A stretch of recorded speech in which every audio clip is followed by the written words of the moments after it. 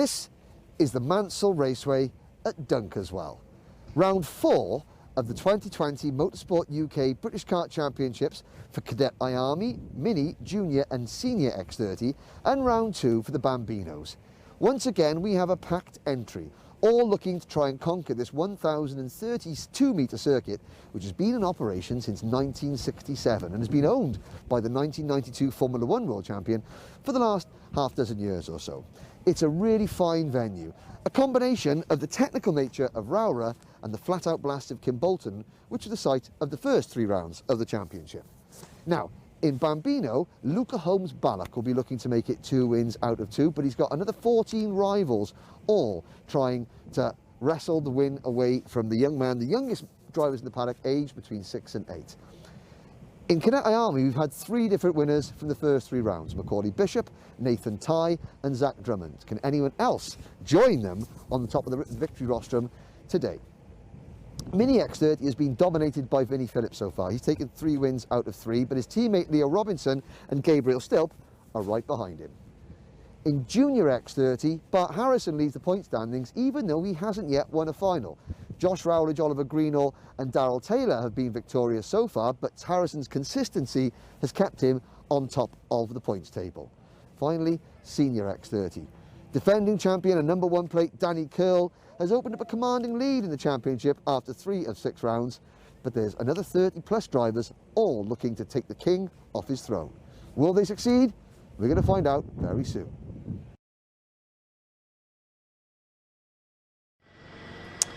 Well, good morning everybody and welcome to the Mansell Raceway at Dunkeswell on a fine Sunday morning here just north of Honiton in Devon, the most southerly stop that the IAME series will make this year. My name's Henry Beaudette and joining me in the commentary box is Anthony Jordan. Anthony, what a fine September morning this is. It is a very fine September morning that we've got out here today. It was freezing yesterday. The wind was absolutely howling. It seems to have calmed down today, which is a main thing. It was a headwind down the main straight, so drivers was tucking in for that slipstream, which was the most crucial part that we were seeing yesterday. But today, the wind is calm, the weather's much nicer, and the commentary box is nice and toasty and warm. It is indeed, and as you can see on the picture, we are very close to Dunkeswell airfield. In fact, the hangars there is extremely close to the circuit, as we will find out as when the racing begins a little bit later on. But first of all, don't take our word for it. Let's take a quick walk of this 1,032 metre track with Junior X30 contender Matthew Higgins.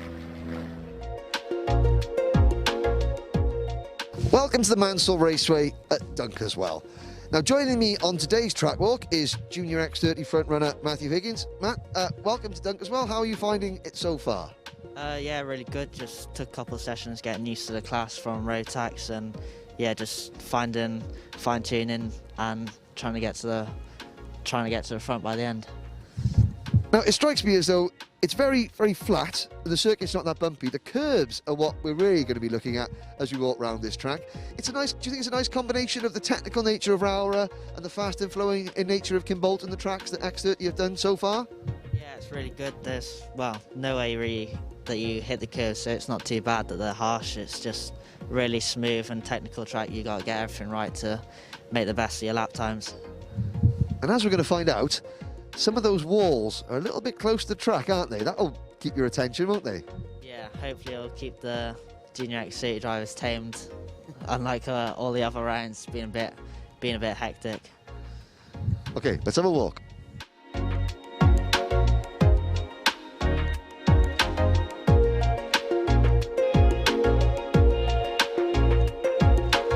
So here we are at turn 1, Pit Bend at Mansell Raceway.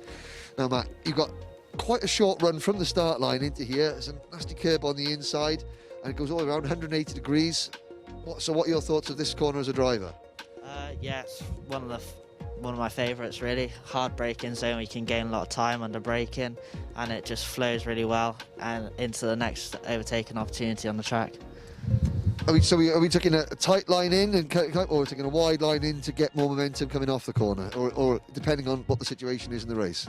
Yeah, I mean, it can really depend on where you are in the race and how the kart's feeling, and just really how it's going. You want to try keep it at least middle track, but quite tight, so you can cut back at the exit and get a good run down turn 2. But like you said, there's an overtaking opportunity on the exit of the corner. Let's go and have a little look at it.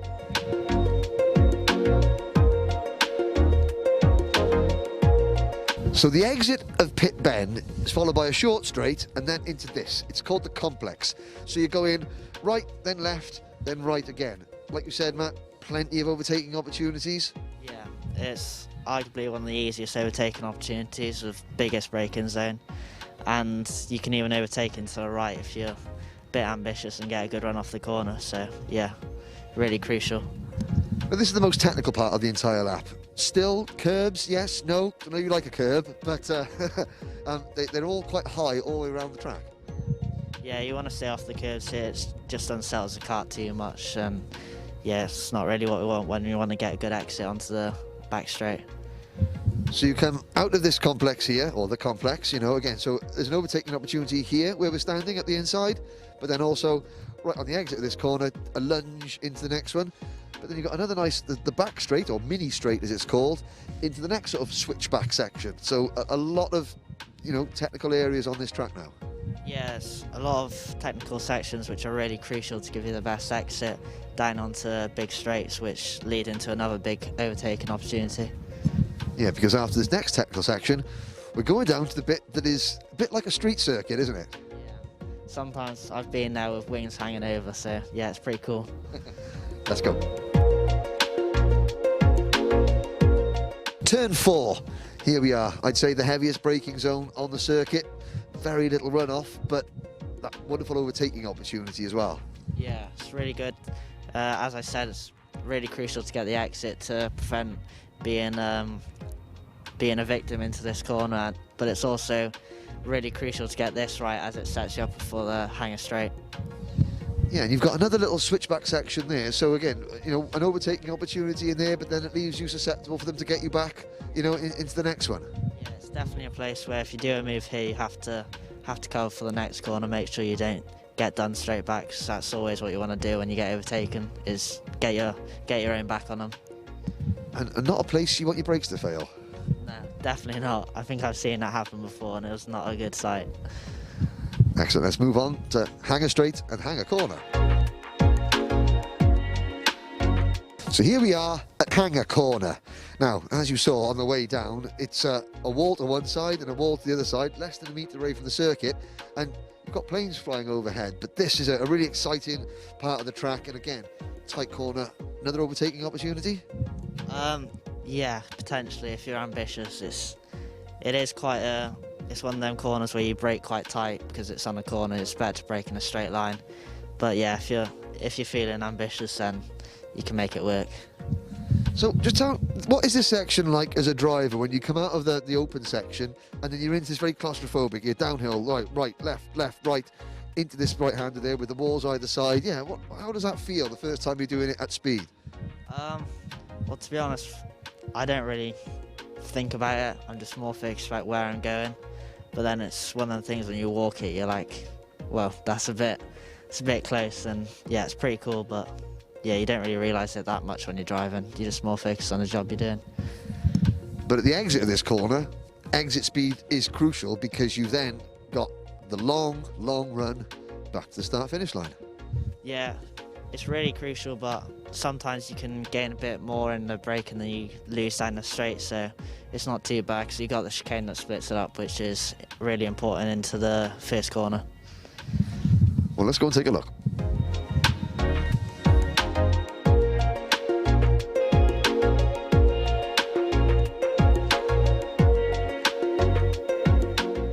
Here we are at the dogleg, the final corner at Mansell Raceway. And between us, looking back at us there, that is the first part of the long straight, the long run to finish. So flat out, this breaks it up nicely, and then you've got a nice flat out blast to the start-finish line. Technical corner, but again, overtaking opportunity, or are you saving yourself for a run onto the start-finish line? If you get a really good run out, it is possible, but I'd say it's better to sit behind and get the runs there. You don't lose much time over the race, and then keep pushing forward for the ones ahead. Now, considering that you've had a very technical middle section of the circuit, a very fast but quite tight end section, then you've got this flat up. That's a nice sort of combination, isn't it? There's a really fast end to the lap. As a driver, what's it like to drive overall? Yeah, it's really good. I'd say it's probably one of my favourite tracks in the country. Yeah, I was really disappointed when it took off the Rotax one, but luckily we're doing the X30 now, so get to drive it and race it in the British Champs. Well, Mansell Raceway, it's certainly one of the most unique tracks in the UK. Nowhere else has got this combination of speed, technical area, and almost like a street circuit section. Well, Matt Higgins, thank you very much for joining us. Good luck in the racing tomorrow, and yeah, enjoy one of your favourite tracks in the country. Thank you.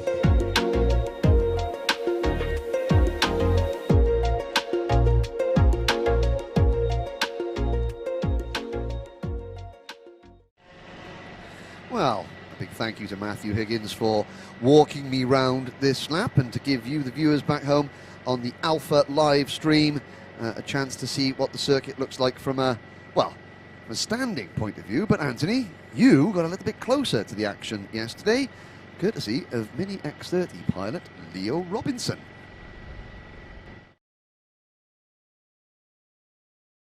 Let's go on board Leo Robinson in the IAME Mini X30 here at Mansell Raceway. Kicking the lap off straight away with the fast late apex of turn 1. A great run out of this corner means you're lined up perfectly for the complex. The slowest part of the circuit consisting of a right, left, right, double apex, double hairpin section, as we're following his teammate Vinnie Phillips, who's currently leading the championship. Sector 2, down the mini straight, we start with turn 4, a right-hand hairpin, again with not much runoff, so key to get a good exit out of this corner, as then we head into the left-hander of turn number 5, a fast late apex corner, if you want to get a good run starting off sector 3. Now turn 7, the left-hander, don't hit that wall on the inside, but you want to get as much time as you can as you enter the hanger bend. Again, a right-hand hairpin as you go through, where runoff is at a premium. You exit the corner now onto the back straight, as you then head into the notorious dogleg, a very fast chicane with very harsh curves. A great run out of here is crucial to tuck in behind your teammate or an opponent, as you then head down the start-finish straight to finish a lap here at Mansell Raceway.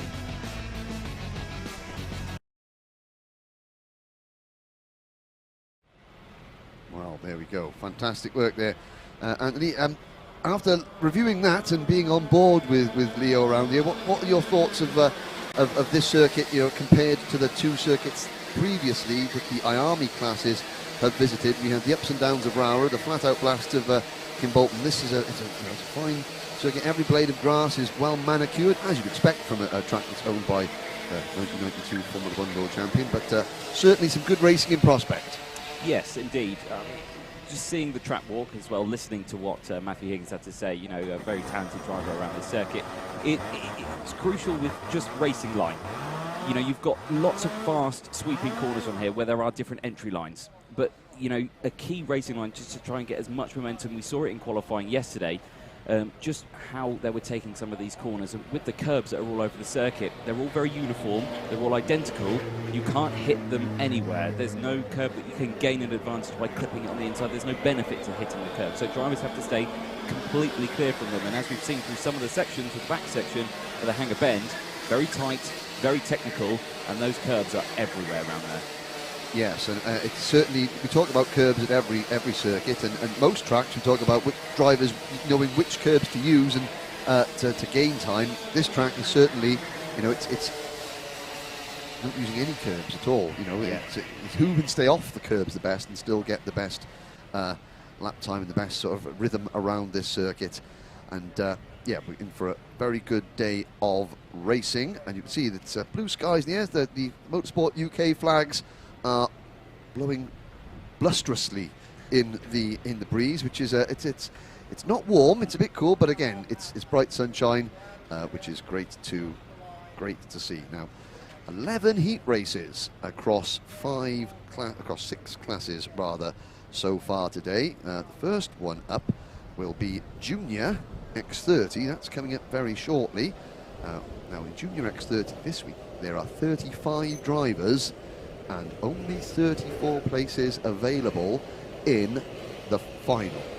Normally, you would have a repechage to whittle the contenders down to the 34, but today if you're not in the top 34 in points after practice, after the heats rather, you simply go home. So race 1 will be Junior X30, then we'll be into Bambino first heat, and then we have the next Junior X30 heat, groups A and C. Race 4 rather, will be Mini X30, race 5, Senior X30, race 6, Cadet IAME. Then race 7, the second and final Bambino heat of the day. Behind after the Bambinos, race 8 will be the third and final Junior X30 heat. Then it'll be Mini X30, Senior X30, and rounding out the heat races at approximately 2:15 local time here in the UK, it will be the second Cadet IAME heat. And then after a short break, we will be into the finals themselves. So that is what is on tap for you this morning. And of course, just a bit of business to take care of. This is the Motorsport UK British Kart Championships, brought to you by Alpha Live in conjunction with motorsport-timing.co.uk and sponsored by Demon Tweeks. There, we got all those in. Now, very shortly, we can get ready to go racing, Anthony. Yes, I can see the karts lining up in the dummy grid area, very nice dummy grid area, right as they go out. Yesterday, it's a bit controversial with one of the exits, I think, from the young Bambino drivers. I think 3 of them went out all at the same time and came together in a way before they'd actually reached turn 1. So yeah, yes, it's excellent. keen. Youthful, keen and eagerness. I think that is what we want to say. But and I have to say that of course last week at Warden Law for the road tax round of this championship, I was not there. I was seconded elsewhere to talk about karting. You'd abandoned us. You were joined by you've got a 12-year-old commentating with you last week, and now you've got someone with the mental age of 12 commentating with you today. So it'll be no different whatsoever. No. Only the fact that Kai Piccini makes far more sense than I do. Yeah, you know, you just drabble on and sprout rubbish for most of the day. And that's what we like. Try to keep the sense going all the way through. Try, yes, try as I might. Yes, I do fumble as well. We both fumble. We both have our moments. We both have a good fumble in the commentary box. There we go. How's that? There we go. So here's a nice shot on the screen of the hanger bend right at the far end of the circuit. And as soon as I say that, we cut to the pit lane as we see all the drivers primed, ready to go. That's a nice shot there. Well, this is Junior X30 Heat 1, and the driver right at the forefront of your screen there on the left-hand side is your championship leader, Bart Harrison. Bart hasn't won a final yet, but I mean, he's been right in the thick of the action. I think he's been on the podium. Yep, he's been on the podium in every one of the 3 finals so far, and he starts this race from pole position alongside him. And looking at a great close-up shot there by now James is on the grid. He's normally the disembodied voice in our head, but this time he is the man on the grid. Here we go, out for the rolling lap. This will be an 8 minute plus 1 lap race. So Bart Harrison and Sam Shaw will be starting from the front row of the grid. Josh Rowledge, the round 1 winner, and Luke Watts will be on row 2. Last time out, round 3 winner Darrell Taylor and Alicia Barrett start from row number 3. Yep, Mackay Sai in row 4 with Matthew Higgins. Then it's Harvey Ribby, Oliver Stewart in row 5. Lewis Mackey and Archie Walker, they're going to be row 6 with Freddie Spindlow and Connor Zillish on row 7. Connor Clifford and Rashan Chigarimbo start from row number 8. Brandon Carr, new signing for Argenti Motorsport, he joins Charlie Rippin on row number 9. Oscar Joyce, who was unwell yesterday, but not that unwell, but he's out and feeling fine today. And Louis Johnson Cool, they start on row 10, followed by Jack Sherwood, Michael Rapsey and Alex Moody. So 23 drivers make up this Junior X30 Heat 1 grid. It's Group B and Group C, with the drivers split into 3 groups at the end of timed qualifying yesterday. The championship point standings, just for those what are interested, Bart Harrison leads with 429 points, followed by Josh Rowledge on 417, Darrell Taylor on 394. Aaron Walker, the GP plate holder, he's 4th in the point standings, the leading driver yet to have won a final in Junior X30 this year. He's got 392 points, just 1 point in front of Luke Watts, Sam Shaw, Sam Heading, Oliver Stewart, Freddie Spindlow, and the top 10 in the championship rounded out by the only rookie in the top 10 of the standings, Charlie Rippin. Round hanger bend they go. And now into this the last straight before the dog leg. You can see plenty of action here, and they will come into the tram lines on the start finish straight. Will we see lights out and off and racing? Yes, we do. Into turn number 1 we go. Oh, and there we go. Pile up already. Oh, half a dozen karts getting caught up there. And that is what we feared might happen. It looks like Rashan Chikarimbo, the number 79 kart, is also in amongst them, as that's the kart of Mikai Singh, the newcomer to the championship. The leaders, though, already coming onto Mini Straight and into turn number 4. But Anthony, that is already not what we wanted to see, but most of the leaders managed to get through unscathed. Yeah, first race of the day. You're always going to see a bit of carnage like that, especially at turn 1. Everyone's so eager to get going, but it looks like the track's cleared up already. Marshall's doing a fantastic job, and we're still racing away as we head right to the back end of the circuit, Hanger Bend, onto the back straight towards that notorious dogleg chicane. End of lap number 1, and it's the pole sitter Bart Harrison, driver number 77 for Mick Barrett Racing, who has the lead. His teammate Josh Rowledge in second place. Now there's a move for fourth place. That looks like the premium karting number 16 of Sam Shaw making a move coming out of turn number 1. Yes, it is indeed. That was passing Alicia Barrett. Darryl Taylor runs in third place. Now we're into the complex, that very technical section. Nobody making a move in there just yet, but it's early days yet, and Harrison and Rowledge will try and stretch away. Yep, they've already got quite a good gap already, working together, the two Mick Barrett Racing drivers, as they go through. But Harrison with the fastest lap of the race as well, of 48.9, but of course I'm sure the times are going to tumble down as this track heats up with the sun bearing down, the rubber going down opposite this morning. It was a very cold night last night, so I suspect it was quite slick in practice this morning. Yes, indeed. Now there's the dog leg out onto the main straight to complete lap number 2. Harrison's lead stands at half a second, 0.51 of a second. There's another move, looks like, going into the first corner. And again, you get a really good view of just how close you are to the wall here going through. They're now into the complex again. You can see the spectators in the banking there. Everybody wearing masks. It's been very well policed this weekend, and a big thank you to the drivers and their teams for respecting the decisions. And there is a move. That's one of the Dan Holland karts. Is that Matt Higgins? They're moving up a position in kart number 75. Yes, it was. We said yesterday he wanted, that's a good place to make a move, and he was, proving himself right there. Some of the tail enders coming out of the turn 5 area there into that meandering dogleg section, but now we're back with the leaders. Sam Shaw in kart number 16, trying to chase down the two leaders. Yep, we've got the 17 there just in shot. That's Oliver Stewart, the Scottish driver, Jade Racing team, moving up a couple of positions now into P7, up 3 spots from his original slot of 10th place on the grid. So a good start from him, as there's 5.5 minutes left on the clock of this race. Piling on the pressure, the number 14 in front, Darryl Taylor.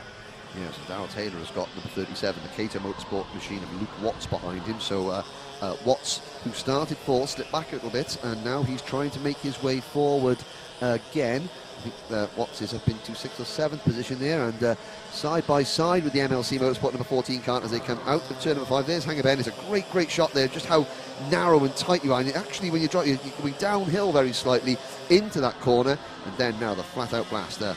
The back straight into the dogleg, and then on to the start-finish line again. Bart Harrison approaching half distance on lap number 5 leads, but Sam Shaw has just set the fastest lap of the race, 47.68 seconds in 3rd place and closing. Yep, great effort from him at the moment of this race. Another minute passed on the timer, 4.5 minutes left on the clock, and there is the best time you can see that comes up in the bottom right-hand corner of your screen as we watch these two now dive into turn 4. Again, very tricky right-hand hairpin. Not a lot of runoff there, a big tyre walls there. As you can see the 75 of Matthew Higgins all over the back of Alicia Barrett as they head through turn 6 now into the tight complex of Hanger Bend. Again, I was talking to some of the marshals down here that were saying they were quite calm yesterday in practice and qualifying, yes, but they were a bit concerned going into today with some boisterous racing. And their concern could be well founded. Now, looking at it on your screen there, the driver in the KR Sport number 24 kart with the black and yellow race suit, that's America's Connor Zilish. And Connor's been racing out in Europe, so he's been able to travel over, not from the United States, but from Italy to race here this weekend. Very, very experienced driver, races for Ward Racing, a Swedish team in the CIK FIA Championships. You can see Zilish there just flashing through your screen ahead of the 3-kart scrap, just focusing on there. And Connor, he's raced in many Rotax Max Challenge Grand Finals. He's racing in the WSK Series as well in Italy, as well as for the CIK FIA Championship. They've been away from their home for over 2 months because they can't get back to the United States. Well, if you're sort of stranded in Europe, why not go racing? That's the key thing there. Good battle on your screen there, being led by the number 75 Dan Holland Racing kart of Matthew Higgins. Behind him is Oliver Stewart, then it's Luke Watts and Darryl Taylor. That is 5th, 6th, 7th and 8th on your screen. Higgins into turn number 1, holding firm at the moment. Yep, good little scrap between these guys again. It's in that part of the race where they just want to stay behind, stay in a train, not lose any time. They want to try and catch up to the drivers in front of them. They're in a good train of kart teams. You can see Luke Watts with the fastest lap of the race in the number 37. He's obviously in this group of karts as well. So the fact that they're setting fastest times of the race means that they're working very well together to try and close up that gap. With 2.5 minutes left on the clock, still plenty of time till we get to that last lap board. Yes, Harrison continues to lead. There's the top three going through Hanger Bend now, and you can see that Rowledge and Sam Shaw have all closed in. And who's that going? Sorry. Oh, that's the number 90 of Connor Clifford. Yeah, that's another one of the KR Sport cars who I think was caught up in that first lap incident and probably sustained some damage. But as Harrison continues to lead this battle for 4th, 5th, 6th and 7th, because I think they caught Alicia Barrett as well. Alicia Barrett there in kart number 22. She's coming up on the screen there. So Higgins has passed Barrett. So Higgins is now 4th, Barrett 5th. Stewart just getting overtaken there by Watts in 6th position. But they're closing in on the top three. Sam Shaw, another fastest lap. He's in 3rd, but pretty soon we're going to have a 3-kart battle for the lead. 2 minutes to go, running lap number 8. Yep, still super close between these drivers. And again, you can just see none of them touching those curbs out there. They are very harsh and they can really unsettle the kart as they go through. Here's a look then at the top three. Number 10 there in 2nd place, 77, just in front, Bart Harrison, Joshua Rowledge and Sam Shaw. Obviously Sam, fastest driver on the circuit at the moment as they cross the line. Under braking there, you can just see the karts getting a bit squirrely as there's such a fast straight into a very fast sweeping corner. Braking point is crucial as they go through that section. Yeah, so now Harrison, he's leading the championship at the halfway point. We've got 1 round here and we've got 2 more rounds at PF International to round out the season. Yet to win a final, but has been very consistent. Never off the podium in the finals, but he's won heat races, and that is what has parlayed his way into the top spot. Rowledge, who has won a final, but then had a poor round at Kim Bolton. Sam Shaw, again, he's been great in the heats, but he hasn't managed to get together a great result in the final. He's hit 6th in the point standings, but at the moment, you have to say that sort of turquoise, blue and white premium karting entry is the fastest driver on circuit. The problem is, can he muscle his way past the 2 teammates as we enter the final minute of this opening heat race? There he goes at the inside of turn number 1. Into P2 goes Sam Shaw. That's going to give Bart Harrison a little bit of breathing space, but I think that it's not going to be long before Shaw is nipping around his heels. Yeah, I think that was well timed from Shaw. Just as you could see the 1 minute timer going off, I think he wants to get that gap in. He doesn't want to have to do all the work on the final lap. Gets one done on the penultimate lap and get this one done on the last lap. Of course, 19 seconds left on the clock. The last lap board probably going to be out this time, or it could be very close. But yeah, I think that was well judged by Sam. Yes, now can he get into the slipstream? This is the area of the track where the slipstream is obviously most important. Now late on the brakes into the dog leg, staying off the curbs. Again, it's Matthew Higgins saying if you brake too early and get on the power then too early, then you bounce over the curb because the momentum of the car takes it into 4th place. Here comes Matthew Higgins having to defend from Alicia Barrett for 4th, 5th, and Barrett's going to get passed now by Luke Watts. On to the final lap, and Barrett holds on to P5, and it looks like Harrison has still got the advantage up front. Here's the battle for 4th, onto the mini straight. Higgins having to defend into this tight hairpin. Barrett goes inside, but Higgins holds off and holds her off. And now Bart Harrison has just a few corners to go. Yep, very good defending there, as you can see. Shaw again still all over the back of Harrison as they head through. This is the rest of the group coming through again, still holding off into those positions as we head through. I don't think Sam's got anything in the bag here, so Bart Harrison's going to cross the line to take the first win of the day for Junior X30 here at Mansell Raceway. A good effort, Sam Shaw crossing the line in P2 and Joshua Rowledge holding on to P3, and Matthew Higgins as well up 4 positions, holding on for P4. Yeah, Alicia Barrett coming home 5th, just in front of Luke Watts, and then Scotland's Oliver Stewart. Darrell Taylor in P8, and welcome to the British Championship. American driver Connor Zelish finishes 9th on his BKC debut for KR Sport, with Brandon Carr rounding out the top 10. Behind them, Lewis Mackey, and again, we'll be welcoming comments on the live stream on the various social media chats. I'm sure Grandma Mackey will be watching Lewis do that, and finishing in 11th place. Freddie Spindlow finishing in 12th. There is your top 12. Less than 6/10 of a second separating the front 3 finishers at the end of 11 laps of racing. It's another win for Bart Harrison. More points on the table for him. Archie Walker there finishing 13th. Oscar Joyce, good result for Oscar, coming up there to finish in 14th after he wasn't feeling very well yesterday. Then it was Charlie Rippin, Harvey Ryby, Alex Moody, Jack Sherwood, Michael Rapsey, and rounding out the top 20 after getting caught up in that first lap incident was Rashan Chigarimbo. And here come the drivers into the pit lane area. Great shot there of the carts coming in. It's a very, very unique layout here in terms of both the entry to the pit lane, the circuit, you know, those walls, very, very close indeed. And, well, say, apart from the first corner, Anthony, it was a somewhat mild-tempered race, which is what we want to see. Yes, and it's not something we see very often with the Junior X30. They're usually a lot more... feisty. Yeah, feisty, elbows out, Yes. I say, as we go into the scrutineering bay. Of course, those results that you saw are pending post-race scrutineering. Pending Port Lassen, yes, yeah, pending pending Port Lassen. And, yep, they go over the weighbridge. You can see them looking up there at the monitor there just to see how much they weigh, because, of course, at the end of each race, each kart and driver have got to come up to a minimum weight in that class. And, of course, if the drivers are lightweight, it's not certainly a problem that I've ever been afflicted with. They have to make sure that they've got lead on the kart to bring the karts up to minimum weight. And there is the technical department of the British Karting Championship, just letting the drivers go, and they will select certain karts for, you know, various post-race checks of any component they want. Yes, I think so. Yes. I stood on those scales, and it They lied. were wrong. I saw them being wrong for you, and I thought, well, there's no way that I'm going to, you know, embarrass the scales by standing on them. So a great first race. We're up into race number 2 very shortly, which is the opening race for the Bambinos.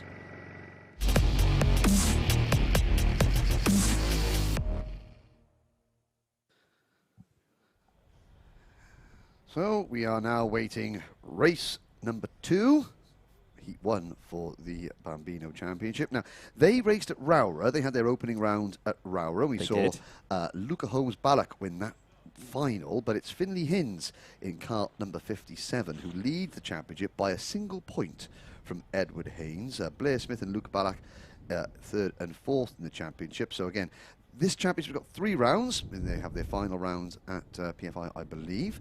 And yeah, 14 drivers. Now, these are the youngest drivers here. It's hard to believe that they're aged between 6 and 8 years old. Remarkable. And again, Bambinos, again, you've done a bit of training, driver training with Bambino drivers, haven't you? So you've seen their enthusiasm firsthand, Anthony. Yes, yeah, they are always very enthusiastic before they get into the car. Some a little nervous, you know, to start off with. They sit in the car and then you fire it up and they get a bit nervous. Although, what's the noise and everything like that? But, you know, as soon as they get them out for their first lap, their heads down, cracking on, absolutely fantastic, and they end up absolutely loving it. And great shot there of all the drivers getting ready to get going. And as you were mentioning, of course, just the one set of tyres that they've got here, the groove tyres. The groove tyres, and just for safety reasons. And there is the number 44 kart, that's Ryan White on your screens now. The number 55 kart is Ethan Lucas. Then we come to Max Gilman in kart number 50. I've got to say, you know, a trifling thing. There's a thumbs up from number 47, Harry Neeson. 46 kart, that is Edward Haynes, the driver who's second in the championship. Number 82, great race number, that is Henry Clark. Not a bad name either, actually, I have to say. Parents of impeccable taste. Very modest. Cooper Snedden. Now, Cooper Snedden, he's done really well. They qualify second. He was a driver at Rowra, if you recall, who had an engine failure on the first race, and then had to have a new engine put in just for the final. He was a little bit down in the dumps, a little bit upset, but we're going to see he's starting second. Let's find out where everybody else starts. Yes, indeed. Green flag comes out from one of the marshals out the circuit. Engines fire up in the pit lane. And I think a gentle push to get them going out onto the circuit then. So we'll get the second race of the day underway, the first for the Bambino class. And here's the grid. Here we go. So pole position, last round 1 winner, Luca Balak. He's obviously English dad, but Serbian family. Cooper Snedden from Scotland on the outside of row 1. Harley Musk and Henry Clark on row 2.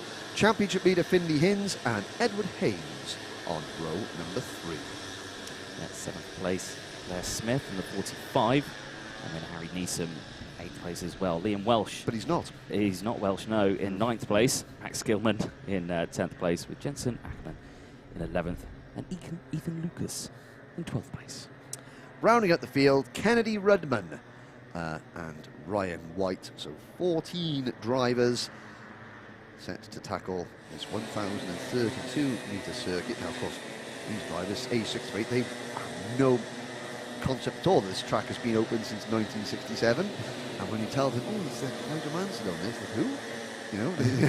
Who? You know, when Nigel was winning, Formula 1 world titles and IndyCar titles back in the early 90s, they were not even a thought just yet. But here they are, it's a standing start, and you can see all the officials there to guide them into their correct positions. And something I saw when I watched the stream back from Warden Law last weekend, and we can see it here again, the angling of the cars on these streets. Questionable angles that we're seeing. Yes, but of course they're just thinking, right, well, they got the right idea. Yes. Right, clean track, there's the gap, I'm going for it. Yep. So left-hand side of your screen, the poles to the black and blue kart of Luca Holmes-Ballock. Right-hand side of your screen, the predominantly blue number 18 of Cooper Sneddon. Now, what's happened to Henry Clark there? He thought, oh, but now I can see where the problem may have gone, because as you walk the track, there's a 3x2 grid. So the grid markings are 3x2, which may have confussed them a little bit. Understandably, because it confussed me. Yes, yeah. Even confused me as well. Yeah. So, again, welcome to everybody watching the Alpha live stream here of Motorsport UK 2020 British Kart Championships, brought to you by Devon Tweeks. And a hello to everyone on the social media site. I have to say that Lewis Mackey was getting a lot of love in the first race. I mean, there's no need for Harrison to say, come on, Lewis Mackey, every lap. Once will suffice, and we'll mention that Lewis didn't do too great in that first race. Now we do look like we have nearly everybody, a couple of adjustments there on the grid, because you can't really grade these young drivers. They're all just excited, ready to go. Now the officials sort of manoeuvre themselves into a place of safety. Pretty soon, race 1, heat 1, race 2 on the programme for Bambinos will be underway. Oh, no, hang on a sec, just that driver there? Where are they? 53. Oh, yes, we've got Lucas. We're going to little switcheroo. Yes. Come on, there you go. There we go, moving around. Somebody else stuck in the middle as well. There we are. What I would say is, it's fine, just let me start here. Yeah, I've got a good run. There's no one around me that, he's hoisted up. Right, come here. It's the good thing about Bambino. It's just I just pick them up. They're light. They're very lightweight. Yeah, you just pick them up, drag them over. Ah, right. There we go. They look like we're set to go then. There's the lights. 4 lights go on. When they go off, we're racing. And bumping up down on the seats is to try and get maximum push off the start line. And from the outside of row 1, Luca Holmes-Ballock making a bad start from pole position, but it's Cooper Sneddon who leads them into turn number 1, pit bend, up the straight towards the complex. Kart number 18 leading, but now round the outside goes driver number 21, Harley Musk, to take the lead. Now they're in complex. That's a nice, clean, orderly start after all that, Anthony. I say, yeah, that was very nice. I think some of these senior drivers need to take a good hard look at the Bambino class here of how to get round turn 1 nicely, and down the inside there. There's the 57 of Finley Hinds. Yes, so good quick start from Finley Hinds after qualifying back on the 3rd row of the grid. But it's Musk leading, then it's Hinds, and Sneddon is, I think, in 3rd place. But Musk in that green and white number 21, having to defend a little bit into Hanger Corner as we approach the end of lap number 1. There at the back, there's the number 53 going round. That is Ethan Lucas. Now we saw Ethan; he was a little bit off the pace at Rowra, but it's good to see that he's gaining experience all the time, and that is what this is all about, just getting seat time, learning how to race. Here we are now, 4 wide as they complete lap number 1, and a challenge for the lead. Number 57, Finley Hinds into P1, going through pit bend. Harley Musk now stops into 2nd place, but he's coming straight back at the race leader, almost side by side. There's Luca Holmes-Ballock, poor start in the number 28, but he's already back into 3rd position. Spoke to Luca and his dad yesterday. He's only 7 years old, and he absolutely loves that, and it's really sweet to see. He likes to hold his dad's hand all the way around the paddock, a little bit of security, but then on the track, absolute monster. And he's got Mike Spencer helping his family out this weekend, who's a very, very well-known ex-driver team owner. He's just helping him out this weekend on the spanners, just almost to give the dad a little bit more confidence, because Mr. Ballock was saying that it's a bit daunting for new parents to come into the sport as well, let alone the drivers. But this no sign of anyone being daunted out on circuit at the moment. They're really going for it. Harley Musk has dropped back and a battle for the lead. Yep, still very close here at the front then, the 57 leading the way, Finley Hinds. Under pressure though from the 28 of Bannett as they head through that very fast chicane. As you're saying, 7 years old, 19 years younger than me, but 19 seconds faster around the track. Right, yeah, 19 years ago. Oh my god, I wish you were 19 years younger. Can't do the maths. Something begins with 30-something years younger than me, but there we are. Hinds has the lead. There's a good battle. There is Cooper Snedden and Harley Musk side by side. Snedden takes the advantage, and trying to follow him through there in the number 46 cart is Edward Haynes. Haynes and Hinds, they were the best two in the heats at Rowra. Luke Holmes-Ballard came through ninth on the grid, as I seem to recall, to take the win in the final. But certainly Holmes-Ballard is having a much better run of things in the heats here, and he's chasing down race leader number 57, Finley Hinds. We're on lap number 3 already. There's Cooper Snedden just checking over his shoulder. Now the number 82 has fallen back a little bit, Henry Clark. From the second row of the grid, he is down into 9th place, but Kennedy Rudman, I apologise, is now in 14th place, and here comes another battle of lead, but no, Hinds holds off Ballard coming into the dog leg, and can Liam Welsh in the number 88 cart, who now runs in 3rd place, make a move. There's a pass for 4th place as Edward Haynes goes past Cooper Snedden. Once again, Ballard to the inside, going into turn number 1, can't quite make the move. Great battling back in the back. Oh no. Oh. And a spin there. Spin number 12. Oh, that's a shame for Jensen Ackerman. Yeah, big shame. Looked like he just tried to get a nose down the inside. Got it cut off there, and yeah, down it went, so no hope there. Luckily, no contact made, and he continues on. But up at the front, here we go, first and second, into turn number 4. Turning for that hairpin, we'll switch back into turn 5. Now we go through turn 6 and 7. Now this is the only area of the track which has actually got a bit of gradient to it. You're actually going downhill slightly there as you go downhill into sort of this corridor with walls either side, and then hard on the brakes to hang a corner. I have to say, the curves are almost the height of the tops of the engines on these Bambino karts. Certainly everybody giving those curves a lot of respect here in Bambino, and Luca Holmes-Ballard is ferreting around the rear end of the race leader at the moment, trying to make a move. He's alongside now. Will he have? He's got the inside line, and almost there. Hinds goes and concedes there. Says, "Okay, you go through. I'll follow." But it's really strong battling back in the pack. Harley Musk has fallen back a bit after leading the opening lap. He's down into 6th position. So can Finley Hinds fight back? Now, the tricky thing with these karts is that because they're so equal on power out the circuit, it's more about racing line, how much momentum you can hold around the corner, and just being overall smooth out there on track. And watching these drivers who are getting a little bit... Well, Cooper Snedden, he was sort of drifting onto the racing line for the braking zone. He forgot that there was a kart on the outside of him. But Harley Musk sort of took to the grass and then braked. But again, that's a great point, Anthony, you make there, that the whole point is that the engines are equal, and so it just teaches the drivers how to, learn their lines. Yeah, manage the lap and keeping it smooth out there. Again, it's just, getting the fastest way around the track, because the engine can't get you out of trouble. Exactly. It's all down to your learning, your driving. The side-by-side again for the race leaders. They come out of the dog leg. Here come the top two drivers, and it's Hinds to the inside. Will we get a crossover move there? Holmes-Ballard comes back at Finley Hinds. Yes, side by side now. Ballard will have the inside line for the first part of the complex, but can Hinds duck out? He takes a wide line round that left-hand portion. He's going to try the switch over coming out of this corner now, but he can't quite get to the inside, or can he? Not quite yet. So 3rd place is Liam Welsh. 4th is number 46 of Ed Haynes. Then it's Cooper Snedden in 5th position. Ryan White has come from 14th on the grid in number 44 up into the top 6, ahead of Max Gilman, Harley Musk, Blair Smith, Henry Clark, Jensen Ackerman after his spin, then Harry Neeson, Ethan Lucas and Kennedy Rudman. That's your race order at the moment.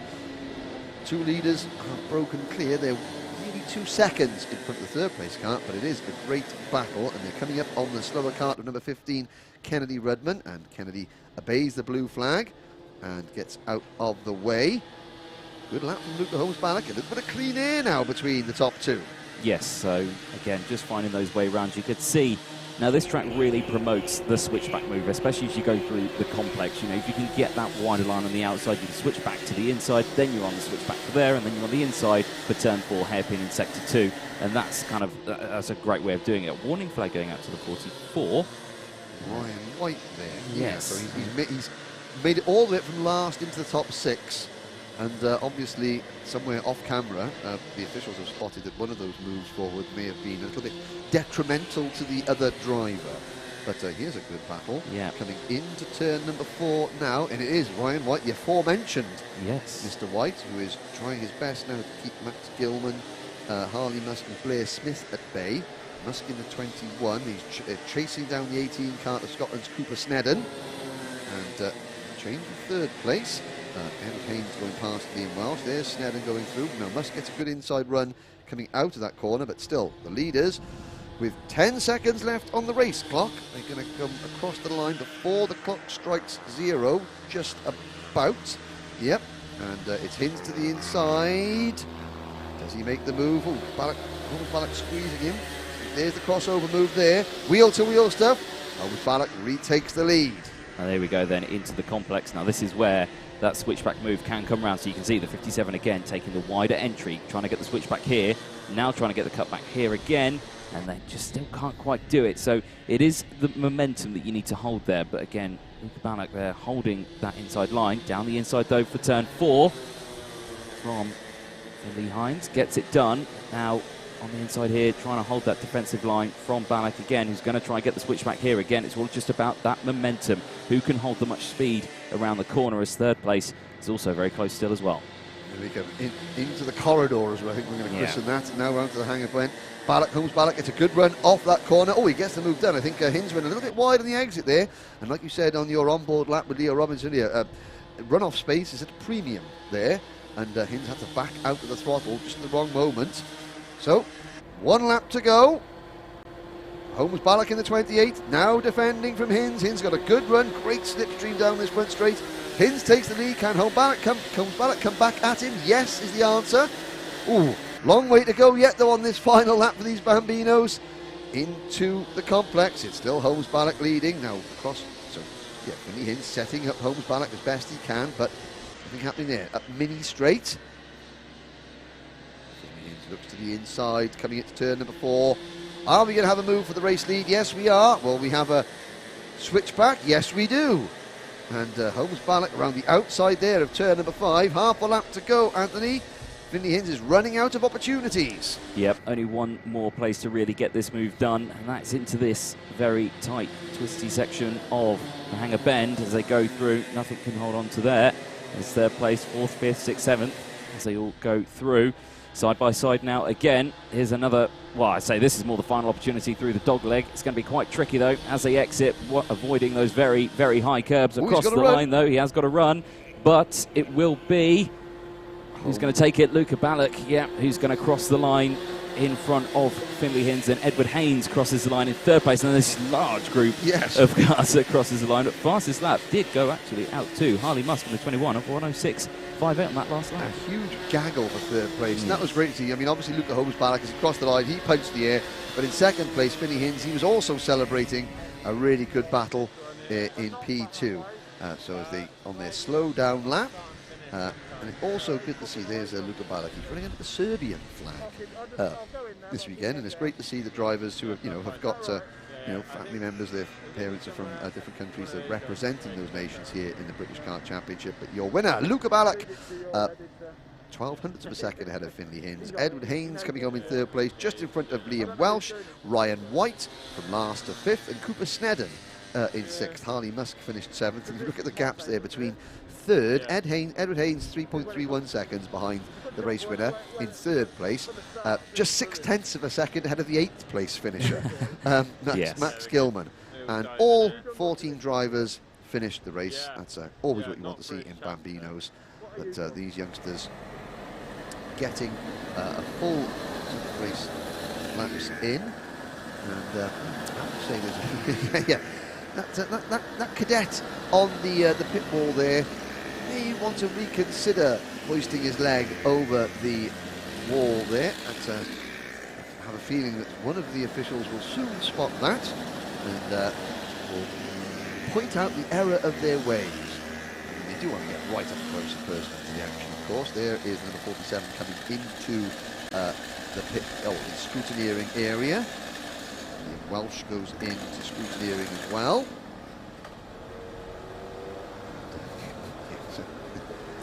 Great to see. The enthusiasm of these youngsters is absolutely infectious. Yes, very good. The common pushing technique there of the cart. Cock a wheel out the cart and then just push it along on the wheel. That's how you do it. That's how you get it in. So, without further ado, race number 3 going out. This will be the second heat. This is Junior X30 Group A and Group C. Bit of a quick turnaround for some of these drivers from the first race. Yes. But we've got 23 of them going out, and it's going to be Oliver Greenall and Sam Shaw on row number 1, Harry Burgoyne Jr. and Luke Watts on row 2, Aaron Walker and Alicia Barrett on row 3. Row 4, Kanato Lee. Then it's Matthew Higgins, also joining along on row 4. Then Aidan Lynn, Oliver Stewart, and Sam Heading, and Archie Walker rounding out row 6. Row 7 is Brandon Templeton and Connor Zilish, the American driver. Then Mitchell Gibbons and Rashan Chigarimbo on row 8. Jessica Edgar and Charlie Rippin, best placed rookie in the championship standings, on row number 9. Row 10, Marcus Luzio. Then it's Louis Johnson-Cool, or Louis Johnson-Cool, I should say. And the 61 for Premium Karting. Then it's Harry Cottrell, Michael Rapsey, and rounding out the grid, Hayden Chance. So the drivers on the outside row, so Sam Shaw, Luke Watts, Alicia Barrett, Matthew Higgins, Oliver Stewart, Archie Walker, Connor Zilish, Rashan Chigarimbo, Charlie Rippin, Louis Johnson-Cool and Michael Rapsey. This is their second and final heat of the day. For Greenall, Burgoyne Jr., Walker and the inside row, etc., it's their first heat. The end of this race for the outside row, those drivers, that's their points. And don't forget, there are 35 drivers entered into this class, only 34 places in the final, but there will be no repechage. So the driver with the least amount of points at the end of the 2 heats just simply goes home. No chance to qualify for the main event. So for some of these drivers, it's a really bit. It's go time. For the others, it's the first run through this 1,032 metre circuit of the day, and they want to just get some good points on the board. But it's Oliver Greenall, second. He's only 12th in the point standings at the moment, even though he was the winner of round 2 at Rowra in the number 64 Fusion Motorsport Kart. We come to the line, lights are out, we're off and racing now. We're all going to get round turn 1 cleanly.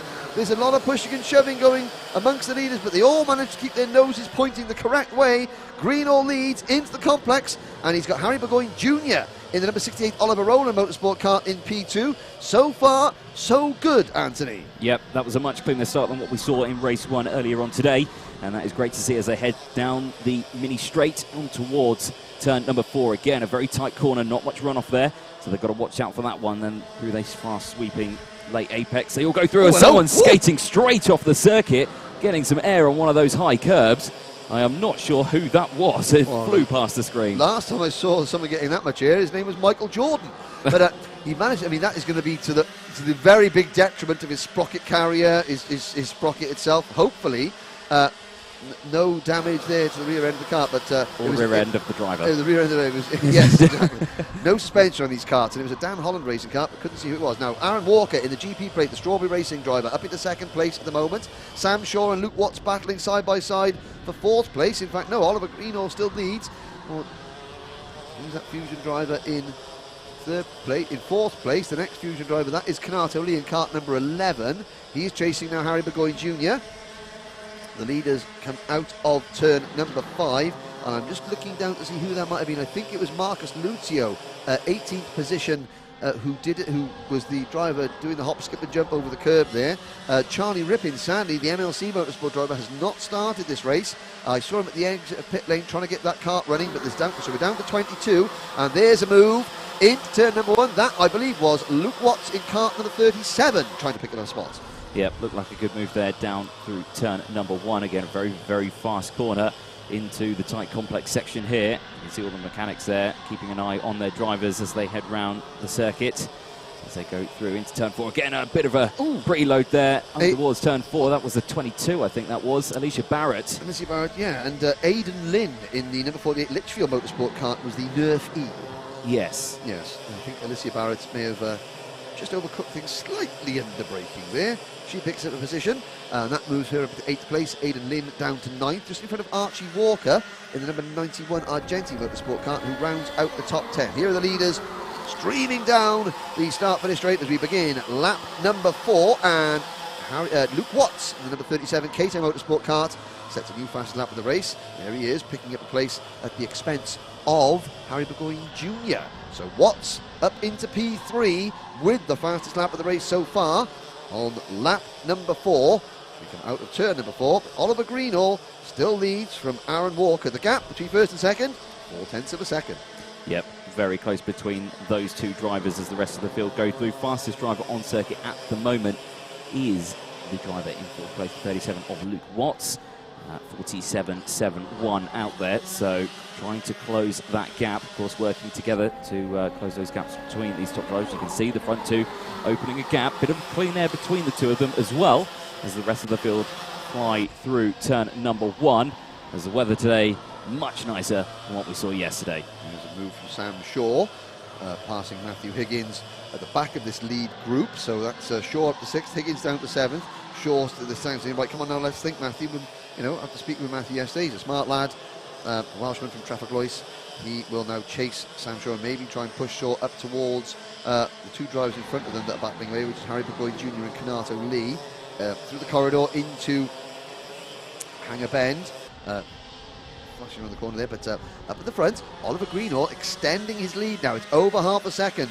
The advantage the number 64 Fusion driver has over Aaron Walker. There is Kanato Lee in 5th position now, chasing down Harry Burgoyne Jr., but he's got to be mindful because the 16 of Sam Shaw and the 75 of Matthew Higgins are right there as well. Behind there's a big gap back to the 22 KR Sport machine of Alicia Barrett, and Alicia Barrett has got Archie Walker, Aidan Lynn, Sam Heading, Oliver Stewart, Connor Zillish and Brandon Templeton behind them. Marcus Luzio, good news for Marcus, obviously no damage done in that first lap flying lesson. I mean, the flying school is next door. I mean, he could have booked an appointment and gone tomorrow or something. But no, but he's up to the 15th place with Sugarimbo in 16th, Gibbons, Edgar, Johnson Cool, Chance, Cottrell and Rapsy, the remaining runners. Yep, warning flag going out to Jessica Edgar, the number 47. So again, some untoward contact maybe for an overtake. But as you see, the field going through the start-finish straight, a cracking start-finish straight here at Mansell Raceway. It's really, really long, really smooth, really flat, and you can gain so much speed down there. Yesterday it was all about the slipstream. Today, with the wind being much calmer, they are still getting a headwind though down that start-finish straight, so you'll probably see them. That's why they're staying all tucked in, heads down, yes, trying to get as much out of that car as possible. Yep, and the leaders, there's Kanato Lee chasing Harry, the number 68 of Harry Burgoyne Jr. through turn number 5, and they head slightly downhill through the corridor into Hanger Bend and lead looking at the inside. It's tempting because it's such an early apex to make a lunge into Hanger Bend, but Matthew Higgins was saying on the track walk, it's probably better to save yourself for the exits because of the long straight line afterwards. There goes Luke Watts into P2. So Luke Watts into 2nd place at the expense of Walker, but Walker comes back at him at the exit of Pit Bend, but Luke Watts closes the door as they turn into the start of the complex now. But can Walker get at the inside at Mini Straight? He's thinking about it. He looks over his shoulder. Dive under braking for turn 4. No. Stays in position. This is helping the race leader because you can see that a 64 kart of Oliver Greenall just edging away his lead. Now nearly a full second. Yeah, I think Walker there with that quick glance over the shoulder could see the incoming of Harry Burgoyne Jr. and Kanato Lee just behind, so I thought maybe avoid a lunge here because I think we'll be engulfed in the rest of the hungry grid behind. Yes. Engulfed is a great word because there's Burgoyne Jr., Kanato Lee, Sam Shaw and Matthew Higgins all within striking distance. Yes, so I think a good way of avoiding that one. 1.5 minutes left on the clock then as we go through the complex. You can see the GP plate of Aaron Walker still trying to get past Luke Watts, but of course under pressure, suspect it's going to wait till the last lap. Yeah, so he knows that, I think he knows the win is probably gone, and so, but in order to protect at least 3rd place, if I go too early and get embroiled in a real, hammer and tongs scrap, then there's potential I could lose 3rd place, but if I wait till the end, then I've got more of a chance of, if I don't finish 2nd, at least staying in the top 3. But Harry Burgoyne Jr. wants to try and wrestle that position away from before we get to the final lap. We've got 45 seconds to go. Walker has another little nibble at the inside of Luke Watts, and Luke Watts gives him a little bit of room there, just half a kart length off the apex. Oh, Walker again defending, and that opens the door for Harry Burgoyne. That was what Walker didn't want to happen. Walker moved offline to try the crossover move, but Burgoyne Jr. was there and was able to stuff it up the inside to take over third place. Walker back to fourth. He's now got Kanato, Lee and Sam Shaw snapping at his heels. There's Shaw. Great move from Sam Shaw to move into the top 5. Yeah, great little moves down the inside there. I think, again, it was well timed by Burgoyne and well read as well. He knew that Walker was going to go wide to try and get the switch back, and I thought that's a great opportunity to dive the kart down the inside there, moving up into second place. So a great little run there. Yeah, it's interesting to see how Harry Burgoyne has progressed. This is his first season out of Cadet. He's stayed with the Oliver Rowland Motorsport team that helped that he ran with in Cadet. At the start of the year up at Rowley, he was a little bit timid, I think it's to say, but now he's got to grips with the class. He's already established himself as a bona fide front runner and potential race winner. He just passed the Grand Prix winner, Walker, and he's now set his sights on Luke Watts, who has been in this class for a while now. And the older junior drivers. There's Higgins, and a big gap behind Higgins, but Luke Watts is now 1.2 seconds behind Greenall on this, the final lap. Are we going to see any last corner shenanigans that come through the dog leg? But for Oliver Greenall, it's been a great way to start proceedings. The checkered flag comes out, and Oliver Greenall takes the win. Luke Watts does hold on to second place ahead of Harry Burgoyne Jr. The rest of the karts, there's Sam Heading trying to defend across the line. Sam in the number 57 Mark Litchfield Racing Kart finishes 10th. Marcus Luzio recovers to 11th place. It's good. So in addition to losing all that ground at the start where he went skydiving, he gained a lot of ground back there to finish just outside the top 10 in 12th place ahead of Rashan Chigarimbo. Connor Zilish in 14th. The rest of the field, 22 drivers started, 22 drivers finished. Yes, indeed, and yeah, it was a nice little pun there in the flight school. I enjoyed that. I mean, that was a little bit better than my usual efforts. Yeah, I have to say. yeah. I'm glad it met with your approval. Yeah, you've had worse. Oh, thank you very much. Well, I do try. Excellent. Well, that's the juniors X30. They've finished their heats now for the day. They've got two out of 3 they have done. So the next race up will be race 4 on the programme. It's the opening Mini X30 heat race of the day. There is a shot of Harry Burgoyne Jr. getting out of his car. He should be pleased with a top 3 finish. He goes through and you can see that he's, as junior drivers go, he's pretty pint-sized. There's the number 91 of Archie Walker behind him. So they've been called into the scrutineering bay for various checks on their karts. But it's Mini X30 coming up now.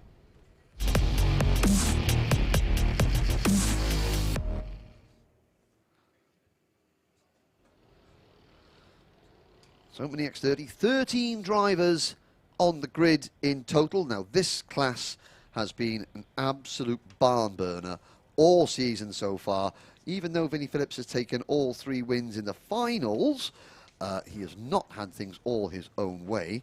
And leading the chase, in fact, the driver that did our onboard lap for us yesterday has Leo Robinson in the Fusion Motorsport number 37. Well, he's on pole position with Vinnie Phillips alongside him on row number 1. There is Leo Robinson, so our onboard lap that Anthony guided you around earlier on. He was our pilot, and he's there sitting and just having a last few moments of solitude in the kart.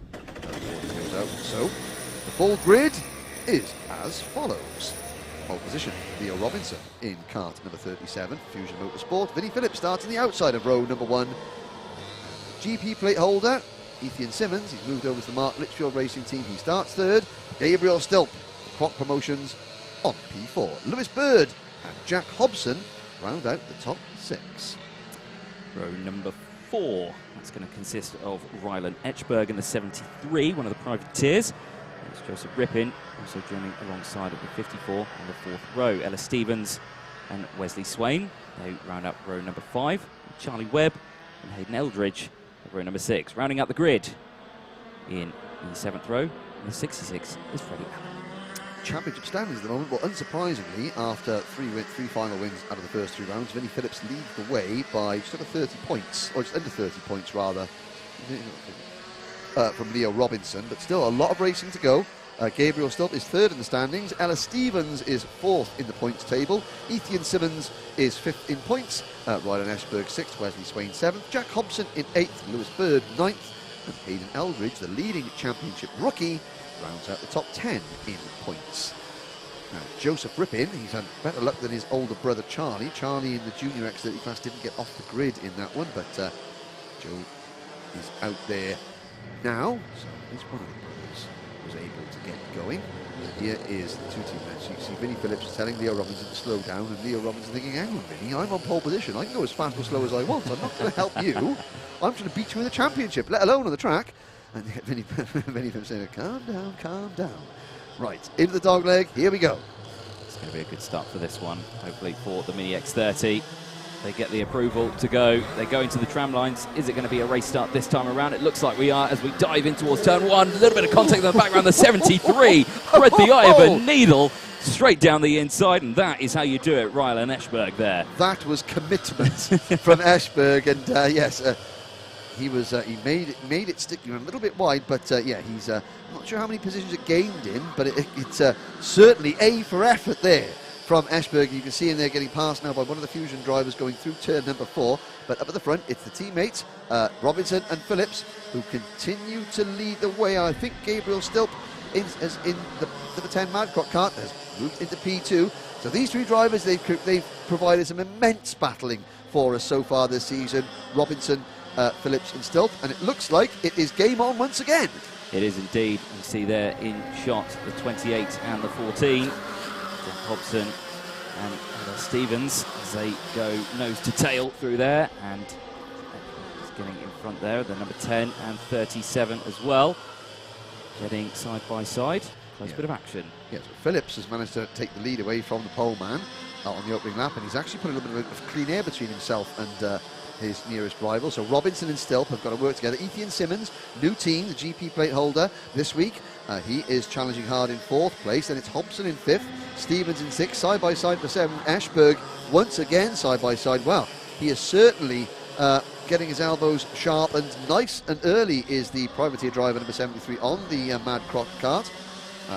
He is fighting. He's just behind Stevens there at the moment. But up at the front now, Robinson and Stilp have got to try and work together. Although I see that Robinson has actually put a bit of clean air between himself and Stilp and is closing on the race leader. So trying to use that slipstream effect. There's a move as Ella Stevens goes side by side with Jack Hobson, and Stevens picks up P5 there going through the complex. We're on lap number 3. Long way to go. Can Leo Robinson catch his teammates? Let's have to wait and see for that one as they head through turn at number 5 into, as we named earlier, the corridor. As they go through again, very tight section here. Again, absolutely no runoff there. I have been down there, and it's if anything goes wrong, it's a quick trip to the barriers. Yes, it's a quick and sudden trip to the barriers. But hopefully we won't see anybody make that trip today. But as they complete lap number 4, Leo Robinson sets a new fast lap of the race, 48.84 seconds for Robinson, and he's there, as you can see on your screen, coming into the complex. He has caught championship leader and his Fusion teammate Vinnie Phillips. Gabriel still will be hoping that they engage in some combat. That will bring him into play. So will Ethan Simmons, because they're falling away behind the 2 leaders. Will Robinson sit and wait, or will he make his move early?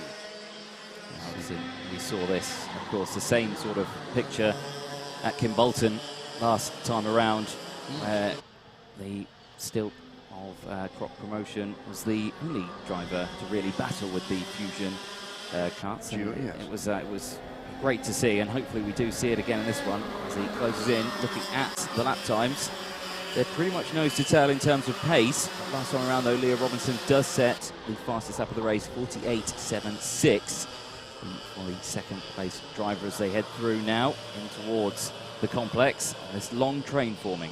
Yes, behind the 28 kart of Ella Stevens, who runs in 5th position.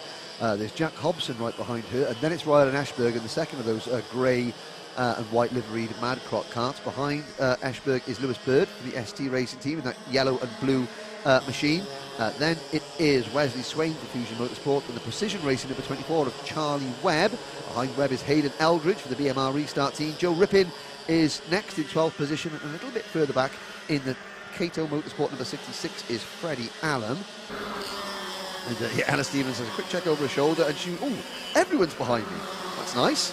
Yes. But up at the front, what we did see is their leaders go through your screen there. What we did see at Kim Bolton was that Leo Robinson isn't afraid to let his teammate know that he's there. He was trying everything he was. He was certainly not giving it less than 100%, trying to get past him, even though Phillips and him run out of the same awning. Yes, that is very true as they head through again, turn number 5, as we watch here, the 4th place.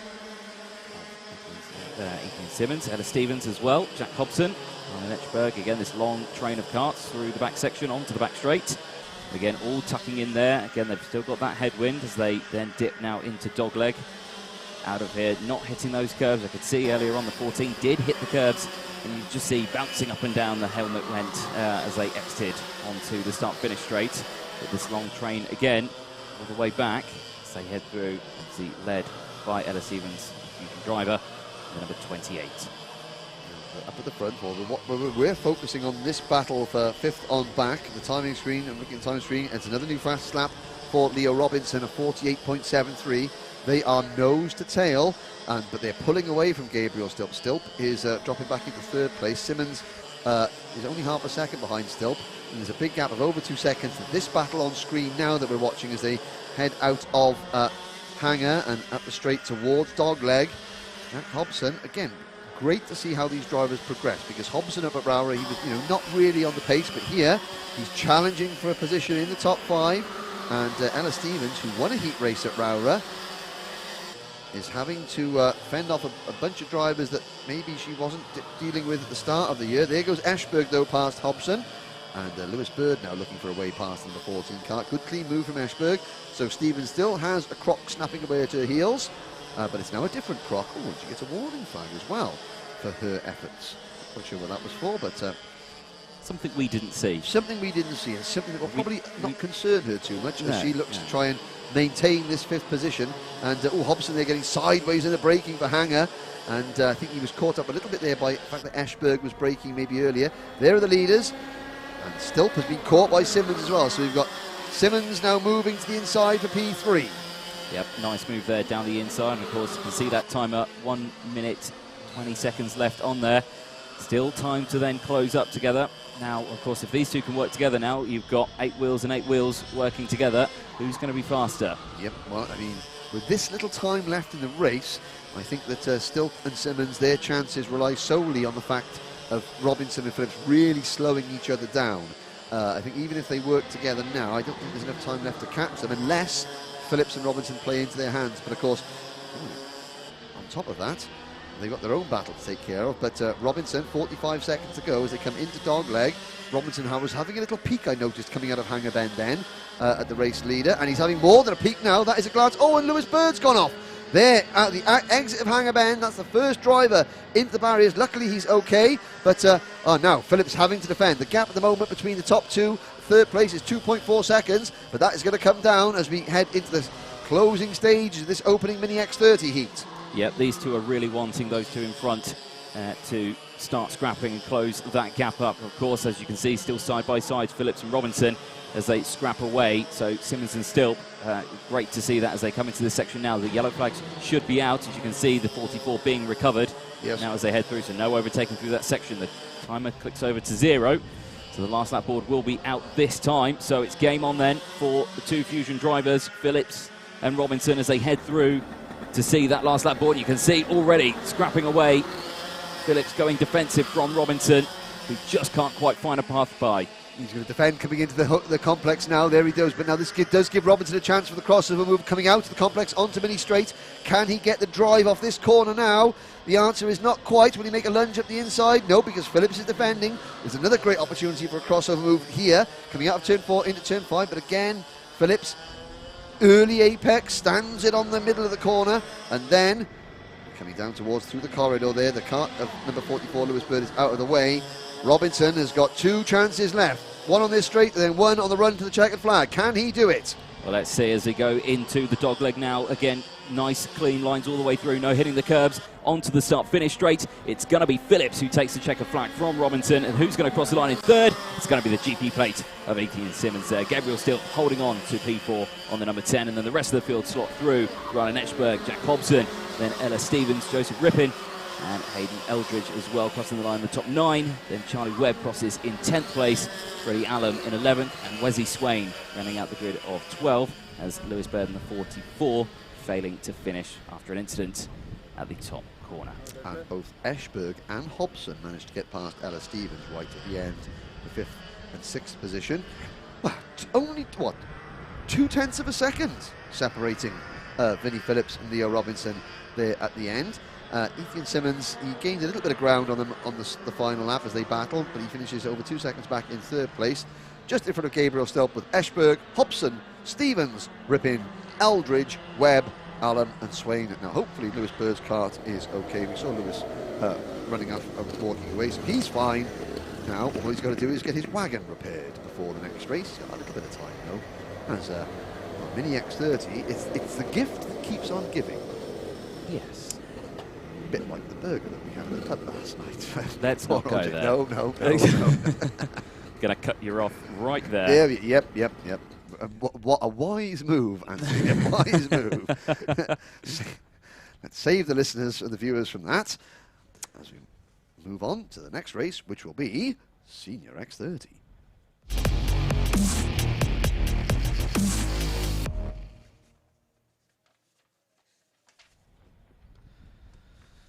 So, the opening heat of the weekend for the Senior X30 grid. We have nearly a full grid of Senior X30s. No need for repechage. 32 drivers entered, so everyone will make it into the final. And it's going to be that man there, pole position, the Jade Racing Team driver, current championship leader and defending series champion Danny Curl, who leads us to the line in this one. Behind him, just directly behind him, be the number 5 kart of Rory Hudson. There's Caden McQueen in the number 42, and the number 2 kart there is Thomas Turner, who was also the British champion, but he's using the number 2 plate. He was runner-up in this championship last year. Great shot, and all the Demon Tweeks visor strips on the drivers as per the regulations. But with the sun shining, all these graphics kit looks absolutely sensational. It does, yeah. All the you can see the sparkles on some of the liveries there. They're absolutely great to see as they're going to get ready to head out for the grid. And as you say, the largest grid that we've got here this weekend. Quite a few drivers, 32 in total. And yes. Yeah, I think it's going to be a much busier track than what we've seen, because the grid so far have been fairly, well, I wouldn't say small, but you know, manageable. Manageable is a good word. There is Morgan Porter on your screens there, but in front of the IAME banner. And number 14, we saw some great moves from Harry Platten last time out at Kimbolton, especially around the outside of the final corner. There's Matt Armstrong looking down the grid there at some of the contenders.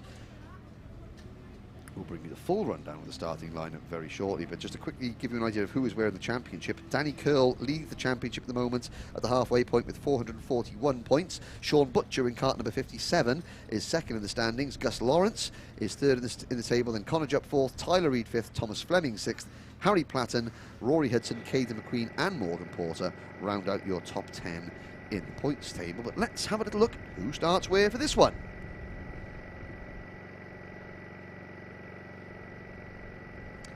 There's your grid then on the screen. Danny Curl starting on the front row for the Jade Racing Team, the number 1. And Sean Butcher starting as well on the front row. Then it's Rory Hudson and Gus Lawrence on row 2. Caden McQueen and Morgan Porter on row number 3. And we head to the second page on the 4th row. Thomas Turner and Harry Platten.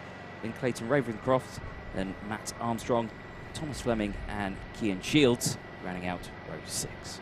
Row number 7 sees Caleb Marshall and Ben Hodge start side by side, 13th and 14th. Casper Scusa and Oliver Greetham on row 8. Sam Hawthorne and Gary Edwards are on row number 9, with Bradley Pennell and Tom Nippers. On row 10, Alessandro Saranetti and Joe Taylor. Row 11, Jamie Rogers and returning Matthew Rees, Cardiff's own Matthew Rees, on row number 12. The rest of the field, see there, Dan McEwen and the Philippines' Eduardo Cosatang making his return to the championship starting 26th. Then Tyler Reid, Archie Tillett, Chris Bingham, Ewan Wilson, at your top 30. And on the 16th and final row of the grid, we have Thomas Wood and Oscar Houle. Busy old grid for the senior X30. It is indeed. Hopefully they're going to give us some nice close racing, which is what we want to see. And obviously you've seen here 2 warm-up laps all the way through. I think these drivers, because it may look really lovely and warm out there, but there is a lot of people wearing woolly hats, fluffy coats, puffy jackets, long trousers. There are a few madmen out there wearing shorts. But they're absolutely insane. But I mean, yes, it's again, it's a lovely day. Up here in the commentary box, I mean, it's quite warm. It's particularly warm. But then again, cracking a window open. We're surrounded by glass, which is creating a lovely greenhouse effect here. So if anybody does want to come up, and we'll charge them £3 for the use of the sauna. Yes. Yeah, I think which is only fair. So there we go. Around the hangar bend. Now here we go. Danny Curl and Sean Butcher. 1 and 2 on the grid. 1 and 2 in the championship. You've got Rory Hudson and Gus Lawrence. Gus Lawrence in kart number 4, who is 3rd in the point standings, right there as well on the outside of row 2. Smoke billowing as the engines fire up towards the start-finish line. We're off and racing. Hold your breath into turn number 1. The leaders are all through cleanly. And yes, everyone around, but somebody at the back there I noticed is slowing down as well. I think that might be the number 59 kart. Oliver Greetham, yeah, it looks like an engine malfunction there and just had to pull off, so gets out the way. Nice and quick, good to see. As the rest of the field go through, nearly 3 wide as they go into the braking zone for turn number 4. You can see them all jostling for position. I can see the 46. And 2 of the karts over the top of each other. The number 9 involved as well. Matt Armstrong, who went launched up into the air. And Morgan Porter, it was the driver he went over. And I look at there, Morgan Porter looks a little bit of discomfort there. He's moving around, but I think that the number 9 of Armstrong may have gone over Porter as he's holding onto the steering wheel. Hopefully that they'll be okay. I can see they're both out of the karts. And Morgan Porter walking away. But at the end of lap number 1, it's been a good start from Rory Hudson. So Hudson has taken the lead for the Dan Holland racing team, ahead of poleman Danny Curl in 2nd. Caden McQueen is up in the 3rd of the number 42 kart. Then it is the number 2 of Thomas Turner and the number 17 of Clayton Ravenscroft. 5 drivers making a breakaway, and behind them, that's where the problem was. We saw Butcher getting involved. Fleming is up into 7th position. Then it's Gus Lawrence down to 8th.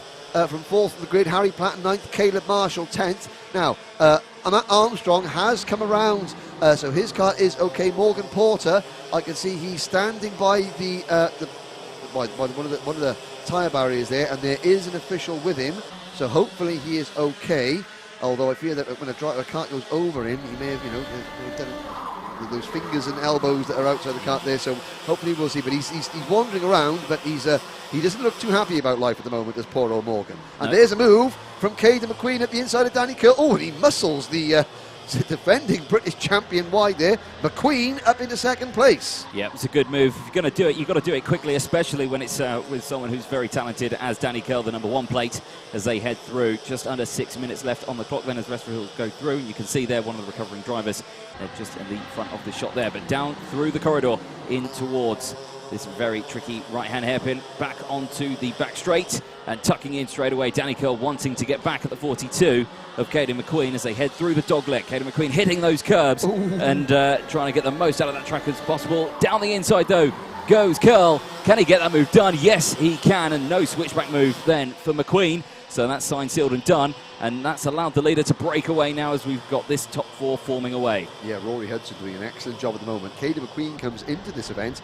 on the back of a very strong showing in the IAME X30 Euro Series last time out. He sits in the top 5 in the championship at the moment. He's losing position there. Oh, he tries a crossover move there as the number 17 of Clayton Ravenscroft. He sent one up the inside there coming out of the corner.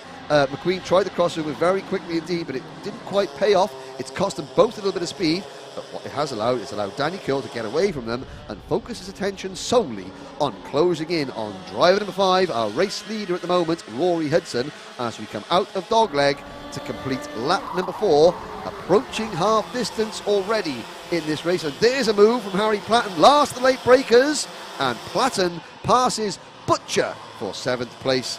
And the pink and purple number 57 card of Sean Butcher there falls back, and he's going to deal with Caleb Marshall, who is now in 9th place. Gus Lawrence in the number 4 PF International kart is 10th. Oh, and a little bit of there bumping and barging there, and that's Butcher's been shuffled wide there and that was at the hand of Caleb Marshall. Yep. Yeah, who was just again, you know, he was defending late. Marshall had committed, and Butcher, they both lose a little bit of ground, but they continue without any lasting damage. Lawrence checks over his shoulder. We've got the number 96 kart of Serenetti right behind him. And I haven't looking down there. We haven't got Connor Jupp with us this week, so that's Jupp, the Fusion Motorsport team, I don't think is out there, not entered this round. That's a shame for Connor. As we look up there, the gap between first and second is closing. There's Lawrence defending from the 96 of Serenetti, coming out of the complex onto the mini straight. And where will the Fusion driver make his move? The answer is right by there. Yep, that was well timed there, Henry. Oh, yeah, it was very good. Yeah, I almost knew he was listening to me. Yep, so Alessandro Serenetti there, moving up a position, up 13 positions from his original qualifying spot. So a cracking start there for Fusion driver as they head through onto the back straight again. 3 minutes left on the clock. That timer now between the top two. Curl and Hudson is 0.2 of a second. In fact, less than 0.2 of a second. It's side by side as they go through turn 1. Curl had the outside line though. Hudson went defensive as they go through the complex. That's now allowing Ravenscroft to close up on it as well. So the KR Sport driver joining the Jade Racing team and the Dan Holland Racing as they head through now in towards turn 4. It's a group of 3 as they head through again. Curl going defensive slightly. He knows Ravenscroft is there as they went through turn 5, through turn 6, through into the corridor now, and down into the very heavy braking zone. Drivers taking a straight line there as much as possible, trying to avoid that inside curb as they now tuck into each other here through the dogleg. Who's going to be the bravest under braking? And they all go through. Now you can see a clout with a curb from Hudson there. Is that going to pile on the pressure and allow Curl to go down the inside here? No, stays behind, so can't quite get the momentum he needs. And that, Ravenscroft looked like he's falling back. Yeah, but I think maybe he's got Caden McQueen closing in 4th position, Thomas Turner in 5th, Thomas Fleming in 6th, Gus Lawrence still down in 7th, and a little bit off the back of this group. But Curl biding his time, 2 minutes to go, but again, he can't be too careful, Danny Curl, because Clayton Ravenscroft, he'll want to attack straight away. He's there, and he wants to try and make his move before Caden McQueen in the number 42 kart can close in and think about making a move on Curl itself. Around Hanger Bend, and now up the straight towards Dogleg. Curl checking over his shoulder. He knows that Ravenscroft is not going to make a move here, but if Ravenscroft gets a good slipstream on this straight, will he be close enough to make a move into the first corner?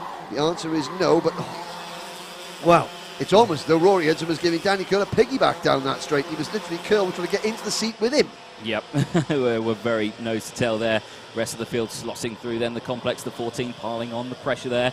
Yeah, that's Harry Platten and Gus Lawrence who are nose to tail going through. Just over 2 minutes, or just under 1 minute, just over 1 minute. Can't get my words out as they head through. I'm rubbing off on you, so yeah, you are. Yeah, sorry, can't say that again. But it's like this screen between figuratively, us. Yes. Yeah, this screen between us is keeping us apart. Don't worry. Yes. There we go. I know I can't have a coach with you because we got a big socially distant screen between us. 17 there hitting the inside curb as they go through. Ravenscroft trying to get as much out of that, but Kean Shields getting a penalty that's probably for start line violation. And change the lead. Danny Curl moves into top spot. So as he now 40 seconds to go, can Hudson respond? Well, as they go through, looks like he's just falling back slightly again, trying to get that clean air just to try and think, where can I possibly overtake? Just looking for maybe the weaknesses that Curl's got around this circuit, which I have to think, I don't think are many. As they head through now into the corridor, they scream into shot now into the heavy braking zone of Hanger Bend, round this very fast corner onto the back straight again, tucking in. Curl having a look over the shoulder, knowing that Hudson's not that close. Last lap board is not going to come out this time. They're going to get another lap in before they see that as they go down the start-finish straight. A little gap between them. No move that we're going to see here down the inside. Ravenscroft again just trying to close in. As soon as these two start scrapping again, that's where Ravenscroft, I think, is going to make his move. But Danny Curl's just set a new fastest lap of the race, 46.64 seconds, timing that run to the front perfectly and then laying down a really quick lap to almost try and break the spirit of Rory Hudson as they come out of turn number 4. They'll be coming to the last lap board this time around. Hudson's having a good infield run, so this track, you've got that very, very technical first section and the very fast final section or second half of the lap that we're in now. Hudson's kart very, very good through the fiddly bits. Can he keep up with Curl when he's pedal to the metal time through dogleg? And I see Rory Hudson clipping that clip there. He does it again. I feel I need to book a chiropractic appointment for him for Monday morning if he does that anymore. Last lap begins. Curl leads. Yep, Hudson all over those curbs, as you say, through that final section as we dive down into the complex again. No lunges that we've seen through here. It's mainly been at turn 4 that we've seen those moves. So can he get a good run out of here? He's just not close enough, is he? And Kel can see that. He doesn't go defensive, takes the optimal line through turn 4 as they head now again turn 5 into this sweeping section. And again, just like Kel's got this, looks like he's got it in the bag, but commentator's curse, he's got a few more corners to go as they head again through Hanger Bend, but a good exit out of here in towards dogleg.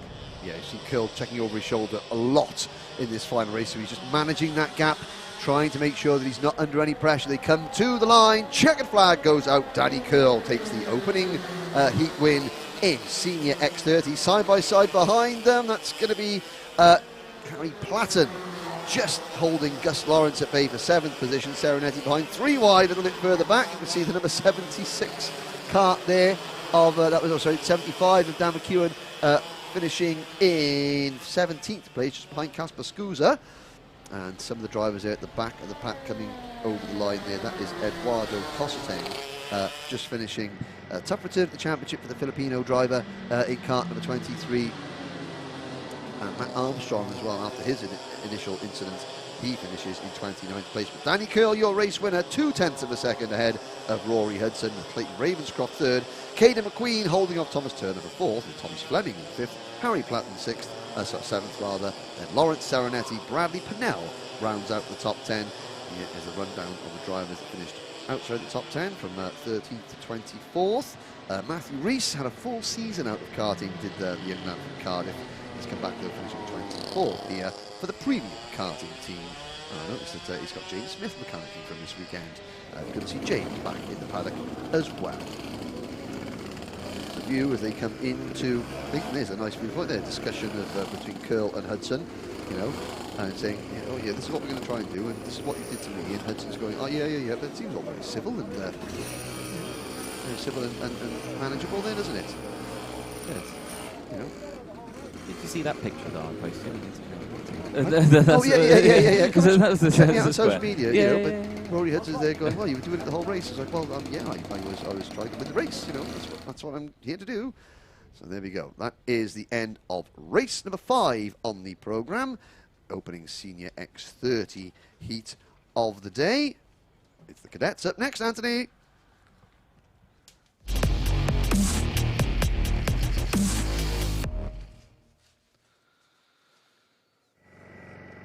You sounded very ready for the cadets there, didn't you? Oh, yes. You sound excited. That Senior X30 race was the appetizer now, and we've got the entree set to hit the track at the moment. 31 drivers in the IAME Cadet Championship, and they're going to be led by that driver on your screen there, the Strawberry Racing Tony kart, driver number 5, Ethan Jeff Hall.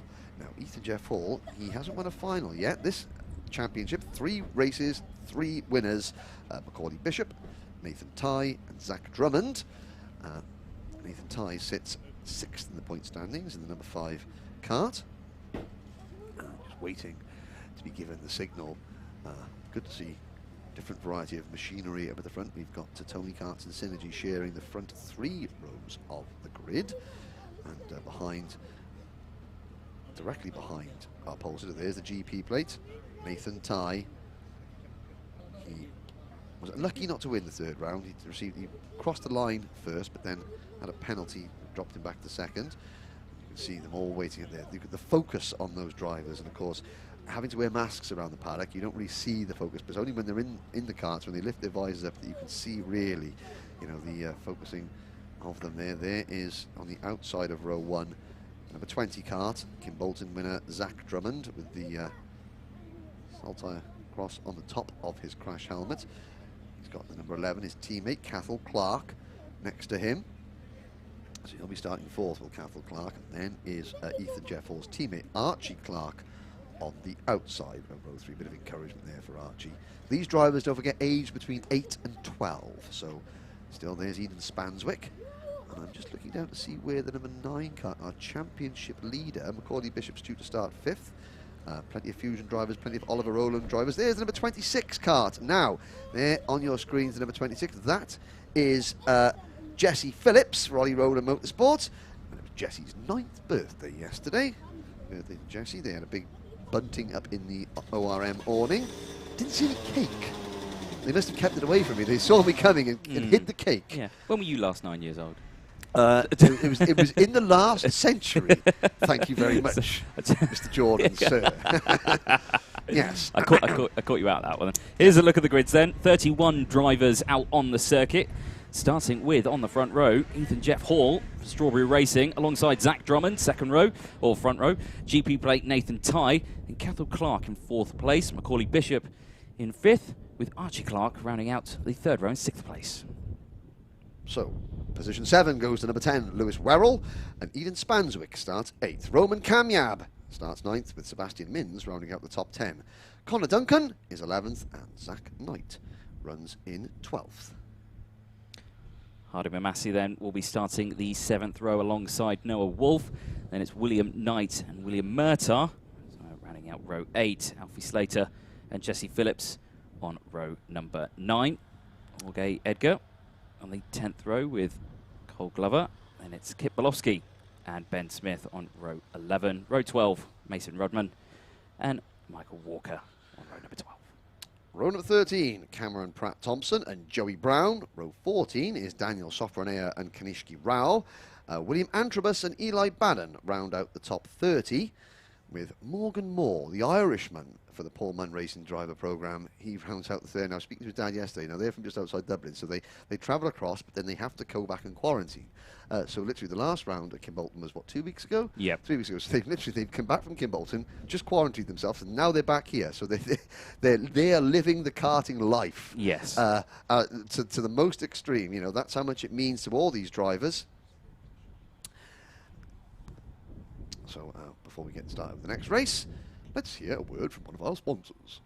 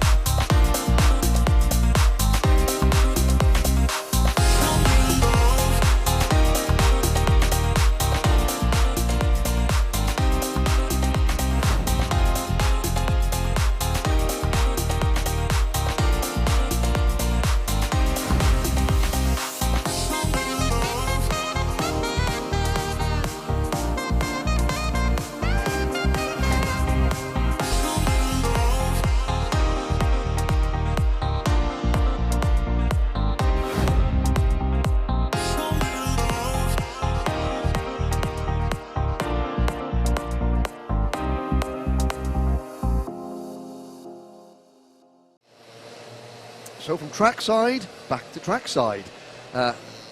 Second rolling lap, well, going on to their second rolling lap now are the Cadet IAME drivers. A quick glance at the point standings. Macaulay Bishop leads with 440 points at the moment, ahead of Nathan Tye on 428. Connor Duncan yet to win a final, but is there in 3rd place in the championship on 404, just 2 points in front of Zach Drummond, with Zach Knight, Ethan Jeff Hall, Lewis Werrell, Archie Clark, Cathal Clark and Sebastian Mins rounding out the top 10 in the point standings. The leading rookie in the championship at the moment is Roman Kamyab in position number 14 in the championship.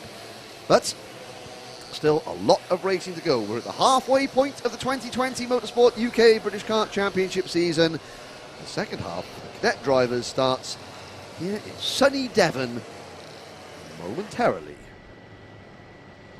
There we go, drivers lining themselves up then, ready to start the first race. We've not had a false start yet today. Let's keep that record going. Oh, see? Look, they were listening to you. They crashed the minute you said it on the rolling lap. How dare they? Well, no, actually, I spoke too soon. Whoa, whoa, whoa. The front drivers They're still are good. hang on a sec. Not on a false start yet. I could have been very much mistaken there. Is it green flag? Yes, it is. Lights out, we're off and racing. You've redeemed yourself, Anthony Marshall. Into turn number 1, and we're all going to get round cleanly. The front runners are, yes.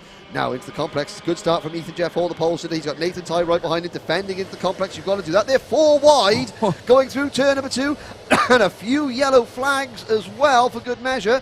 Not quite sure that was back in the pack, but it is Ethan Jeff Hall leading. The front runners have got a nice big gap, and they're still 3 and 4 wide into turn number 4. Great stuff. Now you know I was so excited, Anthony. Exactly. You know, this is very close racing all the way through this mid-pack here. Oh, and there's a big coming together there. A couple of drivers going the wrong way now to get back onto the track.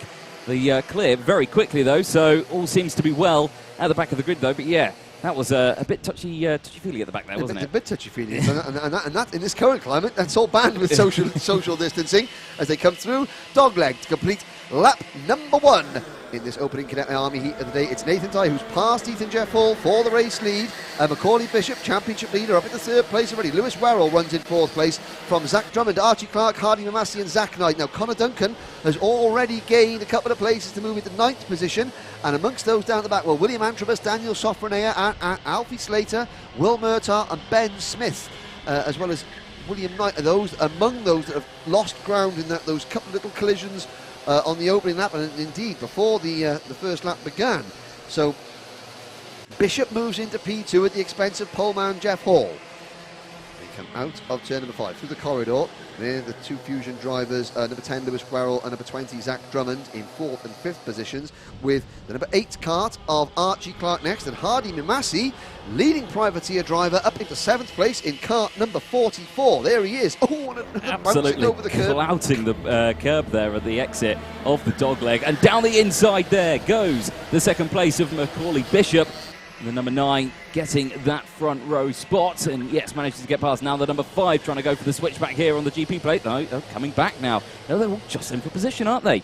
Yes, so Bishop goes from 2nd to 1st to 3rd in the space of 2 corners. Nathan Tye, as the race lead, Bishop comes back in. Now Macaulay Bishop knows that Nathan Tye is his main championship rival as things stand, and these 2 drivers have really, they've been hard to separate them all season.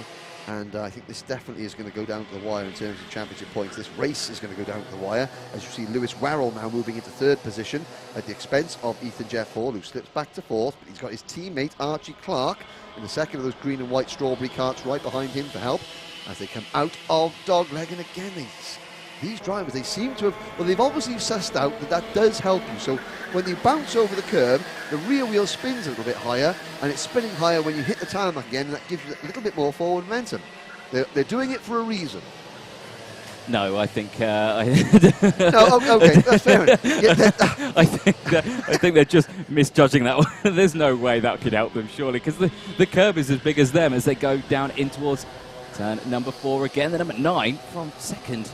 Well, he was leading. He was down to 5th or 6th position, and again, Bishop, he had no choice there. He just shuffled wide. Oh, and there was the 36 and the 20. That is Zachary Knight, Zach Drummond. Oh dear, not a good race to be called Zach. No, unfortunately. But Zach to the back. The attack of the Zach. Oh, to the right to the back. Both Zach to the back. Yeah, there's something in there, definitely. But at the front, Nathan, hitting that curb still. Nathan Tye, Lewis Werrell, Ethan Jeff Hall, and there is a move to 2nd position. That is Jeff Hall back up into P2. Oh, and there's the number 77, Sebastian Mins off track. So that's the 2nd driver that's investigating the barriers there at the exit of Hangar Corner. Take a close look at them. Yeah, make sure they work. He's walking away, so he is absolutely fine. Obviously a bit unimpressed with the situation, but fine physically, ready to go again for the next race. Tye trying to break clear, but he's got 2 teammates, 2 Strawberry Racing teammates, Jeff Hall, but they're now being split by the recovering Macaulay Bishop in kart number 9, and Archie Clark goes grass tracking, and he bounces back onto the track. Dropped a few places, they come into Hangar Bend on lap number 5. You cannot take your eyes off this race for a moment. You can't. Get your tickets out to see Archie Clark in the next round of the WRX Rallycross Championship. Yes. And yeah, he's doing well there. heading through. Just absolutely smacking those curbs on the inside. All four wheels look like they're taking off. It can't be a benefit to them. And when you knock your fillings out, you can't book an appointment with the dentist at the moment to go and get them replaced. Yeah. But it's Nathan Tye. Now it's interesting. Oh, and there's Bishop diving at the inside. Now, was there something flying across the track there? It looks like there's a bit of debris, unless it's like just a wrapper or something like that. There was something on the track there that obviously nothing too significant that the drivers were trying to avoid. I think it's just a piece of paper fluttering around in the autumnal breeze. Oh, so poetic. Yeah. As always, Henry, so poetic. Looking at poetry and motion out on the circuit at the moment as Nathan Tye continues to hang on. Bishop, Ethan Jeff Hall, Werrell, Cathal Clark, Mimasi up to 6th, Duncan is 7th, Archie Clark 8th, Noel Wolf 9th, and Eason Spanswick rounds out your top 10 ahead of Belofsky, Edgar, Kamyab, Rudman, and Scotland's Cole Glover rounding out the top 15. And believe it or not, despite all the incidents that we've seen, it's only the number 77 kart of Sebastian Minz who's out of the race. We've still got 30 karts running, some in various states of disrepair, but all still running. Yep, it's a great race from these cadets as they head through. 2 minutes left on the clock then as we dive through again. Just touching those curbs on the inside of the complex was the second place man, Macaulay Bishop. Now, Bishop last time out, Kim Bolton, I remember saying it several times, of stop looking behind you. He seems to have learned his lesson. Well, for the time being, yes, he's focused squarely on the GP plate in front of him at the moment. There is Archie Clark in kart number 8, trying to defend against the number 30 kart of Connor Duncan and the number 44 of Hardy Massey, who continues to be the best placed privateer in the championship and indeed this race, doing a great job up into there. The driver who's originally from Toronto in Ontario, Canada, but now based down in Cheltenham, I believe. Big change of pace there. Yeah, but he's certainly got into high gear here as he's chasing down the Strawberry Racing number 8 of Archie Clark as we come into turn number 1, pit bend at the start of lap number 8. Tye's lead is nothing because Macaulay Bishop was just overtaken him for the race lead, and Bishop defends into the complex, and that one attacking move that then turned into a defensive move from Macaulay Bishop has brought everybody up to the front, and Bishop defending hard into turn number 4. 1 minute to go. That's it, game on. It's White Line City from here on in for the race leaders. It is indeed the GP plate of Nathan Tye taking that wider entry into the turn 5, trying to get that optimal line for the exit as they slide into the corridor. Absolutely nose to tail for these front, about 6 or 7 that we've got of karts here as they head through. Less than a minute left on the clock. Again, bit of contact between the top 2. He's saying, I'm still here as they go through dogleg now. Again, try and avoid that curb. Nope. They're going to hit it. So again, down the inside, defensive goes Bishop, sweeps back to the outside now, goes Nathan Tye to try and get that switchback move here on the start-finish rate. He has got it, this side-by-side. Now we come into the complex section. A little bit of rubbing is racing as they go through, but Bishop holding that inside line. Down the inside goes the number 5 of Ethan Jeff Hall as well. And Lewis Werrell trying to mix it up into 3rd position, but Nathan Tye fights back. Nathan Tye now fights back. He was briefly 4th going into the complex, but now he's back in 2nd. But look at the gap that Bishop has got. And Nathan Tye timed that crossover perfectly because he swung out wide and then cut back to the inside just before the following kart got to him, but then it cost him on the exit of the corner, and they're still swabbling side by side. I think that was Hardy Mimasi getting a little bit over the curbs coming out of turn number 5, but the clock has struck 0. Bishop, the biggest gap we've seen anyone have all race, about 10 kart lengths as they come into dogleg. Tye 2nd, Archie Clark in 3rd, Werrell in 4th, Ethan Jeff Hall 5th, Cathal Clark in 6th, and then Connor Duncan in 7th, and Tye defending 2nd place going through turn number 1 as we start the final lap. I think Macaulay Bishop may have timed this right and has got enough of a gap to hold off. And you can see Bishop doesn't defend in the complex, so he takes the optimal racing line. It's now Tye that has got to defend, and he's got to defend solidly for the next 2/3 of a lap as Zach Drummond sets the fastest lap of the race. Game on for 2nd. Yep, side by side as they go through into the braking zone of turn 4. They still stay in position though, so the GP plate under pressure from the number 8 of Archie Clark as they go through. So Bishop leading from Tye, Clark, then Werrell, Jeff Hall, then it's Cathal Clark, then Connor Duncan as they head through now on the final lap round the Hanger Bend onto the back straight now. Again, going defensive towards the dogleg. Again, switching back to take the optimal line.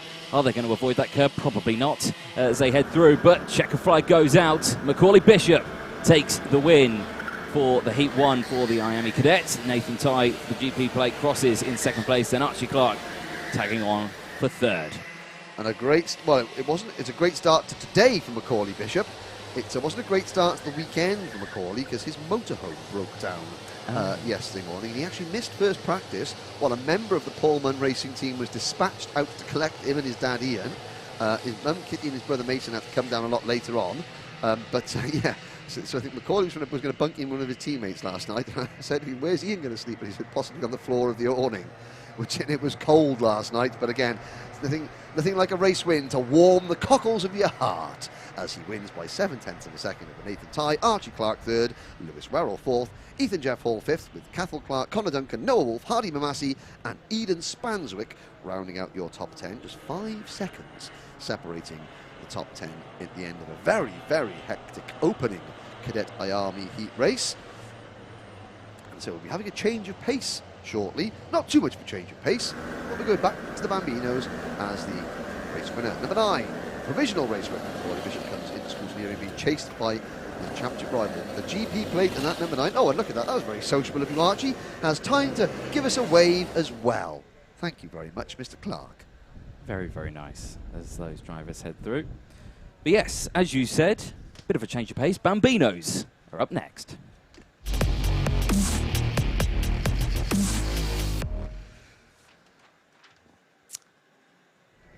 Second and final heat for the Bambinos. Now, at the end of this race for the Bambinos, there will be obviously 2 heats for everybody and then a final. We had a very entertaining Bambino race this morning that was won by Luca Ballack, who will start this one from pole position. It was Luca Ballack and Finley Hinds who were battling away in heat number 1.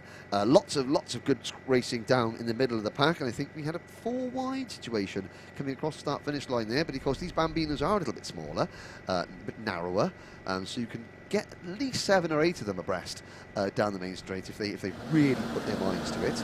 But there is your pole man, Luca Holmes Ballack in kart number 28. And again, just for those of you just tuning in, it's hard, but these drivers are all aged between 6 and 8 years old. You know, it's the world around them is all in turmoil at the moment, but they're here. They're focused on their racing, which is great to see. Oh, to be young again. Well, I say that. I'm just saying on my own behalf. Oh, to be young again. Some of us in the commentary box, Mr. Jordan, still have the fruits of youth amongst them. I don't feel like it though. Well, and you've got the stool. Yeah. Why This is what happens when you're not late, Henry. Well, I wasn't late this morning. I was less late than I am normally this morning. It was still AM when I got there, and that's with staying with the Alpha team in the same room. Yes. No excuses. Yeah. I just said, hold on, you were in the same room. How were you here before Henry? Yeah, but I mean. James, our man down the grid, holding the camera you're seeing there, I think he may be regretting rushing out a little bit. But no, he's there he is. There's Luca Holmes Ballack. There's the number 21 of Harley Muss. Now, out in the paddock, Luca Holmes Ballack. Double thumbs up there from Luca. That's great to see. And no, he's saying, out of the way, get out of my way, I've got to go racing. Oh dear. Now look what you've done.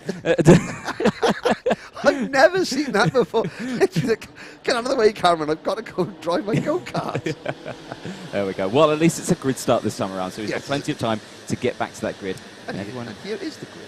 It is. Luca Ballack and Cooper Snedden on row number 1. Harley Musk and Henry Clark on row 2. Finley Hinds and Edward Haynes on row number 3. Blair Smith on row 4. Then it's Harry Neeson joining alongside, and it's Liam Welch, who isn't. Yep. Max Gilman joining alongside on the 5th row. Then it's Jensen Ackerman and Ethan Lucas on row 6. Rounding out the grid then of the 14 drivers, Kennedy Rudman and Ryan White in the 44. And again, Ethan Lucas, really good to see Ethan, picking up the pace. He's much closer to the main pack of drivers here this week than he was at Rowrah. So it's progress. It's seat time, it's progress, it's confidence, and that's really great to see. Ryan White, will watch his progress. He came from last into the top 6 in heat number 1. Now, let's have a look. They're all being beckoned into the correct starting position because there was just a tad of confusion. Yes. And you can see that there's Luca Holmes Ballack finally pulling himself into his grid. He was giving James a thumbs up and then it quickly went to pointing out of the way. Brilliant stuff, but he's there. And it looks like, there's still See, Henry Clark in kart number 82, he's still desperately now. There's a bit of a confusion there. The two dads. And there you go, just pick him up. Over there, yep, plonk him down, making sure that all the drivers are started. So a much better grid assembly in this race that we had in heat number 1. And all 14 drivers now. Last couple of nervous parents get out of the way. Oh, we're just going to double check that engine is running. Yep, he's pulling it back there. Just have a guess. How many people in high vis does it take to organise a Bambino grid? Right, there's the lights. 4 red lights come on. When the red lights go out, we start racing. Now, off we go. It's another good start from Cooper Snedden. He made a great start in heat number 1, and Luca Holmes-Barlick has been swamped as they run down towards pit bend. It's Snedden once again and Harley Musk. Just like in heat number 1, they take over the top 2 positions. Now, will Musk try and pass Snedden coming into the complex? Luca Holmes-Barlick in 4th place. Finley Hinz already up into 3rd. 14 drivers swoop around there. And one driver, number 12. Who swooped a little too much. That is Jensen Ackerman. Yeah. Saw him have a little spin in the first race. But it's Harley Musk now to the inside, just like we did in heat number 1. Snedden leads off the line. Musk takes over halfway around the first lap. Yes, so good start from the majority of the grid as the field goes through. Not very long heats that we've got here as they slide through the corridor into Hangar Bend. And again, just nose to tail, the top 5. And we go side by side for 2nd place.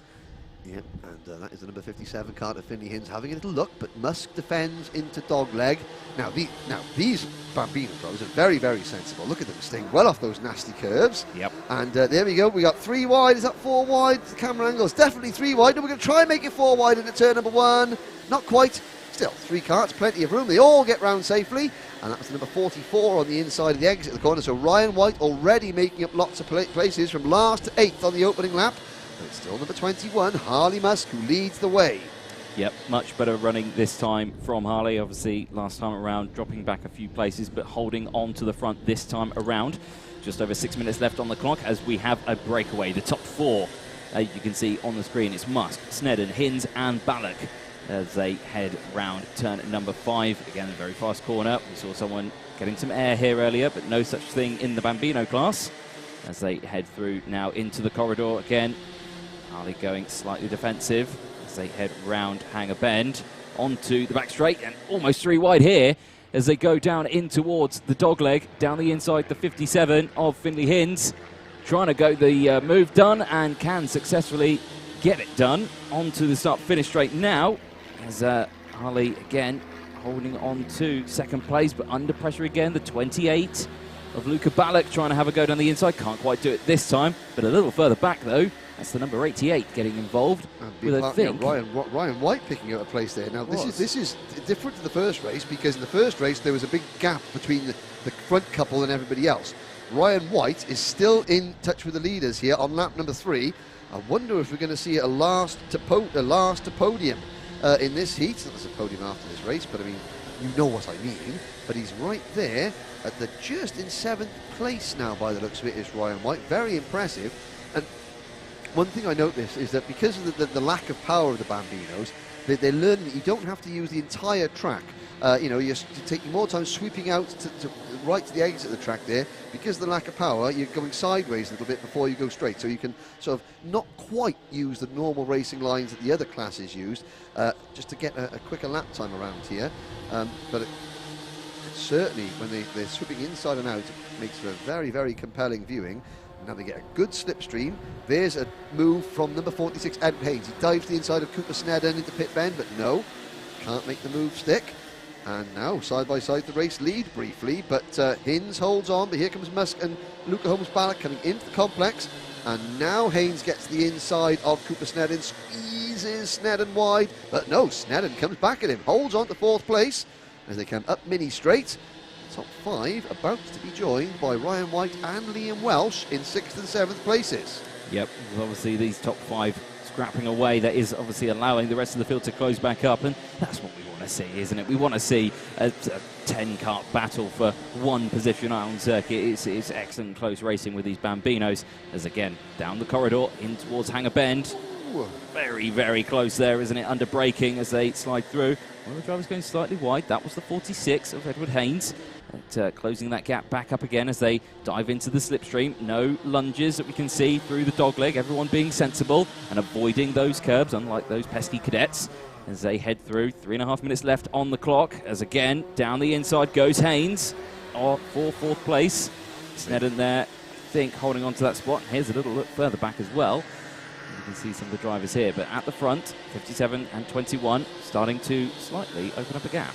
Now, Luca Holmes-Ballock there in kart number 28, and slipped back a little bit, but wonder if you, as you watch as he comes into the dogleg, especially when he was directly behind Harley Musk and Finley Hins, he took a wider line into the dogleg, a wider entrance into the corner, which meant he had a better run out of it, and he almost was able to make a move onto the main straight. I'm not sure if he's going to be able to do that again, because he's having to defend a little bit more now, is Luca Holmes-Ballock. But Harley Musk right in the wheel tracks of the race leader. There is a warning flag for Edward Haynes. Through the corridor into Hanger Bend. Musk hanging on in second. Musk takes a tighter line coming out of that corner, so the kart is exiting the corner very well. Gets a good run up the straight, side by side into dogleg. Oh, no, he had to back out. Now, this is going to cost the number 21 kart. He's going to be susceptible coming onto this part of the straight. There goes Holmes-Ballock to the race lead. Ed Haynes gets a double slipstream. He dives to the inside. Can he pick up one or potentially two places? He settles for one, and Holmes-Ballock slips back to 5th place because Cooper Snedden, Scotland's Cooper Snedden, moves into P4 now, and Haynes trying to, first of all, hold off Snedden and then set about attacking Harley Musk and catching them all in kart number 44. Just coming onto your screen now is Ryan White. So from the back of the grid into 6th position comes Ryan White with just under 2 minutes to go, and the top 6 are pretty much all together. Yeah, Haynes had an excellent run out of turn 1, actually managed to get past 3rd place as well, so actually moves up into P3 now. Next on the list is Harley Musk, but Hins holding off at the front at the moment on the 57. Again, you would have thought Musk has learnt the lesson now not to go for that move out of or trying to dive down the inside late lunge here into the dogleg thing. Try to capitalise on the exit speed that you can try and carry, to try and get alongside and potentially go for a move down the inside of turn 1. But then you're under pressure as you going to the complex. So it's a very tricky course here to overtake on. But down the inside, is that going to be 2 spots into 1 corner for Haynes? I think it is. Yes, but 3 wide now in towards the complex. Who's going to be the latest of the breakers as they go through? Musk on the inside. No, switches back and goes back to the inside. And I think that is Hins, who manages to hold on to the lead as well in the 57. He does so. Excellent close racing for these 3, but still nose to tail as they head through to turn 4. And Haynes tucks back into Hins' slipstream as they go into turn number 4. Musk on the inside 3rd, and then on the outside, taking a wide line round turn 4 was Cooper Snedden. He's going to get passed by Ryan White. Ryan White, looked at the inside there, did White, and then decided better of it. Holmes-Ballock has slipped back to 6th position in amongst all this, but that was almost a tremendous 3rd to 1st move from Haynes, but he had to settle for 2nd place, but he's got Musk behind him, and Musk again gets a tight run off Hanger Bend, but it doesn't really do anything, any favours. We get to the dog leg. They're coming up on the slower kart of Kennedy Rudman, and Kennedy gets out of the way. Well, she sort of gets out of the way. She sticks to the middle of the track. They're going left, right. Clock strike 0. Next time around, I think it'll be the final lap board, but. Race leader is still number 50. No, it's not. It's going to be Edward Haynes before he gets to the inside, going into the complex. He takes the lead. Now can Hins get the crossover move coming out of this corner? He's going for it up mini straight. Oh, great move there from Hins to retake that lead. And Musk in 3rd place has now clawed himself right back into contention. Yep, obviously they'll have seen that timer click close to that 0 marker, so they know the last lap board's coming out this time, as that's why they're getting a little bit more scrappy all the way through this pack. So the 57 of Hins leading the way still from Haynes, then Musk, then White, Snedden, then Ballock, then Welsh as they go through the corridor down in towards Hanger Bend onto the back straight now. Good run here from Musk as they go side by side with Haynes in towards the dogleg. This is where we saw the kind of overtake that we saw, but not this time around. They stay in single file as they concentrates on the exit more than the entry. And last lap board comes out. Down the inside goes Haynes, and the checkered flag has come out. Oh, there we are. Well, we were all bamboozled there. We were up in the commentary box. I'm assuming that they may have seen the last lap board, but they still look pretty racy to me. They do look still pretty racy. Well, the checkered flag has come out, And the results sheets say that it was Finley Hinds who took the win. Although yes, maybe they're on their slowdown lap. They're certainly being... No, that does not look like a slowdown lap to me. The checkered flag is waving, so the race is over. And I think Hinds has taken the... Yes, so Hinds takes the win. Haynes second, Harley Musk third, Ryan White fourth. A great result for Scotland's Ryan White from 14th to 4th. Then it's Sneddon in 5th, Ballack in 6th, Blair Smith 7th, Liam Welsh 8th, Max Gilman 9th, Harry Neeson 10th, Jensen Ackerman and Henry Clark 11th and 12th. Ethan Lucas and Kennedy Rudman round out the field. And again, on our live chat there, Haroon plays saying he can't believe that the kids are 4 to 8 year olds, but they're actually 6 to 8 year olds. It's still mightily impressive, but they're 6. But yeah, they're not quite 4 years old. I think 4's a little bit too young. Don't let them loose that early. No. Wait till they're 6. 4 years old, I remember stubbing my toe, then banging my head all at the same time as wearing my underpants on my head. So I don't think... I do that now. Yeah, you do that. So yeah, that's my general... standard Monday to Friday. Morning confusion. So, yeah, good race there for the Bambinos. Race number 7. And we are quite frankly, Anthony, hurtling towards the end of the heat races. I think we've got 3 heat races to go. Next up will be the 3rd and final Junior X30 heat of the day. That will be coming up very shortly.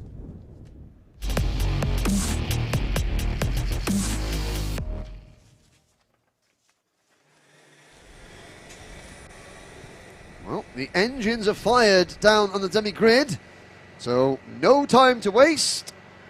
Out onto the circuit come 24 Junior X30 races. Now, of course, this is critical. So this is the 24 drivers on the circuit now. They are on their final heat race. We've already got half the drivers have completed their 2 heats. Let's have a look where they line up. Pole position, number 64, the race 2 winner, Oliver Greenall, Bart Harrison, who won the opening encounter of the day. He starts on outside of row number 1 in position number 2. Harry McCoy Jr. and Josh Rowledge are next. Aaron Walker and Darrell Taylor round out row number 3. Kanato Lee and Mackay C. They are on row number 4. And it's Aidan Lynn and Harvey Ribby, I should say, on row 5. You say Ribby, I say Ribby. Let's call the whole thing off. Tomato. It is what it is. Sam Heading on row 6 alongside Lewis Mackey. And then Brandon Templeton and Freddie Spindlow on row 7. Mitchell Gibbons and Connor Clifford start from row number 8. Connor Clifford didn't finish his first heat race. That's going to be critical. Jessica Edgar and Brandon Carr are up next on row number 9. And row 10 is Marcus Luzio and Oscar Joyce. Row 11 is Harry Cottrell and Jack Sherwood. Hayden Chance and Alex Moody are next. And the final row of the grid. Oh, you've already said it. Oh, I already said it, yes. Yeah, it was just you did. So there's a way you ended it there. I thought there was another line. I was busy. I was, busy then. Now it's going to be 24 drivers, 8 minutes plus a lap. Connor Clifford failed to finish his first heat race. We also had a couple of drivers failed to finish the second heat race. Oliver Greetham was among them, I think. But it's so 35 drivers. There's no repechage. So the driver who finishes 35th and last in points, that's it. Game over. Head home. Here we go then into the tram lines. Are we going to get going racing? It looks like we are. Green flag out straight away. Diving 3 wide round turn at number 1. A great start from the entirety of the grid as again they still slot through. Fantastic start from the bit of jostling in between. Someone running wide as well, the 42 there. Oh, as there's carts going on top of each other. It looked like a premium karting machine. No, it was the number 25 of Brandon Carr. It was. Who was going, oh, that could be disastrous. Of course, it's so critical. Brandon had a decent run in his first heat, so he should be safe. But he's got to get that kart back in the race, and I think he has. The rest of the pack come out of turn number 5 into the corridor, led by Oliver Greenall with the number 68 kart of Harry Burgoyne Jr. for Oliver Roller Motorsport in P2 as we come into the dogleg at the end of lap number 1. I think these drivers have been watching too much of the cadets going around. They seem to be hitting those curves quite a bit at the entry of the dogleg, but getting through, avoiding that exit 1 down the inside goes the number 81, Mitchell Gibbons picking up a place there in the number 81 kart from Dan Holland Racing Team. And into the complex now, and sort of sorted ourselves out a little bit. Bart Harrison there in third place in kart number 77. Aaron Walker, the GP plate holder, is in fourth. Josh Rowledge is in fifth. And of course, Josh Rowledge is chasing his teammate Bart Harrison in the point standings at the moment. Harrison leads Rowledge and Darrell Taylor in the points table. Darrell Taylor in kart number 14, winner last time out of Kim Bolton. He currently runs in sixth position for the MLC Motorsport team. Long train forming now here for the Junior X30 for their Heat 3 as they head through again the dogleg to complete lap number 2. As you see, a brief look over the shoulder from the entirety of the field. They're in their trance state now, as there's a dive down the inside a little further back in the field. The 47 of Jessica Edgar moving up a spot there to get in front of, I think that was Jack Sherwood. Yep, and that was the Mark Litchfield Motorsport number 78 of Sherwood moving into the top 20 there. But it's still Greenall who leads, and Greenall accepted the gift the rest of the field gave him in heat number 2, his opening race. As they all battled behind him, he was able to pull away and win by quite a comfortable margin. And Harry Burgoyne Jr. again already becoming a little bit defensive there, and that's giving Greenall the opportunity to pull away as they flash through the dogleg into the main straight there.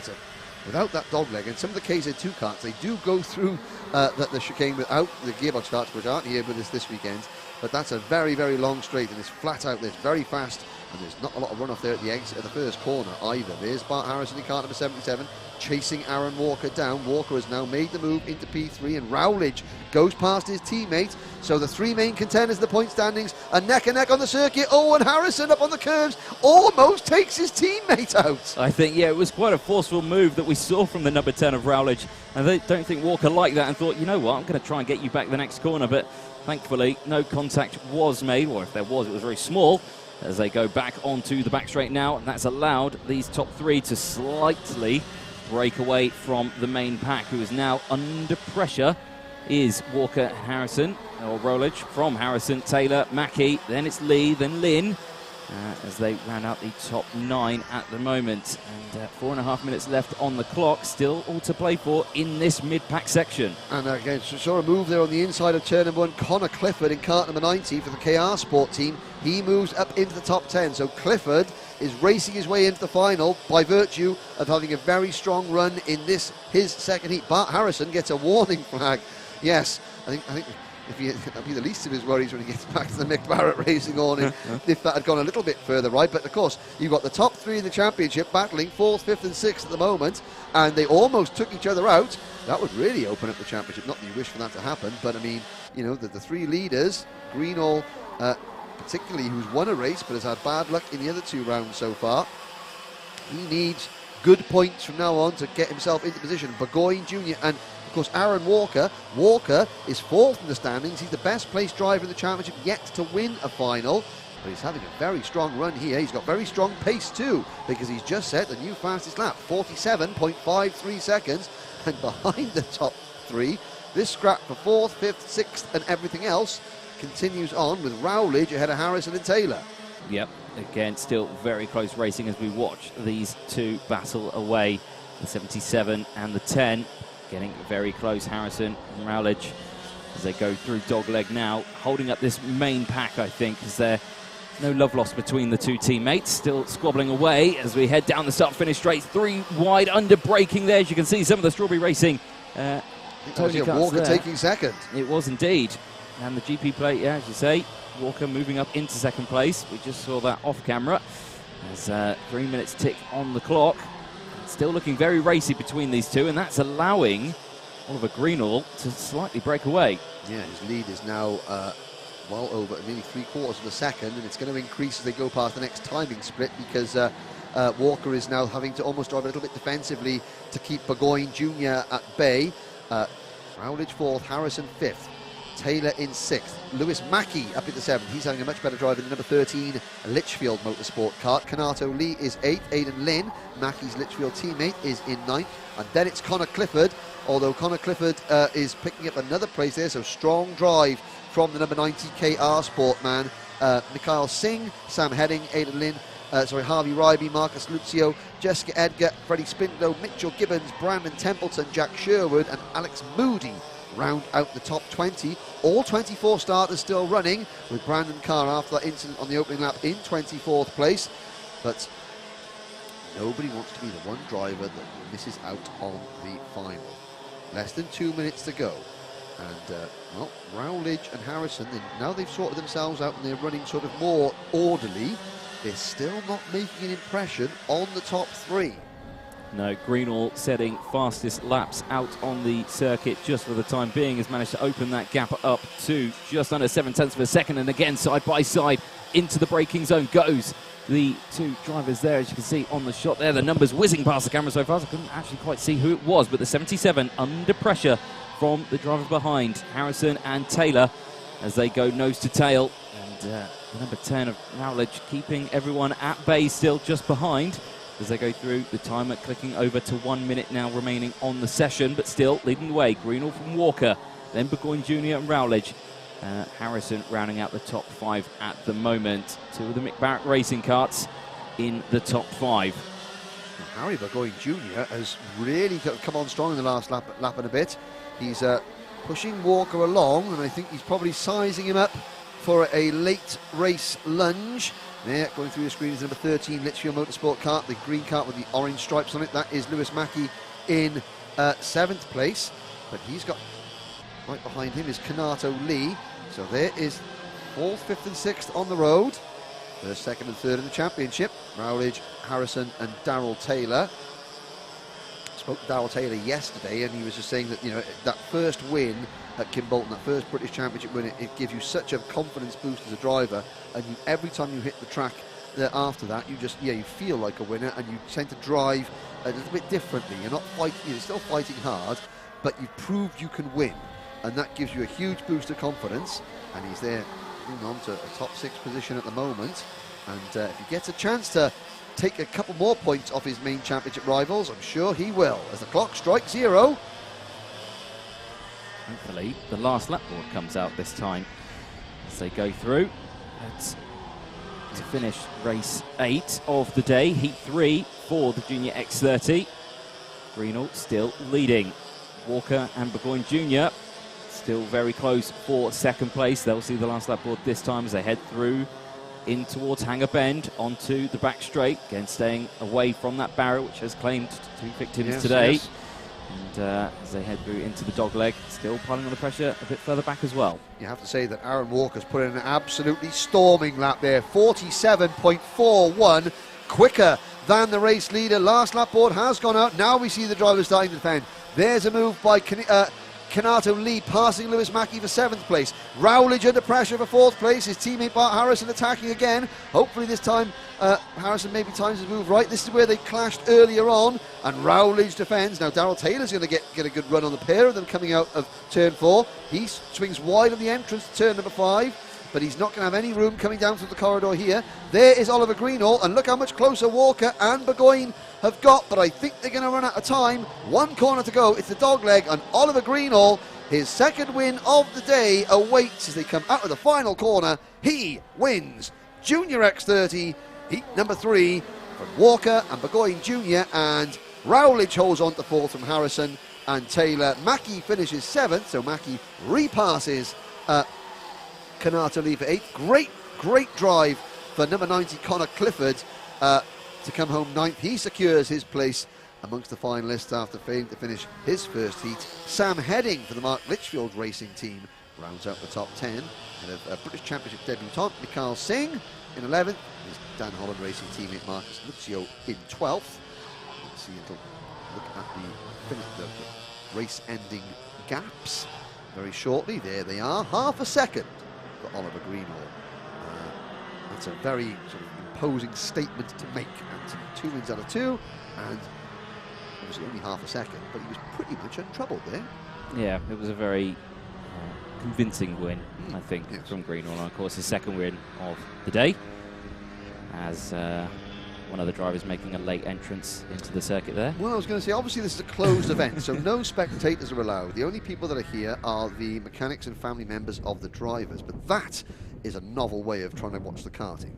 Yeah. I've heard, yes, but there is a flight school next to us, and you just hope that when the wind is blowing one way that they don't land at the track in the middle of the race. I've seen that happen before.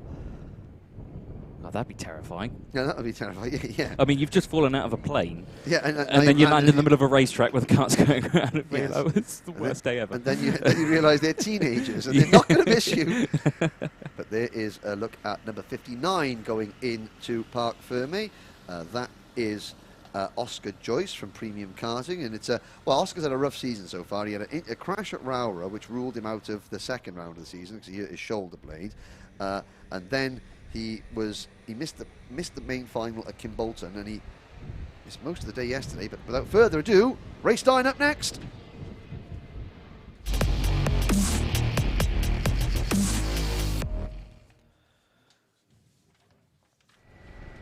Mini X30, and we've got 13 drivers.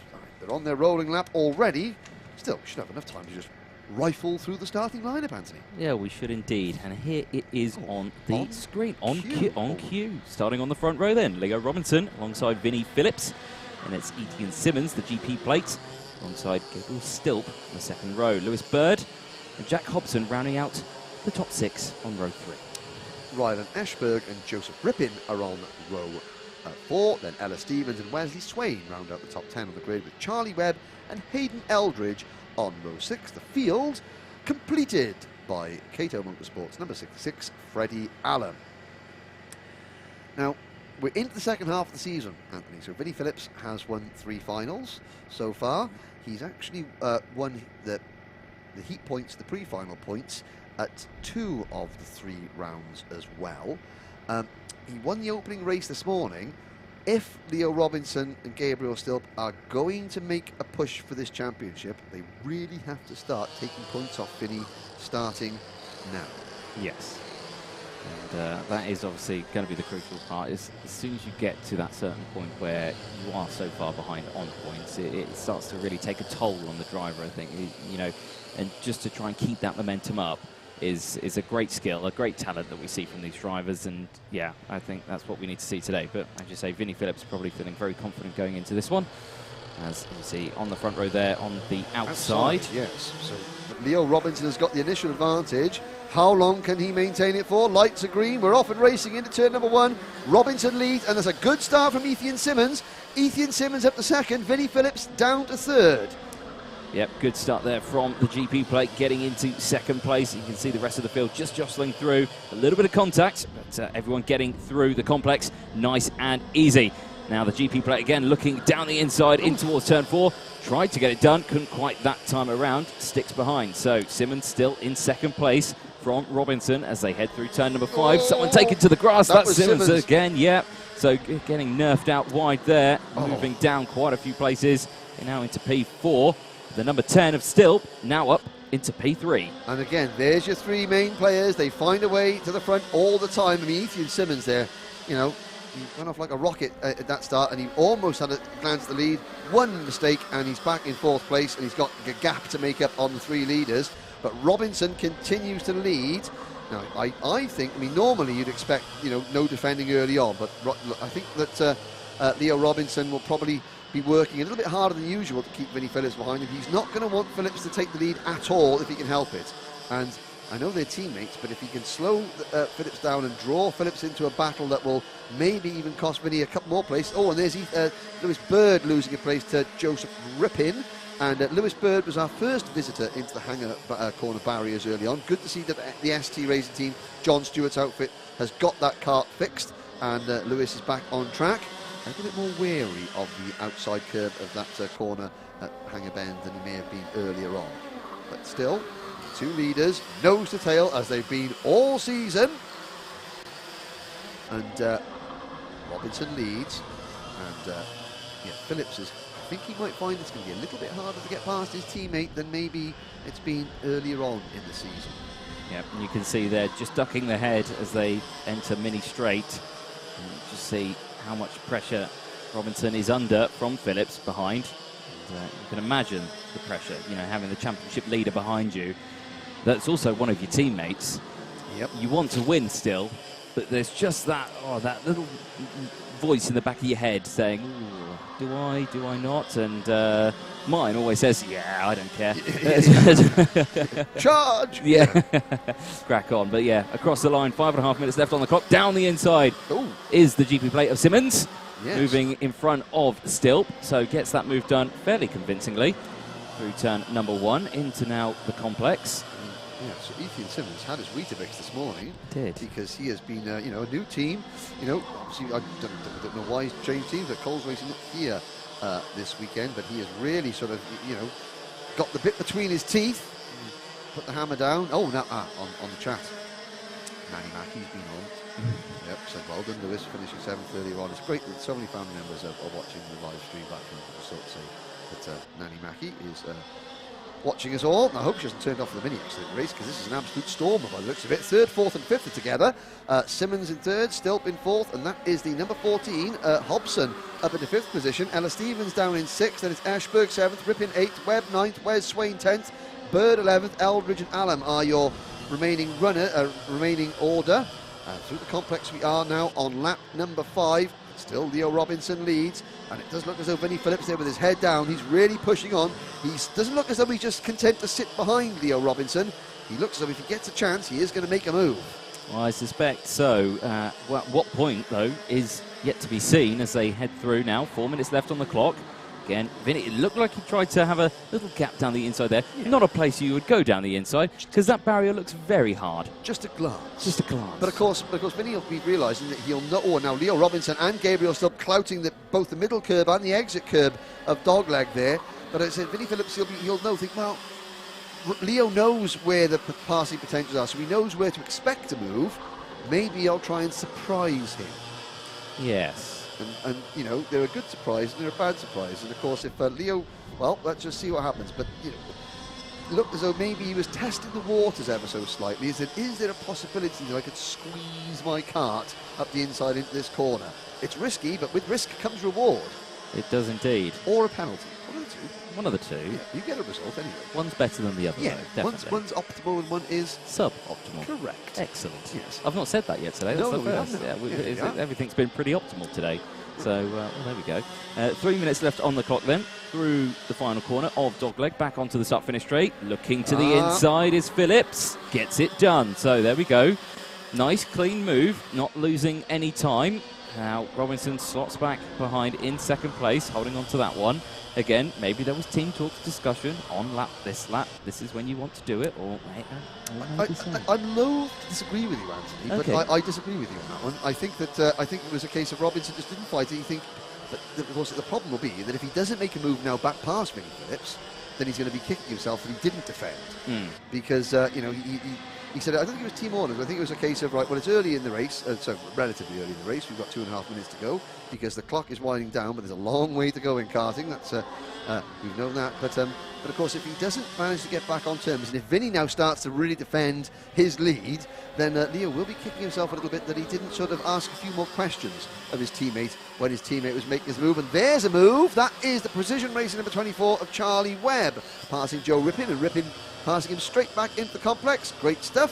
That is for 8th and 9th places, and Gabriel Stilp in 4th place sets a new fastest lap, 48.72. Less than a second separating the top 4 into the final 2 minutes. Here's Ella Stevens, no, that's the number 92 Fusion kart of Wesley Swain in 10th place. But yes, it is Robinson, the Anglo-Algerian driver. He is really going to have to get his head down and try and repass Phillips, but it's going to be a tough one, I think, for Robinson now, because Phillips has just proven that he is bang on the money at every place we go to so far this year. Now, again, across the line, Stilp sets another new fastest lap of the race, 48.67, yes. And visibly, that gap between the top 2 of Phillips and Robinson, and Simmons and Stilp, looks a lot smaller than it was a few laps ago. Because on that last lap, Simmons was also a 1/10 of a second quicker than the 2 leaders. So the 2 leaders lapping in the mid 48.8s, a 47.7 for Simmons and a 47.6 for Stilp. So it's getting closer and closer. And now Robinson really would have to worry, because if Simmons and Stilp get too close, they might think about making a move, and then Robinson gets distracted. This looks like a good run, though, from the number 37 kart of Leo Robinson out onto the main straight. Is he going to have a little look up the inside? But again, no, Phillips giving him the signal, saying, no, come on, push. But, you know, it's a great, in theory, that's great. But, I mean, at some point, Leo's going to have to start thinking of himself and thinking of a championship. Yeah, of course. And like you said earlier, with those points, you've got to try and close that gap up as much as possible in the so little time that we've got left of the championship.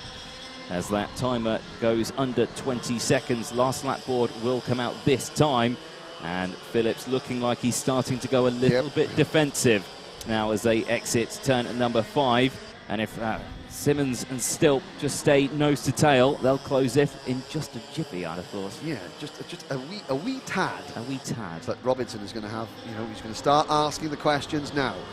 Phillips a little bit sideways coming into dogleg. That's not a great exit from Vinnie Phillips.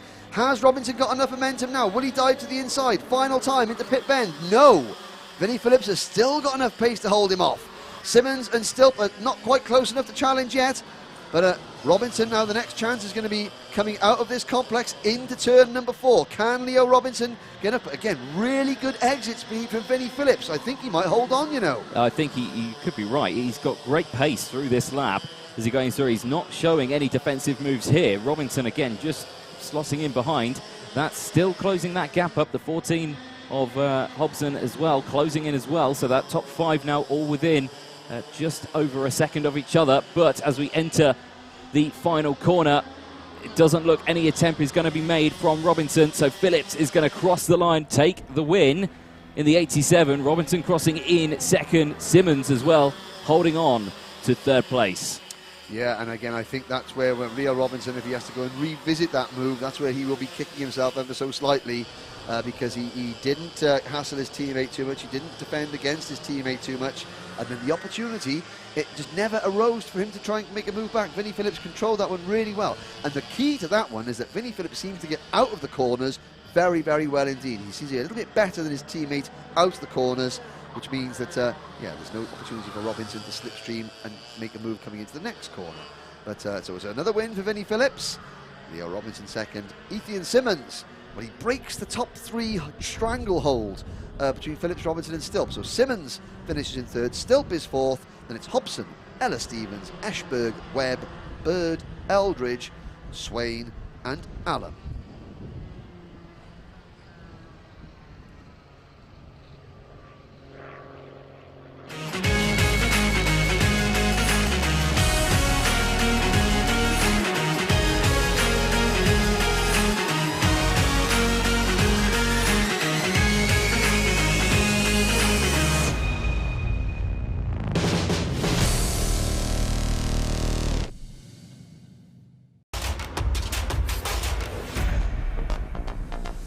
The karting industry in this country needs to have a revolution. We need to fully embrace the indoor karting industry, which represents the touch point for most people, their first taste of motorsport. Team Sport are really excited to be partnering with Motorsport UK in launching the first ever British Indoor Karting Championships in 2020.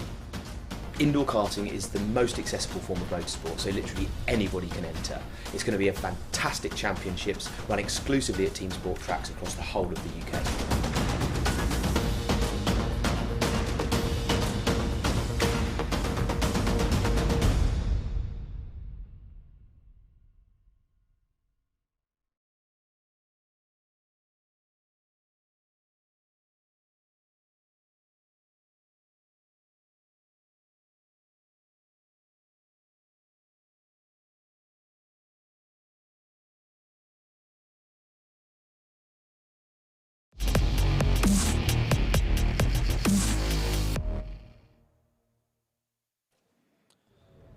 Two heat races to go.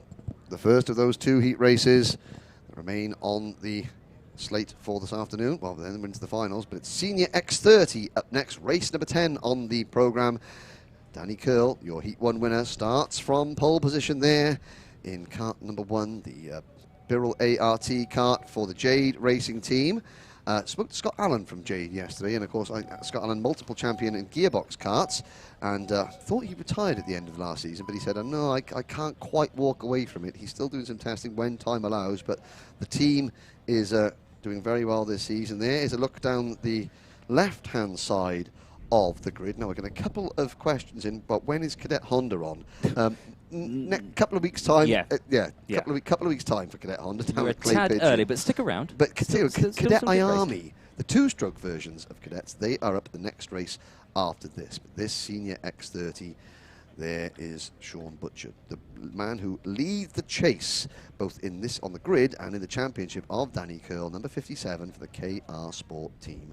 There's Gus Lawrence in kart number 4 for the PF International team. He's third in the point standings, but didn't have a whole bundle of pace, and that is good to see. That is Morgan Porter, who is obviously A-OK, has been cleared to race in this one after a nasty-looking incident at the exit of turn number 4 in heat number 1. So, 32 drivers going out for Senior X30 heat number 2. Let's have a look at where they start. Pole position is Danny Curl and Sean Butcher alongside him on row number 1. Row 2 is Rory Hudson and Gus Lawrence. Row 3, Caden McQueen and Morgan Porter. Thomas Turner on row 4, then it's Harry Platten joining alongside, then it's Clayton Ravencroft and Matt Armstrong on row number 5. Thomas Fleming and Kean Shields starting on row 6. Row 7 is Caleb Marshall and Ben Hodge. Row 8, Casper Scusa and Oliver Greetham. Row 9, Sam Hawthorne and Gary Edwards.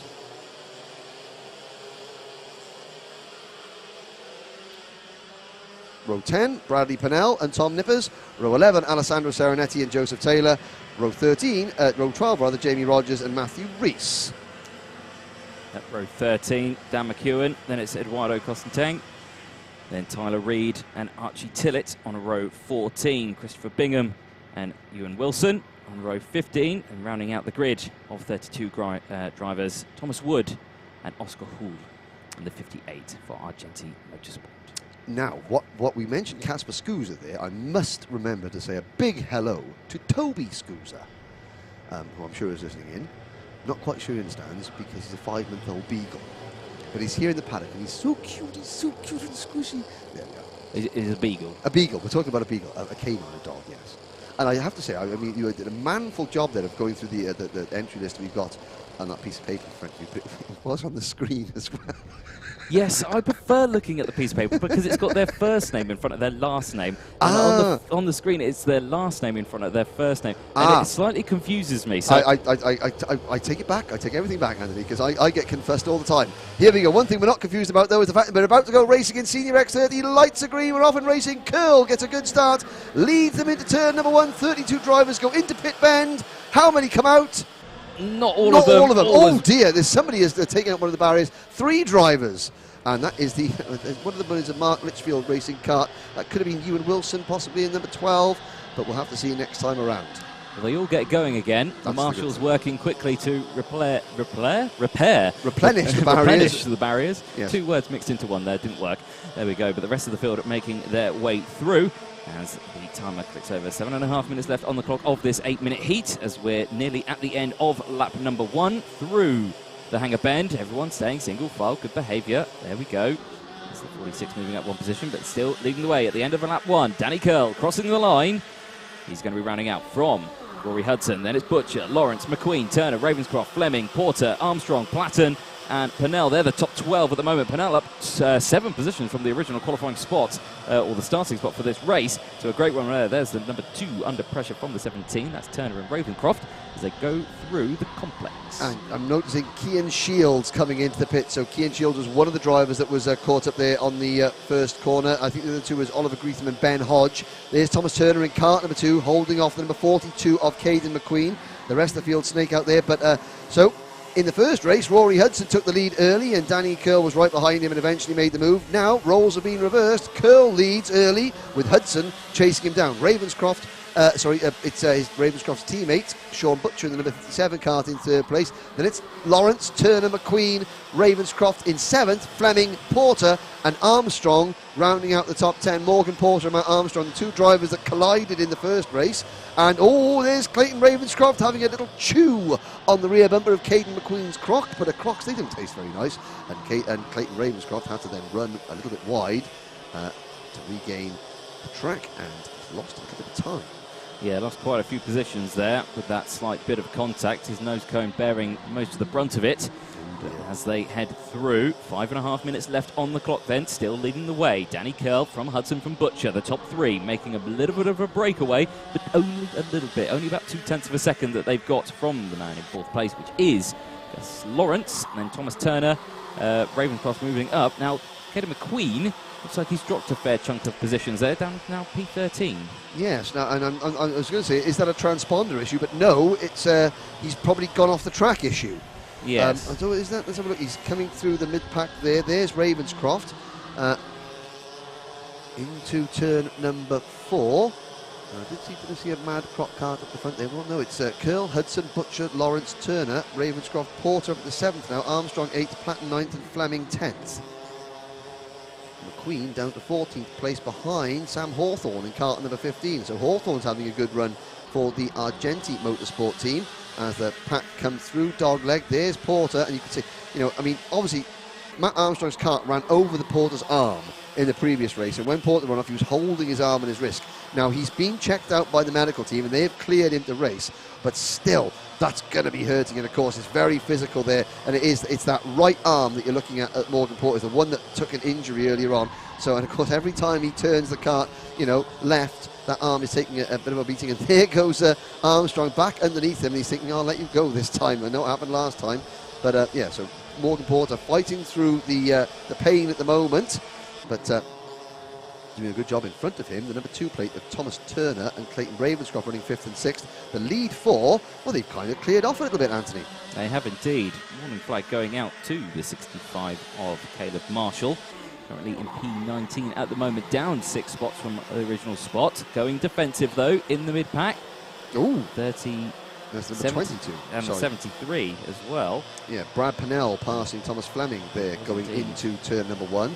There's Harry Platten in the number 14 Zenon kart, the VMR restart team.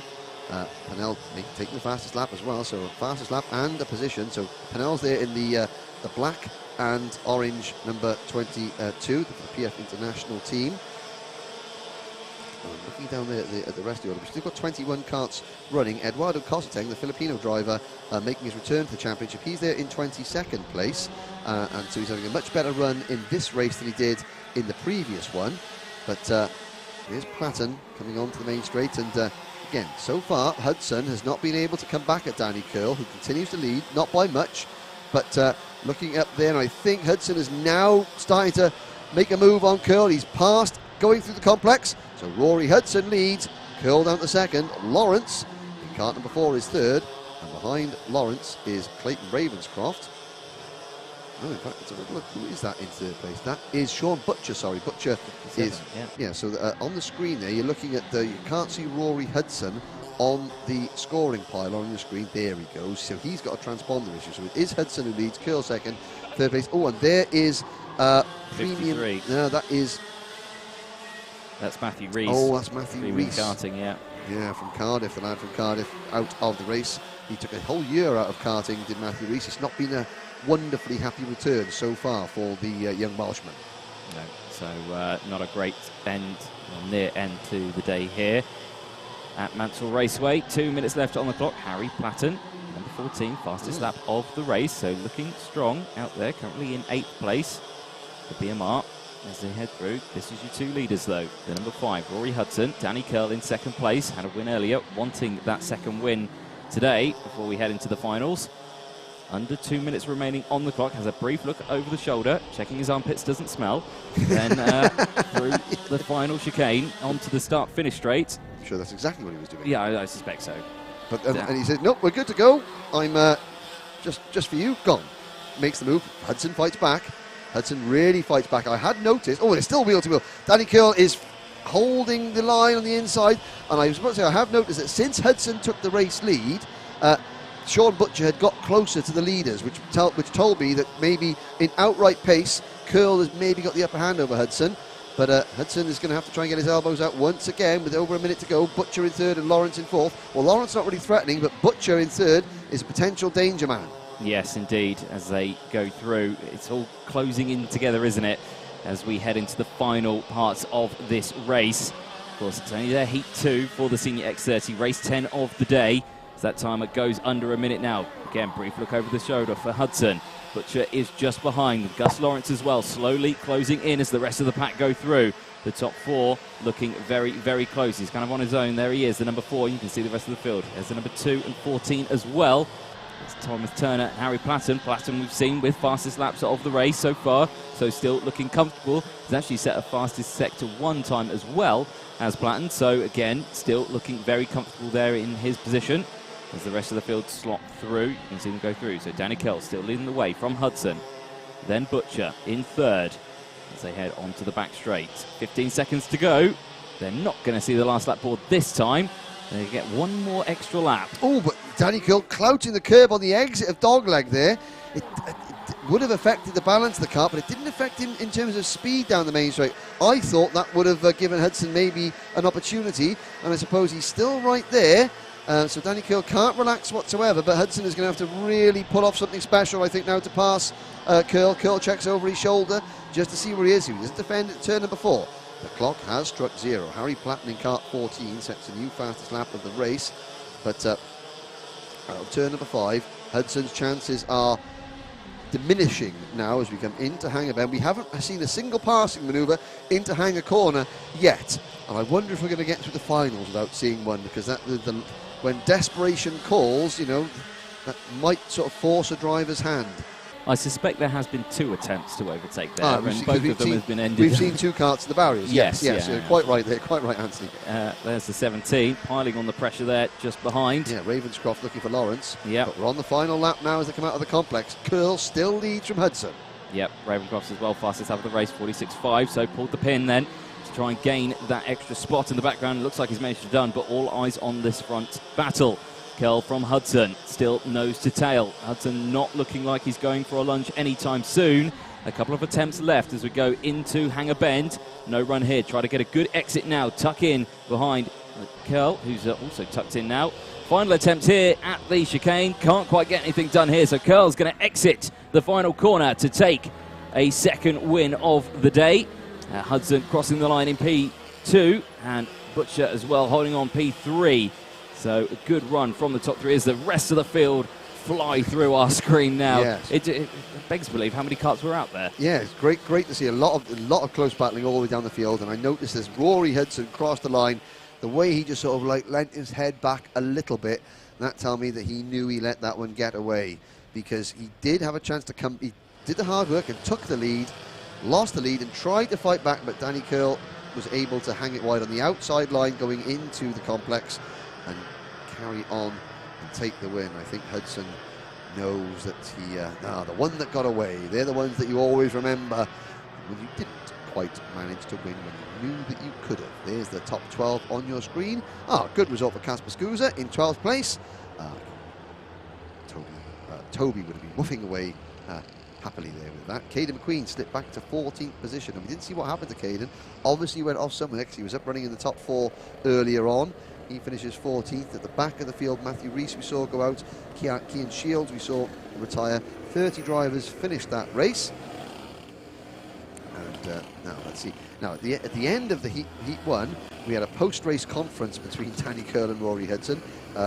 Handshake there, no discussion. So obviously Curl far happy with that result. Well, he won, of course he'll be happy. And there is Hudson pushing his kart into scrutineering. And there is Sean Butcher as well, pushing his kart into scrutineering. Now his Anglo-Australian driver is Shawnee Butcher. And now we have one heat race to go.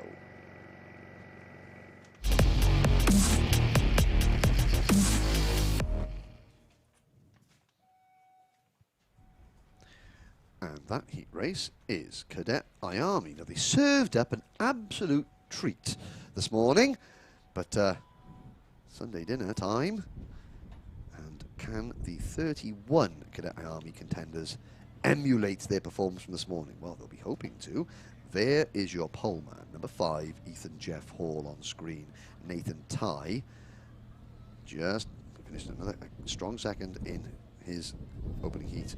The GP plate holder focused, and you can see, look at those eyes focused there, Tye. You know, there's activity all around him, but all he can see is he's visualizing that first corner, and that's what a lot of the drivers do. They visualize, they run to the first corner, how they're going to move across, how they're going to get that line, what they're going to do then going into second corner to defend and everything like that. It's they're walking their way around the circuit, because they know that now we're into the second half of the season. There's the championship leader directly behind Nathan Tye, Macaulay Bishop.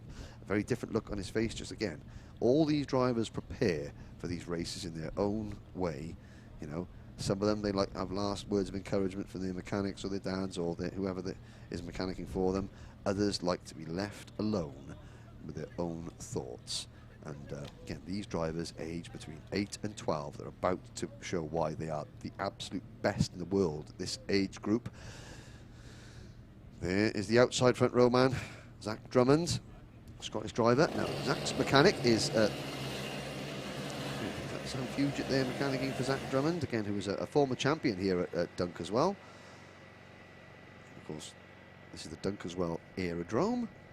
And now here is the full starting lineup for race number 11. Pole position, driver number 5, Ethan Jeff Hall, with Zach Drummond alongside him on row number 1. Nathan Tye and Cathal Clark are on row 2. Macaulay Bishop and Archie Clark on row 3. Yep, Lewis Werrell and Eden Spanswick, they'll be on row 4. Roman Kamiab and Sebastian Minds on row number 5. Connor Duncan and Zachary Knight rounding out the top 12 on row number 6. Row 7 is Hardy Mamassi and Noah Wolf, William Knight and William Murtar on row 8, Alfie Slater and birthday boy Jesse Phillips on row number 9.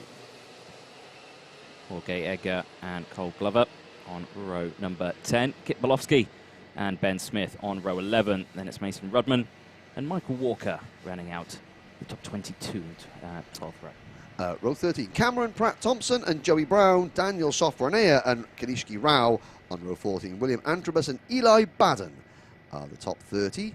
And rounding out our field, our Irish friend, Morgan Moore in kart number 93.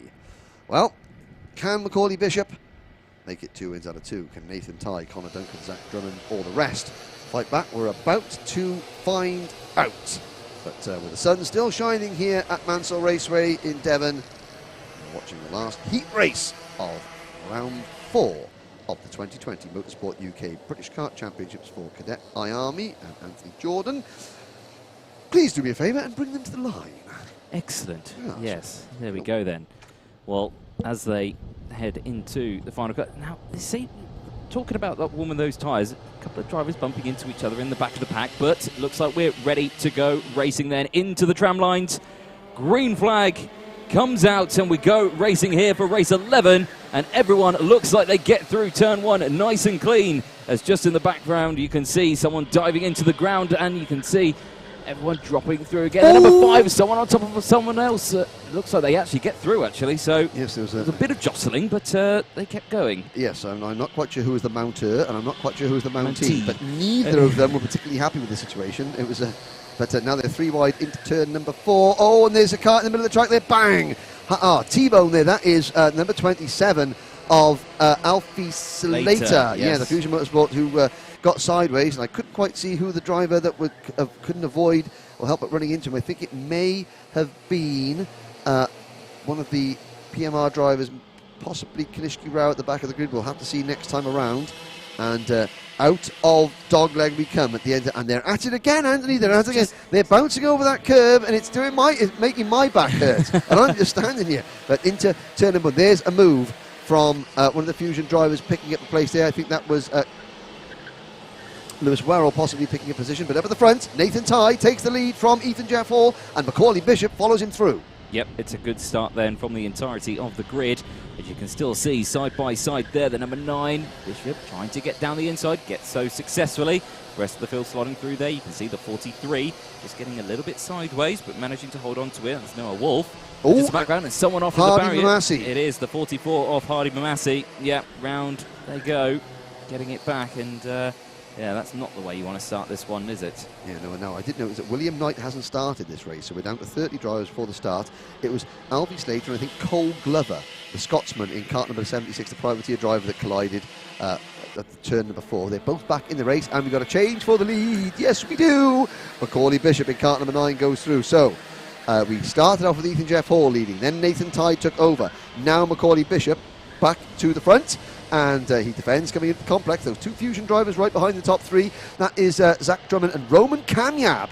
Roman Kamyab up into 5th place. That's the best that he has driven, and we know that Roman was particularly aggressive yesterday in that number 55 kart, and he is showing why as Ethan Jeff Hall takes over 2nd place. This is the best that we've seen Kamyab perform all year. Yep, it's a great start then from himself as they head through. A little bit of a gap opening up then for Bishop as he breaks away from the main pack. As you say, number 5 just moving up into 2nd place. Ethan Jeff Hall holding off the GP plate of Nathan Tye as they head round the start-finish line now.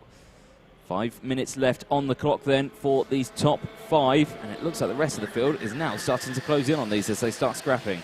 Yeah, so they say Kamyab's mechanic is Jess Hawkins, and Jess Hawkins, among her many other achievements, she was actually one of the stunt drivers in the latest James Bond film, which is not something that many people can say, but luckily her driver is keeping it on the tarmac and not over the grass and over the hills that Jess was doing when she was filming for James Bond. But yes, he's doing a very, very good job as well. And we caught up with Jess yesterday, and I think we're going to play that interview during the lunch break, which is forthcoming. But there's the rest of the pack there, streaming out of turn number 5, still led by Macaulay Bishop, Ethan Jeff Hall and Nathan Tye 3rd and 4th. Zach Drummond in fourth position rather. In kart number 20, is right behind the 3 drivers in front of him. Yep, good start then there as we get a nice close-up shot of the GP plate of Nathan Tye. Down the inside goes Nathan Tye, gets that move done into 2nd place, and also the 20 of Zach Drummond follows as well. So monkey see, monkey do as they go through now the complex. It looked like a little bit of contact, yeah, sideways was Zach Drummond managing to hold on to that one. Has a brief look over the shoulders to see who was that. Yes, but the 3 final winners we've had so far this season are now running 1, 2, 3 on circuit, and I believe it may have been the number 36 kart of Zach Knight, who had sort of taken a little nibble out of the rear bumper of Zach Drummond's kart going through there. Zach had just set the fastest lap of the race at 54.67, so he did pick up 1 place, so Kamyab has been dispatched back to 5th or 6th position now. In fact, he's down to 7th. Lewis Warrell and Connor Duncan, they're coming into play. Warrell in the number 10 kart, Duncan in the number 30. Oh, my word.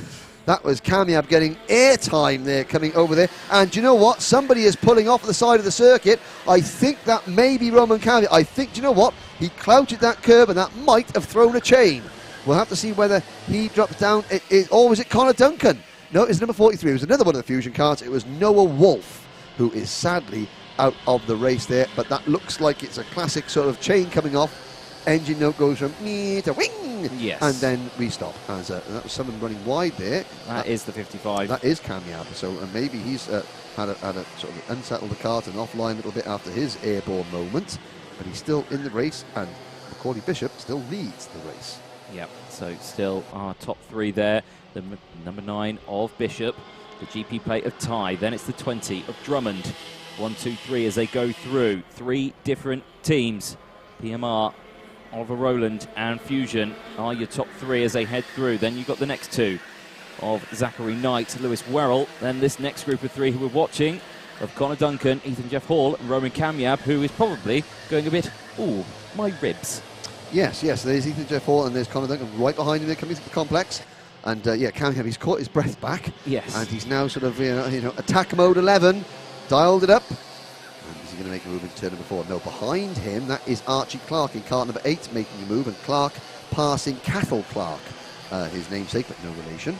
different teams as well, the 8 of Archie Clark and the 11 of Cathal Clark. Sebastian Mins, who was the first visitor to the hangar racing barrier in the earlier race, he has not taken the same route this time. He's up into 11th position. Eden Spanswick is 12th, Jorge Edgar 13th, and it's Jesse Phillips doing well up to 14th place for the Oliver Ola Motorsport number 26th. William Murtagh, Daniel Sofronea and Kip Bolowski are next, 3 wide into the first corner, 90 seconds to go.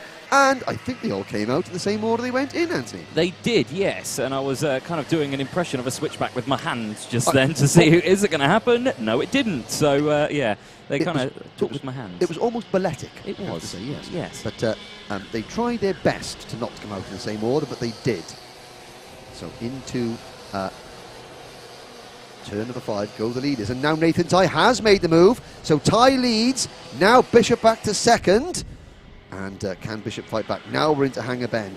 Tighe defends, and behind Drummond we've got Zach Knight and Lewis Warrell of course. There is now a 5-kart battle for the race lead with under a minute to go, led by this year's Grand Prix champion Oliver Ola Motorsports' Nathan Tighe, who defends early on the main straight, and Bishop wheel to wheel down round the outside. Bishop's going to get hung out to dry.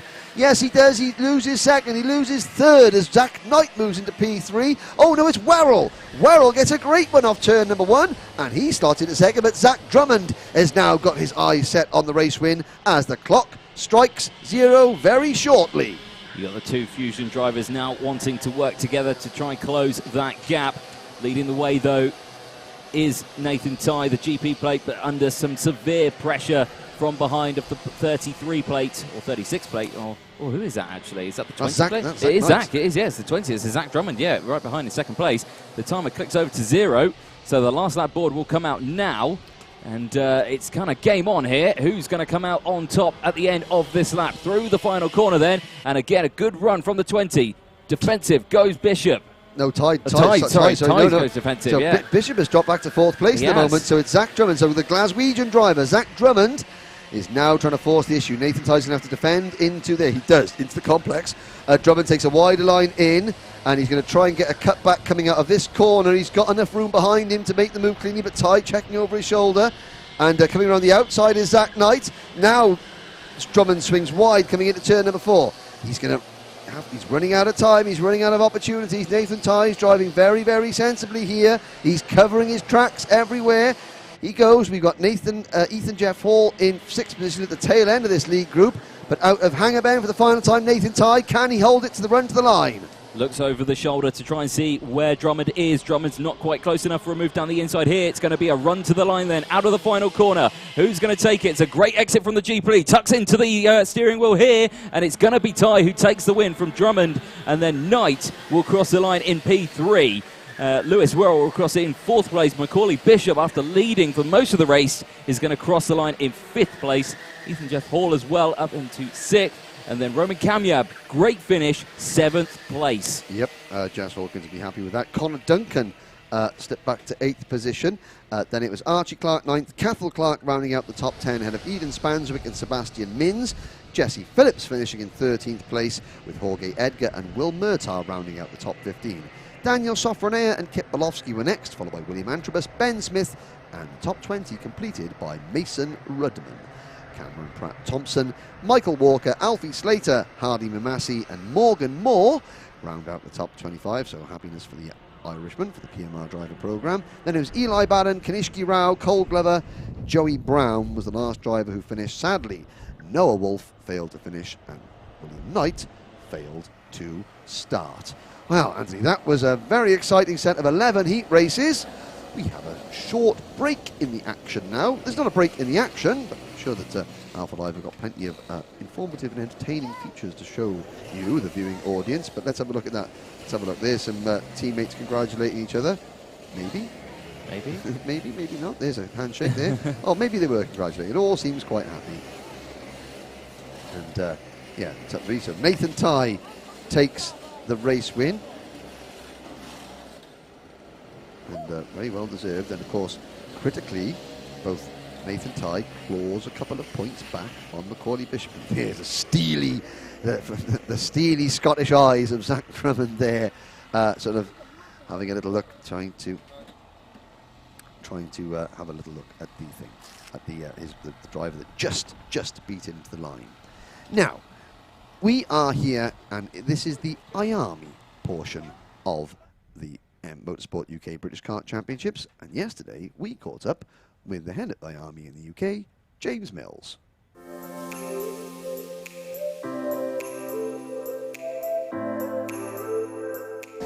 So my name's James Mills. My company is John Mills Engineering, and I'm the representative for IAME UK. It's a good question. I mean, I suppose in karting, the IAME have always been one of the front runners in making kart racing engines. So the IAME product, the X30 product, is a product solely designed and developed for racing. So I feel it still gives that pure karting feel when driving it, from everything from the noise to the sort of buzz and vibrations and stuff like that. So as I said, I mean, IAME are renowned for their engineering skills in making kart engines. So, if you look out through the world now, they've got big markets all over, and I think it's just because the people, the brand is solely for one purpose, and that is for producing kart racing engines. I think because we've got to a point with this product where there's more European racing, and there's lots of options for people to do with it. It makes us attract probably some of the best drivers in the UK at the minute. And I mean, certainly if you look at the senior grid, you've got your likes of Danny Kill, that's a world kart champion in his own right. To have something like that on a grid and still wanting to compete in British karting at X30 makes it attractive for other people. And I think that's what it is. You've got some other drivers out there that are literally the cream of UK racing, and it makes for good spectator sport and obviously to compete in. So we obviously come here, our primary object is to support our customers and the championship. We also give technical support to the scrutineers and just keep them informed of any changes or anything that's happened since the last round or going forward. So yeah, it's just an overseeing role, I suppose, really. Obviously the vehicle we've got here carries all the spares, so we can service all the customers' needs, really. Yeah, so away from the track, obviously we're based at PFI, so we're never really too far from a track. But yeah, I mean, every week, we send support vehicles out to the race tracks to ensure that we've got sort of coverage of our product. And then in the week, we're there to look after any problems that might arise, So yeah, it's quite diverse. It's not just a case of coming and racing, it is a case of looking after everybody in every level. So yeah, it's quite, it can be quite busy time, especially for this year. We've got quite a compacted race calendar, and it's literally been quite relentless. We seem to go from one race to the next. So yeah, the downtime in between seems very short, really.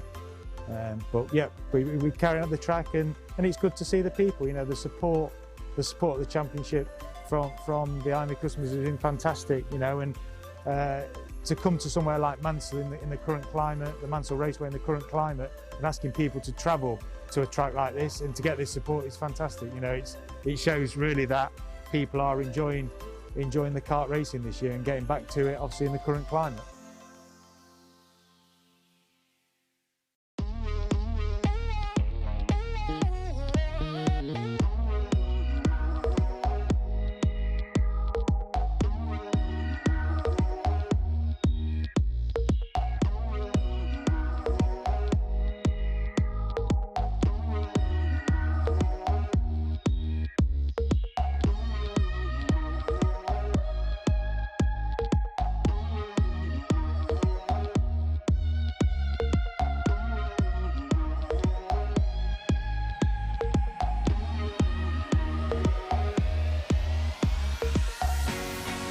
Yeah, the UK karting for me is one of the best. I mean, you've got quality drivers all round.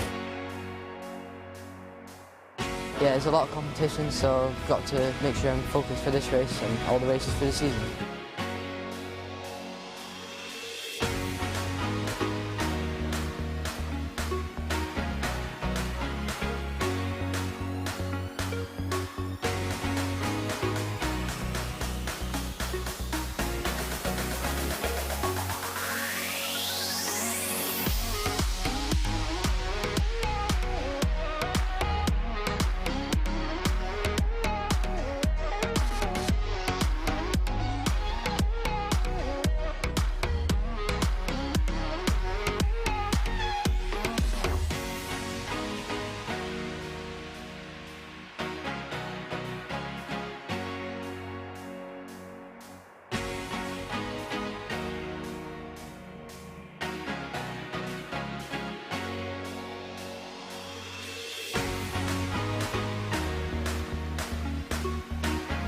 The British Championship's really one of the hardest I've ever raced in.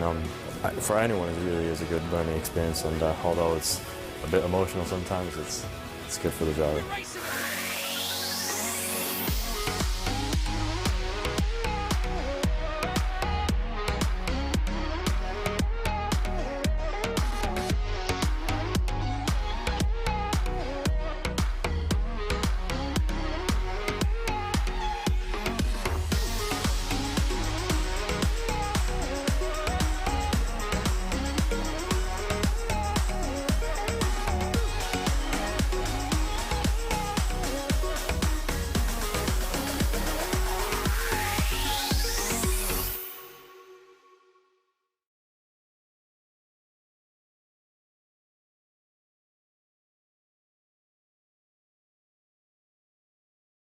So the British Karting Championships were very important. You know, it's the place where all of the best drivers were.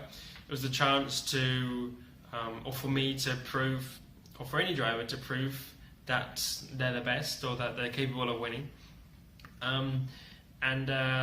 There's a lot of good drivers, and you got a lot of different championships here and there, but the British Championships are the main one, or is the main one, and that's something which I actually never won in cadets, but I won in Formula Kart Stars in 2012 or something. And I know it's something you always remember, racing against a lot of the best drivers, which a lot of them that do win go on to do better things in car racing and get to Formula 1 or so on. So the British Championships are some of the most competitive. People come all the way from around the world for them, and yeah, some of the most enjoyable. I've got a lot of great memories from the British Kart Championship, winning the Cadet Championship in 2009, and then the Mini-Max Championship in 2010 were sort of some of my glory years, let's say. But no, those championships are so important. That's where the best talent all comes together. You're racing against the best in the UK, and it really helped me to push myself further because I knew the competition was so high, and you know, it really helped me raise my game to become a better driver today.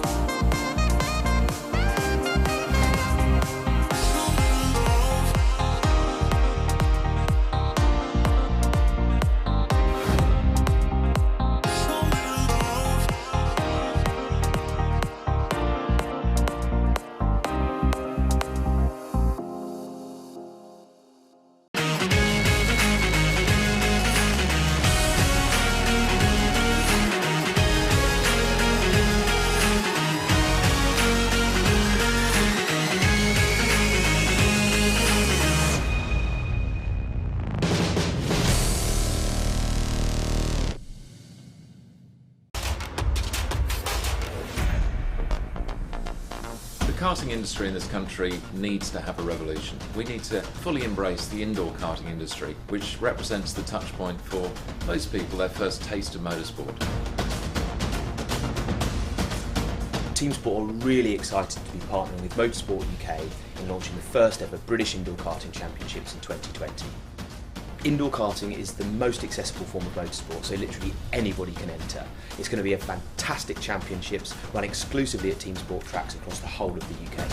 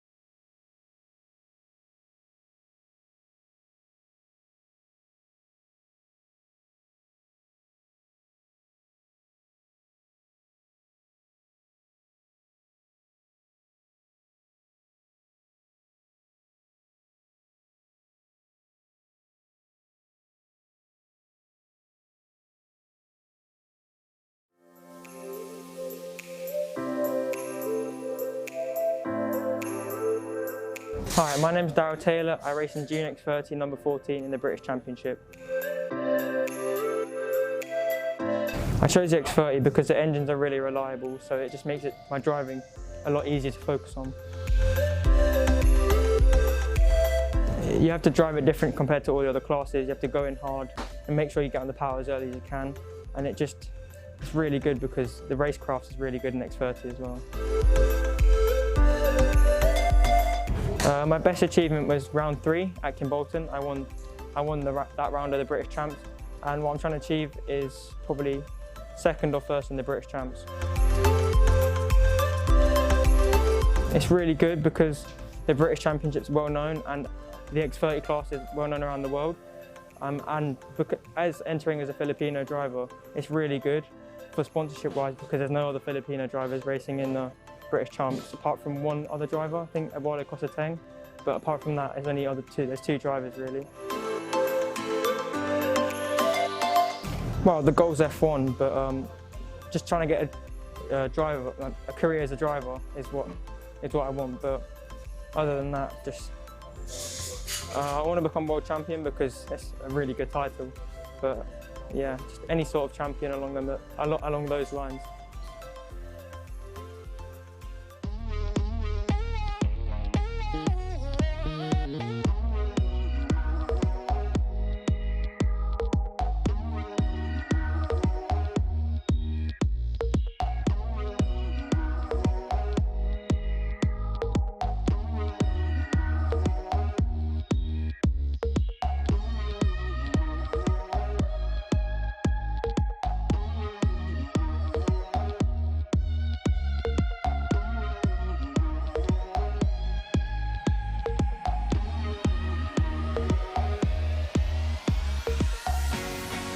Yeah, the UK karting for me is one of the best. I mean, you've got quality drivers all round.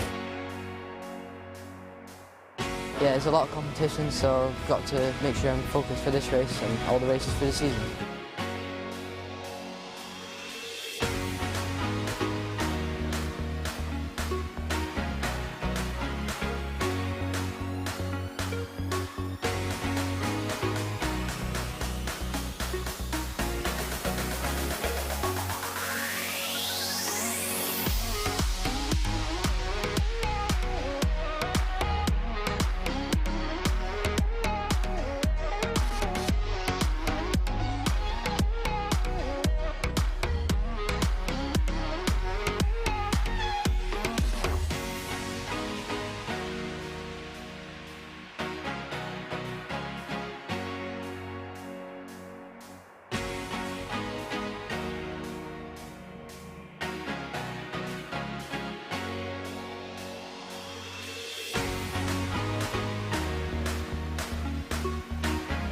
The British Championship's really one of the hardest I've ever raced in. For anyone, it really is a good learning experience, and although it's a bit emotional sometimes, it's good for the driver.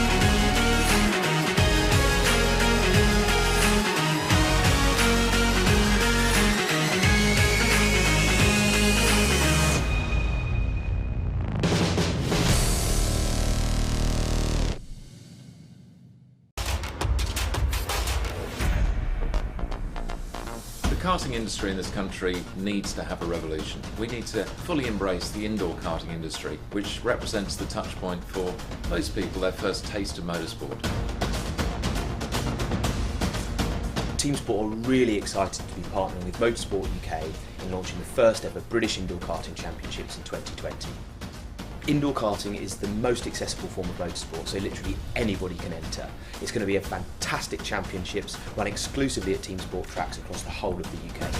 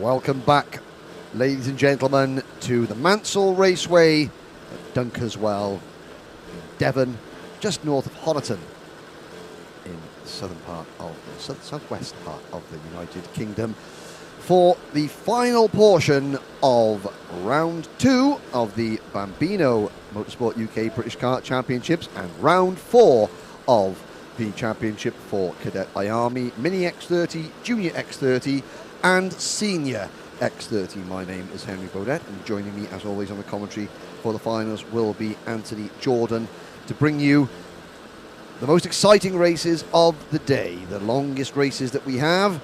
The first drivers out will be our Bambino competitors. There is a view of the driver starting on the inside row, positions 1, 3, 5, 7 and 9, and it's number 57 of Finley Hinds who will start from pole position.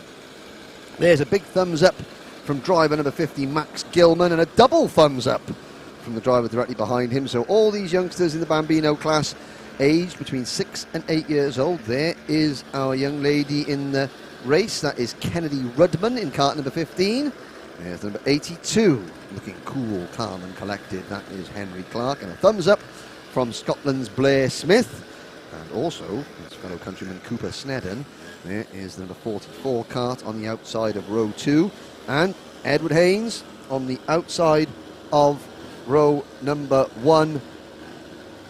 He'll be starting alongside Finley Hinds for this final race of the day. Now, things are going to be nice and hectic here this afternoon because we've got the Bambino's finals. Anthony Jordan will be at the end of the Cadet, Mini, Junior and Senior X30 finals. Anthony Jordan will be getting right under the noses of the drivers and getting their feedback and their winning interviews at the end of that race. So here at the Mansell Raceway in Dunkeswell, this 1,032 metre circuit owned and operated by Nigel Mansell, the 1992 Formula 1 World Champion, 1993 Kart IndyCar Series champion, and well, he's the patron of this circuit, but in motorsport terms, he is the patron saint of moustaches. And his circuit here, it looks absolutely fine. Vettel, the sun is shining on us here today. Blue skies, red hot action on track as always. So, going out so rolling lap, a standing start. Here is your starting lineup. Pole position, driving kart number 57, Finley Hinds. And on the outside of row number 1, it's number 46, Edward Haynes. Luca Holmes-Ballock, yes, the Rowrett race winner, he starts on the inside of row number 2 alongside Ryan White, who started both heats from the back of the grid. Harley Musk and Cooper Snedden share row number 3. Liam Welsh and Blair Smith start on row number 4. Max Gilman and Henry Clark share row 5. Harry Neeson and Jensen Ackerman on row 6, with row 7 being the domain of Ethan Lucas and Kennedy Rudman. 14 drivers. There's Lucas and Rudman. They're going to come around and be put into their grid positions on the circuit. Standing start. They all line up, and there's 14 Bambino parents anxiously beckoning their sons and daughters into the correct starting positions. And kneeling there, that is the photographer here at Dunkeswell, getting a great shot of the start. The circuit official there standing in the middle of the track, he will shortly point towards the lighting gantry. And when we have, he's just beckoning everyone off the track. There's the lighting gantry. 4 red lights will go on. When they go out, we go racing. 1, 2, 3, 4. Lights out. Away we go. It's Finley Hinds, the championship leader by a single point at the moment, takes the lead from pole position into turn number 1. And it's a good start as well from Luca Holmes-Ballock. And Luca Holmes-Ballock in kart number 28, he had a poor start from pole position in the 2 heat races. Now he's made a good start. He's still hanging on to second position, going into the complex. Everybody round smoothly. And just looking to see, well, now Ryan White in kart number 44. Watch for Ryan. He was a very, very quick in the heat races, but had a problem in qualifying. Started from 14th in both races. He finished 4th in his second heat, so he's one to watch as well as they go round turn number 4 into turn number 5. Now they come out of turn 5. They come through in this meandering sort of right-left section through turn 6, and now downhill slightly through what we've known as the corridor, with the aircraft hangars just to the left of them on the circuit. Then into Hangar Bend, very tight corner, not a lot of room on the exit, onto the back straight, and then the back straight into this dog leg, the final corner, out of the dog leg, back onto the start-finish straight to complete lap number 1 of this Bambino final, and battle for the racing. Oh, look at the wheel-to-wheel action there as they go through turn number 1, And Anthony Jordan was watching that first lap keenly. Not a bad start, and Finley Hinds leads. Yes, very good start then from the grid. As you say, they all bob up and down side by side as they go through. But there's the number 18 getting some close action. Cooper Snedden there getting in front of Harley Musk. Oh no, not in front of Harley Musk. Harley Musk close on the heels of Luca Ballack for third place at the moment, and looking like going for a move down the inside there. It was the 44 Ron White, sorry, the 18 was scuffling with. Yes, and right, so the top three, that scuffle, as you so correctly put it, and that is a great word. It's a gaggle of Bambinos getting involved in a scuffle, and though that scuffle has allowed the top three to break away. So the 57 of Hinds, the 28 of Holmes Ballack, and the 21 of Musk are leading the way. Oh, it's Holmes Ballack. It's a great run off Hanger Bend, and he's got the inside line. Harley Musk thinking about making it 3 wide, going into the dog leg. Is he going to make that work? Oh my word, he has! Great, brave move from Harley Musk. You're not supposed to be able to do that. And now he's going to lose the lead back to Holmes Ballack as they come on to the start-finish straight. Fantastic. Only in Bambinos. Yeah, that was excellent. Again, 3 wide as they go through turn 1 again. And straight away, we're back to the normal order we started the lap as we almost finished it. So there we go. 9.5 minutes left on the clock then. And still leading the way is the 57 of Hinds. Then it is Ballack. Then Musk, as the order on our screen hasn't kept up yet. It was back the other way, but there we go. Well, now it's updated. 3 wide again, though. Yes, we can go 3 wide into turn the last corner. We can go 3 wide into the first corner. We can go 3 wide into the fourth corner. It's like... but not the fifth. Not the fifth, no. They decided a single file through the fifth. Well, they're just sort of regirding their loins, preparing to go 3 wide. If they go 3 wide through the corridor, now that'll be something to see. But I don't think somehow they will. No. It's still Hinds leading, but Holmes Ballack. Now, this is where Holmes Ballack takes a wide line. He's a good run off the corner. Can he get alongside? Yes, he can. Once again, now this is where Harley Musk, now he's going to try and go 3 round out the outside, going into the dog leg. Ooh! Oh, a bit of rubbing of wheels there as they go through, almost collecting each other, but managing to get through. So that's a great overtake there from Ballack, who crosses the line now leading the way from the 28. And here comes Musk again, down the inside of Hinds. Can he get it done? Yes, of course he can. Of course he can. Of course he can. He's got a jag. This battle is allowing 4th and 5th place to number 44 of Brian White and number 46 of Edward Haynes to close right in. And now we've got a 5-kart battle for the lead. 5-way scrap, 5 wide, why not? This is the Bambinos. They seem to be able to do anything. Please no. Please no. I've just had my lunch. My constitution is somewhat delicate at the moment. There's Holmes Ballack who has the race lead. And behind the top 5, Cooper Snedden runs in 6th. Max Gilman is 7th. Jensen Ackerman runs 8th. And they're 3 wide coming out of turn number 5. There's the number 88 kart going through in 10th place. That's Liam Welsh.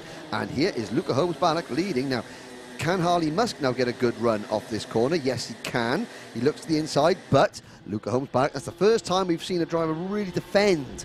We've got 7.5 minutes remaining of this 12-minute race. And again, plenty more time. Harley Musk looks to the inside again as they come down the start-finish straight into turn number 1. Musk takes the race lead. Hinds sweeps through to 2nd place, and Ballack goes from 1st to 3rd, with White in 4th and Haynes 5th, keeping a watching brief over proceedings. Yes, the snake in the grass, I think, in 4th and 5th place of Ryan White and Edward Haynes as they, like you say, close in. Musk with the fastest lap of the race that time around. Again, 3 wide. Musk right on the outside trying to go for the long way round. Cuts across the nose of the 2 of Ballack and Hinds and manages to maintain that lead. And here comes the other 2 now. Wait, Ed Haynes just went, oh dear. They're locked together. I mean, I know we're in lockdown. They locked up there. And that was an Edward Haynes. But Edward Haynes had passed 3 drivers going into 1 corner. Absolutely fantastic. He comes out, he went in 5th, came out 2nd. And not only that, the 3 drivers behind him collecting one another, and it's given him a little bit of breathing space as well. So now Haynes, in that sort of dark grey and orange number 46 machine, he has got Harley Musk in his sights and no one behind to worry about. Yeah, that's an excellent result from Musk. I don't think he's actually looked behind to see what's happening. We'll see a very large gap, but side by side, twice into the first corner. The 64 there just getting ahead. It was the 64. I don't see a 64 on my screen, so it might have been number 44, but it could have been. But the 4 was scuffed. It was. Because there was some severe tyre scuffing going on there. So that's Ryan White in 3rd place. Snedden in the number 18 is 4th. And there is Snedden. Actually, Snedden has been passed by Jensen Ackerman. This is the highest that we've seen in number 12 of Jensen Ackerman. He's had a spin in his early heat. Now that he's got things together, he is coming up great guns in the final. He is up into 4th place now. Snedden back to 5th, so it's White 3rd, Ackerman 4th, Snedden 5th. Clark is 6th. Hinds is back to 7th. The championship leader, Finley Hinds, down to 7th place at the moment. Luca Ballack is down to 10th. He was the final winner at Rowra, so I think it's safe to say that in this, the second round of the season, we're going to see a new winner in the final. Harley Musk came into today only 8th in the championship. Well, he's going to be increasing that position quite a lot, because we've got 5 minutes to go. Yep, 5 minutes there, as you say, on the timer. Rest of the field go through that gap that Musk has got from Haynes, still over a second. We'll keep an eye on it as the rest of the field slots through turn number 1. 46 there, you can see in second place. Haynes, great result so far for him. Then we've got these three here, the three that came together in a bit of a lock-up of lockdown. Yes, and, yes. Again, still squabbling over positions. The 57 of Hinds, Ackerman as well there, and Snedden, as they are all side by side, locked in battle for that spot.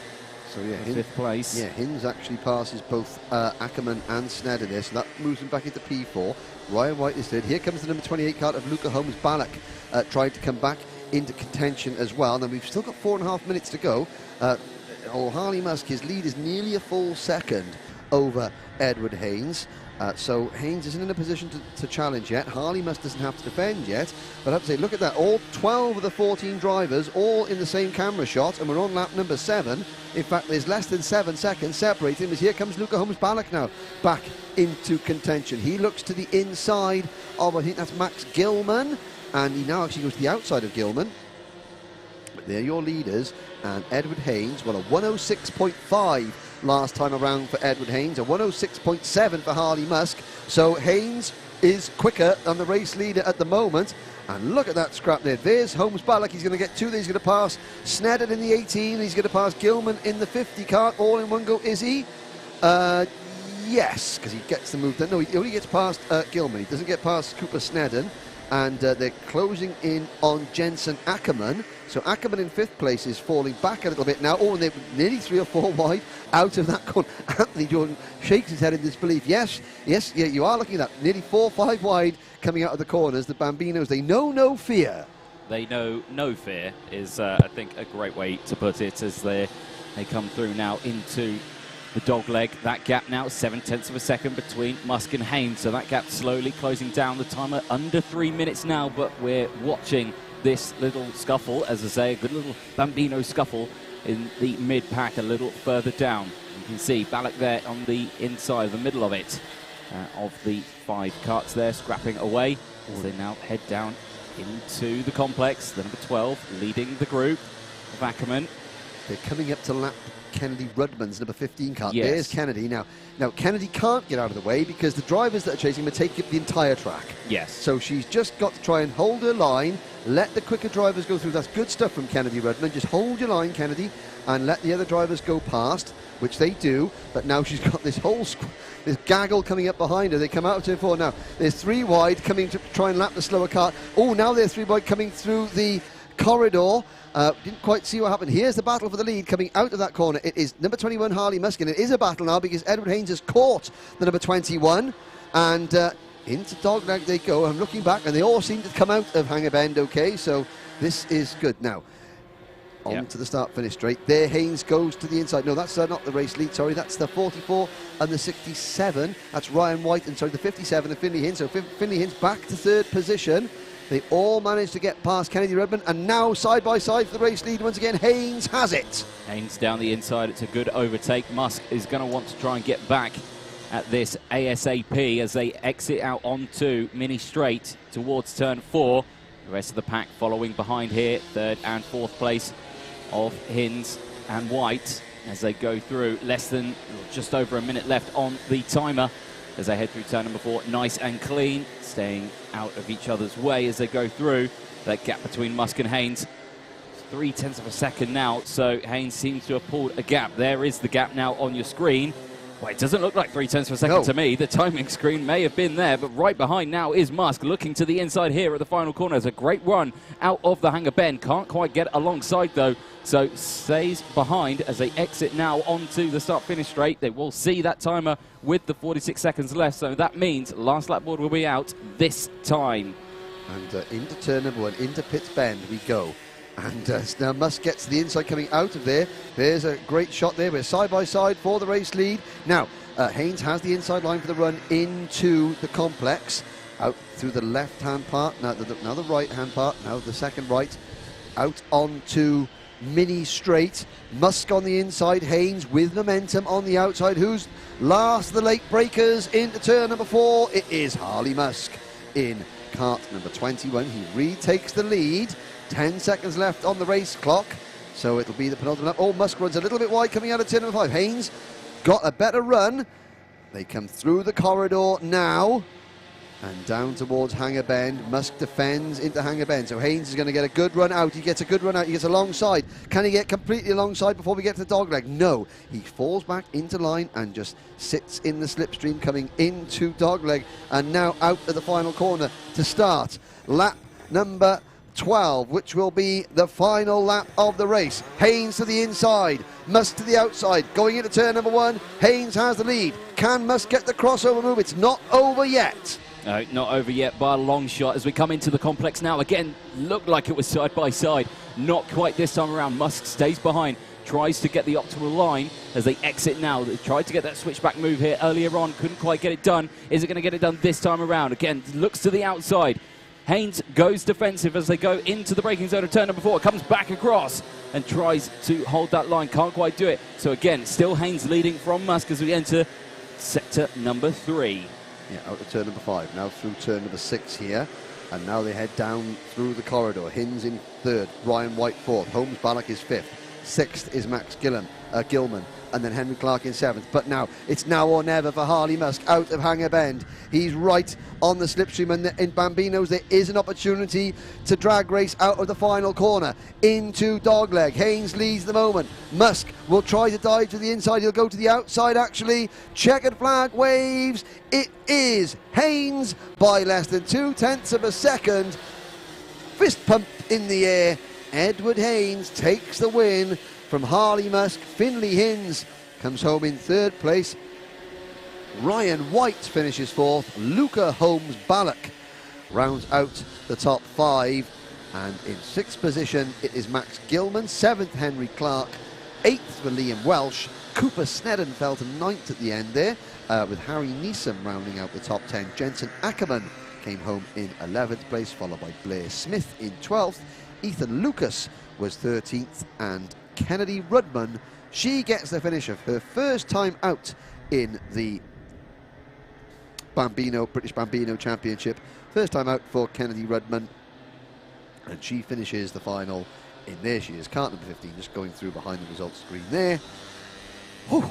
Well, that was just the very first of 5 finals we've got for you this afternoon, ladies and gentlemen. Once again, thank you for joining us here on the Alpha Live YouTube channel. You can also watch this on the Motorsport UK and the British Kart Championships Facebook page. This is an Alpha Live presentation sponsored by Devon Tweeks, and with timing and scoring brought to you by www.motorsport-timing.co.uk. There is your provisional Bambino winner. I say provisional because they go into that shed where they will go through post-race scrutineering. The carts are all weighed, and then our Chief Technical Commissioner, Paul Klassen, he will tell the drivers, or tell their mechanics and dads, this is what I want to see off each cart to make sure that it is all legal, and they will go and do that. And once Mr. Klassen is satisfied, and once everyone else is satisfied there was no on-track incidents, then the result is declared official. But that was a fantastic run, a fantastic opening final. Edward Haynes and Harley Musk, your top 2 finishers. Now, the next race up, our second final will be very shortly, but let's hear from one of the IAME mechanics in the paddock, young Jess Hawkins.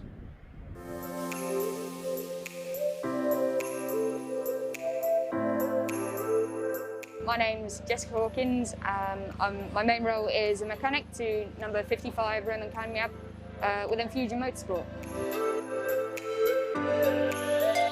So my main role during the day would be to build the kart up, put the engine on, put the tyres on, do anything kind of mechanically to the kart. Adding fuel, if something breaks, I fix it. And so just a general mechanic, and I'm dedicated to a specific driver only.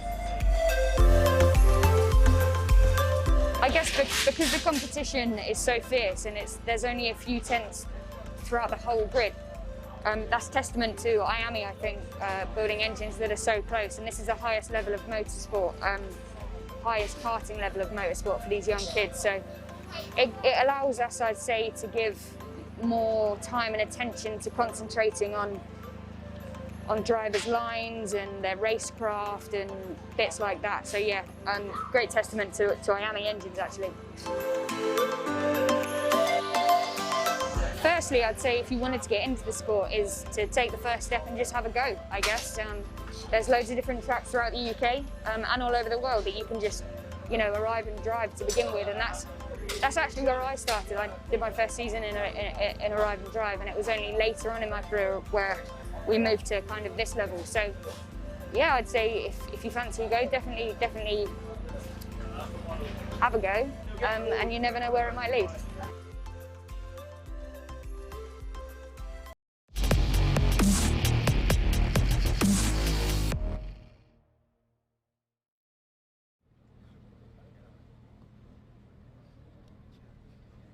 The driver you're looking at on your screens there, number 64, Oliver Greenall for the Fusion Motorsport team. 2 wins out of 2 heat races for Oliver this morning. He starts this one from pole position in the final. This will be a 15-minute plus 1 lap race. A long time for these junior X30 drivers to get themselves into a nice old tangle. There is Harry Burgoyne Jr. Really strong run so far from Harry today. He starts 3rd. There's Sam Shaw. He was fastest of all in the opening heat for the premium karting team. He starts 5th on the grid. 7th on the grid for number 37, the Cato Motorsport, number 37 of Luke Watts. And then picking down to 9th place on the grid, there is the winner of the last round, Darrell Taylor of the MLC Motorsport team. Starting directly behind Darrell, one of the other Fusion drivers, that is number 11, Kanato Lee. And then next in line is the number 57 Mark Litchfield racing kart of Sam Heading. Moving down the order, there is the first of the, on this side, that's Archie Walker in kart number 91 for the Argenti Motorsport team. And then it is the Dan Holland racing kart, that's Marcus Lucio. Starting directly behind number 44 Marcus Lucio is Mitchell Gibbons. Mitchell, one of last year's Cadet Honda front runners. I believe he was the Cadet Honda champion last year. And then it is another Dan Holland racing kart. That's a newcomer to the championship. That's Mikhail Singh, who is making his debut in the BKC this weekend. Now we're down to one of the KR Sport entries. Now that is the number 90 kart of Connor Clifford. And Connor did a good job to make it into the final after failing to finish one of his heats. There's Alex Moody. Well, not Moody he's in at the moment. Well, fair to middling, I would say, because he's in the final, but not very far up the grid. And now we move back to some of those towards the tail end of this 34-strong grid. Brandon Templeton in kart number 23. Justin Sherwood in kart number 78. There's the number 61 kart of Louis Johnson Cool. So that is the odd-numbered side of the grid. 1, 3, 5, 7, 9, 11, 13, etc., etc. As our camera there moves back up. Now we're on to the even side of the grid. So starting 2nd position, your current championship leader, number 77 for the Mick Barrett racing team. That is Bart Harrison. Starting 2nd on the grid. Starting 4th will be the GP plate holder, Strawberry Racing's Aaron Walker. And there's Aaron just having a little chat with his Strawberry Racing crew. Josh Rowledge, who won the opening round of the season at Rowra in kart number 10. He starts on the 3rd row of the grid, and on the 4th grid, the driver that was very kind enough to walk us around the track yesterday evening, that is Matthew Higgins in his Dan Holland Racing Alonso kart.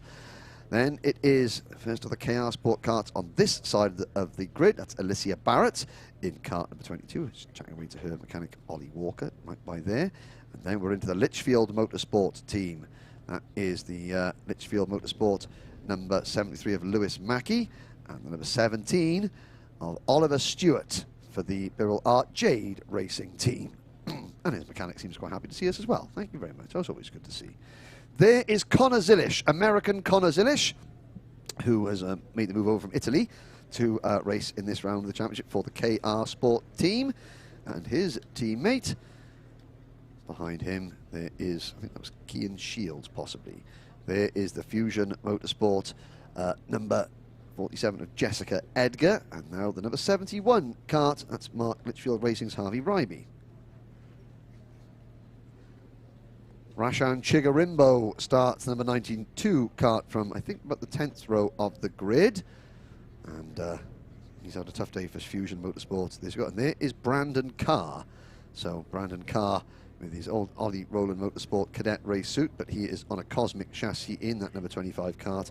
And he is good to see this driver, number 59, Oscar Joyce. He missed most of yesterday's practice sessions and missed the second round of the series as well with an injury, but he made it there, and he's got, yeah, well, that's one of the MLC mechanics there giving him a tap on the head. There is the next driver on the grid, KR Sport, number 41 of Hayden Chance. Oh, thank you, James. Yes, Hayden Chance. I was about to say Hayden Chance, but I was pausing for dramatic effect, not because I've forgotten what his name was, honestly, I promise. And the MLC Motorsport driver, they're starting directly behind Hayden. Not a bad season so far for Hayden. There is Michael Rapsey in kart number 50 for the BMR Restart team on the Zenon chassis, and he rounds out the field in 34th position. So we'll try and see, I'm not sure if it's maybe Harry Cottrell, who was the only driver not to make the final. Yeah, there were 35 junior X30s entered, 34 made it to the final, so I don't think Harry Cottrell's out there. Now, we've been through the grid visually. Let's go through it properly on your screens. Oh, thank you very much. Oliver Green, so gentlemanly of you. Oliver Green and Bart Harrison on row number 1. Harry Burgoyne Jr. and Aaron Walker, row 2. Sam Shaw and Josh Rowledge start from row number 3. Row 4, Luke Watts starting in 7th place. Then it's Matthew Higgins in 8th place. And it's Darryl Taylor in 9th, with Alicia Barrett in 10th place. Kanato Lee in 11th, and then rounding out the top 12, Lewis Mackey. Sam Henning and Oliver Stewart go from row 7, and then row 8 is Archie Walker and America's Connor Zilish. Row 9, Marcus Luzio and fast Freddie Spindlow. 19th, Mitchell Gibbons, and then Jessica Edgar at 20th place on the row. Mackay Singh in 21st place, then Harvey Ryby. Again, Ryby. Oh, let's call the whole thing off. Yeah, let's just not go home. 22nd place, Connor Clifford in 23rd, and then Rashan Chigarimbo in 24th place. 25th for Alex Moody, Brandon Carr 26th, Brandon Templeton 27th, Oscar Joyce in 28th, Jack Sherwood and, pause for dramatic effect, not that I've forgotten his name, Hayden Chance, rounding out the top 30. Absolutely no chance you forgot his name. No, not at all. Louis Johnson called, Louis Johnson called, Charlie Rippin, Aidan Lynn and Michael Rapsey round at the field, and that means, by my calculations, which are always right, never wrong, Harry Cottrell, sadly, for the S8 racing team, was the only driver to sadly miss out on the final. So here we go, 15 minutes, 34 junior X30 drivers. Matthew Higgins was saying to us on the track walk yesterday, he was hoping that the close proximity of the walls means that the junior X30 drivers are a little bit calmer. It's a false start, and see the lighting gantry flashing red and orange on the outside of row number 1. There's the green and yellow chevron flag waving for the marshal post, so they will go around again. First false start of the day. Well, do you know what? That is absolutely correct. You know, I'm glad you were paying attention, because, but you are, yeah, that is right. The first false start of the day. Let's hope it's the last, and let's hope they can all behave themselves now. A nice bunch of yobbos, and get this go-kart race underway. Indeed. Now, yes, like I say, we were expecting a false start earlier on. We didn't get one. No. I thought I spoke too soon. Yes, you did, but it was fine. It was okay. To be fair, though, they did crash. The cadets did crash on the rolling lap. So you were right in your proclamation that could go false start, but it didn't. Now the juniors have had a proper full start, but again, Greenall looking, he's only 12th in the championship coming into today. He scored very good maximum heat points. Harrison on the outside of row number 1. He leads the championship but hasn't won a final yet. Now we're racing. Off into turn number 1 we go. Hold your breath into pit bend. Will they all come out facing the right way? Well, the leaders do. Midfield are all pretty much behaving themselves. Good. Now we can go racing into turn number 2. Oh, no, they waited to turn number 2 to crash. They go around, and I think there's at least 3 or 4 wide. They were trying to do Bambino. Somebody through the barriers. Someone's straight through the barriers. I mean, that was one of the MLC Motorsport carts there that just was a right hand down. Off we go. I tell you what, these Junior X30s do like to find shortcuts around this circuit here, don't they? We've had one go sky high. Oh, and there's another one into the barriers. Yes. That is the number 41 cart of Hayden Chance. Yeah. And his victory chances are down to no chance. Yes. Now, sadly, unfortunately, but hopefully he'll be able to get back in. Yes, I can just see him out the corner of my eye. At least he's back in the race. Long way to go. Kanato Lee gets a warning flag as we complete the opening lap with Oliver Greenall leading. They've got to try and peg him back because he proved in the heats that when he gets some clean air, he goes. There's a move from Connor Zilish. It hasn't taken him long to get into the action of the British Championship. The American driver, as from Florida, is Connor. And he is going into turn number 4, but he is at the lower reach of the top 10 in 6th position now. Leading the way, Oliver Greenall from Harry Burgoyne Jr. and Sam Shaw. Bart Harrison, the championship leader, has slipped to 4th. Yep, so an exciting start then from the Junior X30 for their final. Race 13 of the day, 13.5 minutes left on the timer of this 15-minute final. Coming to the end of lap number 2 then through the final corner, and you can definitely see the top 4 slightly breaking away from the rest of the field. As across the line, Oliver Greenall, as you say, a couple of wins earlier on today, holding on to the lead for this one. Fastest lap of the race though, Harry Burgoyne Jr., 2nd place. So looking feisty is the young driver. Yeah, and of course the young Scotsman, Harry Burgoyne Jr. checking over his shoulder to see where Sam Shaw is. They want. It's all well and good playing follow your leader, and that's a nice tactical battle to play, but of course in the context of today's racing, don't want to play follow your leader with Oliver Greenall, because Oliver Greenall has proved he's got the fastest kart here over a single lap. They want to draw him into a fight. They want to start battling and slowing him down, because if possible, if he can start, if they can drag him into a scrap, he can lose a couple of positions, and then some of the drivers that haven't been able to win a race yet. Harry Burgoyne Jr. has not won a race yet, neither has Sam Shaw. And again, Greenall defends into pits bend. That's significant. So we start lap number 4, and Greenall was forced. He didn't have to. He was forced by Harry Burgoyne. Again, he's doing it again into the complex. This is what they wanted. They want to have a nice big pack of karts to the front so that Greenall can't escape. He checks over his shoulder, and again, he has another little look just to double check how many drivers are directly behind him through turn number 4. Now, when will Burgoyne make his move? He's a tight line into turn number 5 from Harry Burgoyne Jr. And they come down through the corridor, and it looks as though Burgoyne Jr., at least in the early stages, he has got the pace. He wants to try and utilise that, make the most of it before Greenall. His tyres come up to proper temperature, and he can stretch away. Yeah, it must fill you with a slight sense of confidence going into these laps, knowing that the race leaders keep looking over his shoulder, wondering where you are. So, and again, side-by-side action. Who's that? That's Sam Shaw moving into 2nd place. But it Surely does, not. It is, but Sam Shaw 2nd place, yes, surely so. But he's now got to catch up to, because again, Greenall's pulled away. There's Connor Zilish. First fast lap of his British karting championship career for Zilish, the American driver, in kart number 24, 47.64 seconds. And again, you've got a very technical first half of the lap and a very fast, generally, second half of the lap. Shaw and Burgoyne Jr. very good through the technical section. Greenall stretches them out on these long straights. Yes, indeed. 11 minutes left on the clock then. A clear gap opening up then between these drivers. Connor Zilish at the back of this group of 6 and looking down the inside there of Rolich. Yep. And couldn't quite get it done there. The number 68 of Harry Burgoyne Jr. putting that pressure on Sam Shaw as he goes through. Can't quite do anything there. Under pressure as well from the 77 of Bart Harrison as well, just behind. And again, these two, Connor Zilish actually managing to get past there through turn number 4. So moving in front of the number 10 of Josh Rowledge and moving up into P5. Yeah, now unfortunately we're not seeing Aaron Walker on our screens. Aaron Walker went out on the opening lap, so the GP plate holder came into this event 4th in the championship. And okay, you do drop around in point scores, but again, that is not good news for Aaron Walker. He's out, so is Hayden Chance, sadly. So we've got 32 drivers left running. And I'm just having a little look as you're watching the action. I'm looking at the timing screen. Darrell Taylor, I think Darrell Taylor may have been the MLC Motorsport car that went to the barriers on the opening lap, because he is down in 20th position. So it's not going to be 2 wins out of 3 here, but Sam Shaw is going to try and make it 4 different winners from 4 finals. Harry Burgoyne Jr. doing the same. Bart Harrison in 4th, and Connor Zilisch. Well, Connor Zilisch is not in the full championship. He's missed the 3rd round. He's not thinking about points. He's just thinking, well, you know, I'm stuck in Europe. I can't go back to the United States, so I may as well come and race in the UK while I'm here.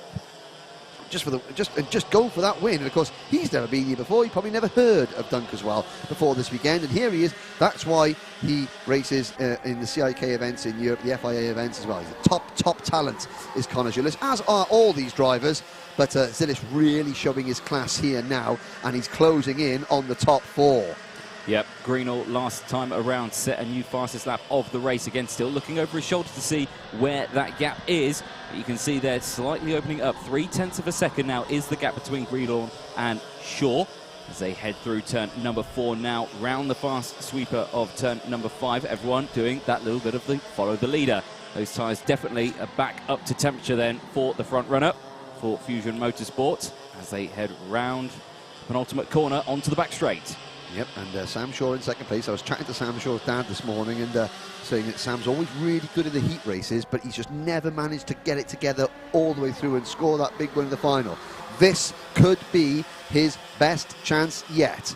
He is chasing down the race leader, Oliver Greenall. So Sam Shaw in that turquoise and white premium karting machine. He has got a couple of teammates, but to be fair, you know, no disrespect, Sam Shaw is the only one of the premium karting team that is legitimately running up the front in this class all the time. So he's the, you know, their team leader, and he is showing the way. And Harry Burgoyne Jr. again. This is Oliver Rowland Motorsport's first year managing anything other than the cadet cart, and Harry Burgoyne Jr. is showing that they're not just a good cadet team; they are good in any class that they put their mind to. Harrison in 4th place. Again, so consistent for Harrison. I mean, Josh Rowledge and Darrell Taylor, they're just behind Harrison the points, but they're behind him in the race as well. When it counts, he's not winning, but he is consistent. Here's a battle further back. That is Luke Watts going past Oliver Stewart for 7th place. But these 6, well, it's sort of 5 with Josh Rowledge and 6 hanging on. We're on lap number 10 now. We've still got half this race to go. Anything can happen, and in karting, it probably will. Yes, that's an excellent way of putting it, actually. It's, yeah, anything can happen, and with these Junior X30s, we have seen many things happen through these laps and heats so far today. That's out of the penultimate corner again. The hanger bend, everyone tucking in. The wind dying down, slipstream still going to be as effective, but yeah, that headwind not affecting the race leader as much as it was earlier on in the day or the weekend. So Greenall still leading from Shaw, then it's Burgoyne Jr., Harrison, then Zilisch, Rowledge just holding on. Oh dear, and I'm looking at Fast Freddie Spindlow stopping on the exit of turn number 1. A mechanical problem for the number 60 KR Sport kart. And that's one of the teammates to Connor Zilisch. I'm not going to suggest that the thing's going to happen there. There's Freddie out of the kart. Sorry to interrupt you mid-flow. No, you're quite all right. It's, yeah, 6.5 minutes left, and that's an absolute disaster then for the number 60 plate. And as you say, we're on lap 11 now, 10 laps completed, and still looking very close. Yes, we are indeed. As we complete lap number 11. Quick rundown of the order. It's Greenall leading by 0.3 of a second over Shaw. Burgoyne Jr. 3rd. 4th is Harrison. The danger man at the moment for me is 5th place driver Connor Zilisch. He's closing in on Bart Harrison. Then it is Rowledge in 6th. Watt 7th. Matthew Higgins is 8th. Oliver Stewart 9th. Sam Heading rounds out the top 10. Alicia Barrett is 11th, followed by Lewis Mackey, Archie Walker, Connor Clifford and Kanato Lee. That's your top 15. Then 16 through 20, it's Mitchell Gibbons, Rashan Chikarimbo, Mikhail Singh, Darrell Taylor, still mired down in the pack, and Marcus Luzio rounds at the top 20. The remaining runners, Lynn, Moody, Rippin, Johnson, Cool, Carr, Ryby, Joyce, Edgar, Templeton, Sherwood and Rapsey. 31 drivers from the 34 starters remain. We've lost Freddie Spindlow, Hayden Chance and Aaron Walker. 5.5 minutes to go, and it is still Greenall leading. Yep, Still very close, though, between those top two. Zilish all over the back of the 77 of Bart Harrison as they exit out of turn number 1 into the braking zone of the complex. Down the inside goes the KR Sport driver from America, and that's a great overtake through the complex. Can Connor Zilish get on the podium? They're side by side a little bit further back there. That's number 59 card of Oscar Joyce, one of Sam Shaw's premium karting teammates. So that's a premium karting kart battling with a fusion kart, but it's not the two leaders. It's a little bit further back in the pack, and I'm trying to see exactly where that, I think that was for 25th and 26th position. That was Jessica Edgar and Oscar Joyce, but just goes to show you just how competitive this is all the way down the field. Now there's Zilish. He's got that black and yellow Ward Racing outfit. That's the team he races for in the FIA Championships, Ward Racing from Sweden. And he's turning his hand to Ash Orchard's KR Sport team here. He made that move on Bart Harrison. It did cost him a little bit of time. He's got 4.5 minutes now to get his head down and drag his way up to that top 3 and then make a couple of moves. Yep, lots of support in the background there. You can see the vigorous arms waving of that's I think the Team America sign of go faster, I think. Yeah, that's the panic sign. Yeah. Hurry up, hurry up. There we go. 4 minutes left on the clock then. And still very close action there, the 37 and the 75 under very immense pressure. Luke Watts, Matthew Higgins, who did our track walk earlier on, and still showing us how it is done out there on the circuit. 4 minutes on the clock, just ticking by. So now we're approaching the end of lap 13, so we're on lap number 14 now. No, we're on lap number 15 now. 14 laps completed. Well, it's 10 is the best I can do, because then I got to take my shoes and socks off the count. So, I mean, you can't blame me for that. I mean, I'm only 39. I'm just about learned to talk. I haven't learned to talk sense yet. There's Higgins now chasing down Luke Watts. So, Matthew Higgins, the son of rally legend David Higgins, the nephew of rally legend Mark Higgins. But he decided he likes circuit racing, not so much rallying. He did tell me yesterday that when he was 8 years old, he had a Subaru Impreza rally car that he was allowed to test at his dad's rally school. That's incredible. At 8 years old? Yeah. That's he said he was fully tricked out as well. Brilliant. Love that. I said, oh, you mean it was a Suzuki, like a little 1000cc? No, it was an Impreza. No. There we go. 37, just cutting those curbs out the final corner. That's allowed Mr. Higgins to get alongside, though, down the inside. Nicely done. Perfectly timed. Matthew Higgins moves into P7. And there is, again, the wave from that driving the barrel, the gentleman in the barrel jacket there, urging his pilot on. And, a little bit of action there coming out of the first corner. That was we caught the tail end of what was a potential 3-wide manoeuvre. And they are not missing anything at the front, because Oliver Greenall, he has extended his advantage to 0.6 of a second over Sam Shaw. Shaw, in turn, is 2/10 in front of Harry Burgoyne Jr. Connor Zilish is just over a second behind Burgoyne in 4th position. And you can see Greenall checking over his shoulder again. And this is what you wanted to see. He doesn't have to think about defending. He's just easing away. But I mean, for Shaw and Burgoyne, this would be their first podiums of the year if they stay as they are. And Greenall, well, he won the second round of the championship at Rowrah on the Sunday, but he had an awful round, retired from several heat races, and didn't finish very well at all in the final at Kimbolton, so he's only 12th in the championship standings. Coming into today is Greenall, but he is going to leap into contention, especially with some of the drivers in front of him, and I'm looking mainly, well, Charlie Rippin's not featuring, Freddie Spindler is out of this race, so is Aaron Walker, so Greenall, his championship chances are not over yet, and he's doing him a great bit of good in this race now. But what can Sam Shaw do? Shaw came into today 6th in the point standings, Burgoyne 11th in the point standings, and they are still pushing Greenall all the way. Yep, super close still from these two as they go through. Now, you think they know how little time is remaining. Could they work together to try and close that gap? It's only half a second between the two of them. Anything can happen, you know, if these two work together. As soon as they start scrapping, that's it. Greenall's gone. There's no chance of getting on that top spot. If they just knuckle down, work together, try and peel away from these guys who are behind them, I reckon it is possible to catch up. I mean, we're 18 laps into this race, and there's still 50 seconds left on the clock. And again, all it takes is for Greenall to miss one apex, to clip one curb, and Shaw and Burgoyne know they'll be with him. So there, Greenall checking over his shoulder again. You know, Zilish is not going to catch them. He is in 4th place. 5th for Harrison, 6th for Rowledge. can Greenall become the first two-time winner this season in Junior X30? Now, Burgoyne's got a good one. If Burgoyne can give Shaw a bit of a shove down the mini straight, no, Shaw's going to defend instead, going to get a turn number 4. That could give the race to Greenall, but it's game on for second place. And now Shaw is defending at turn number 5. I think he's thinking, we're not going to catch the race leader, let's squabble it out for second and third. Can they hang on, or will Zilish catch them as they come into hangar as the clock strikes 0? Last lap ball will go out next time around. Yep, it's going to be all eyes. Zilish is going to be watching this through his visor thinking, go on, take each other out or go for an overtake. You know, I just want to get close enough to potentially get a podium for the first time here in the Champs. Defensive goes Shaw. Then round the switchback it goes. Here comes Burgoyne Jr. side by side. Can't quite do anything there. Almost looked like a bit of contact between the two of them as they go through the complex out onto mini straight now. Still side by side as they exit now in towards turn 4. Down, who's going to break the latest? Is it going to be a switchback move here out of turn 4?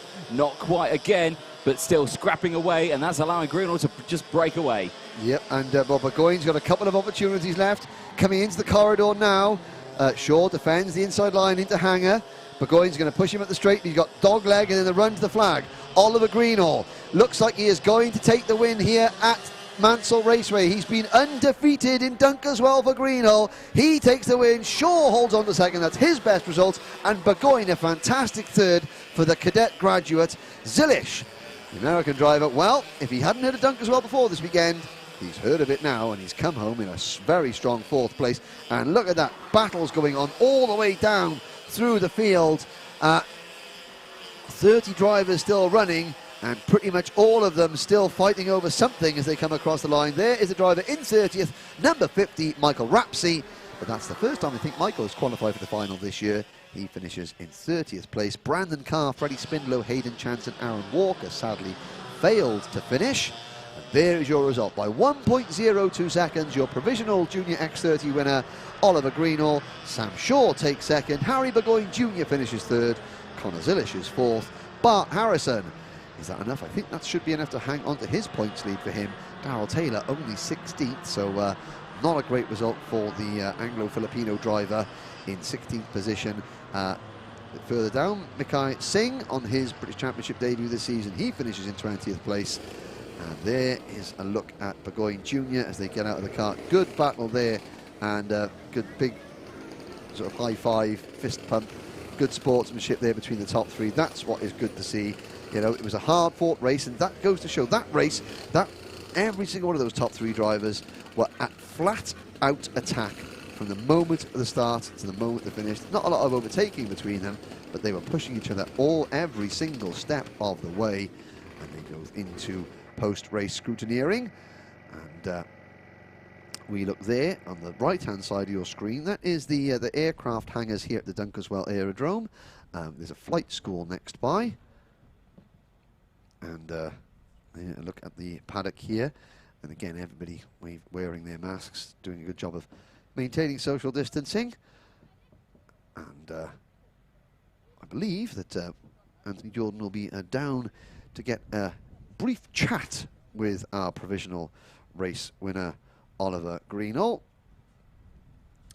who really earned that win. And again, a perfect performance. 2 heats, 2 wins, 1 final, 1 win. And that is going to put him right in the thick of the championship picture.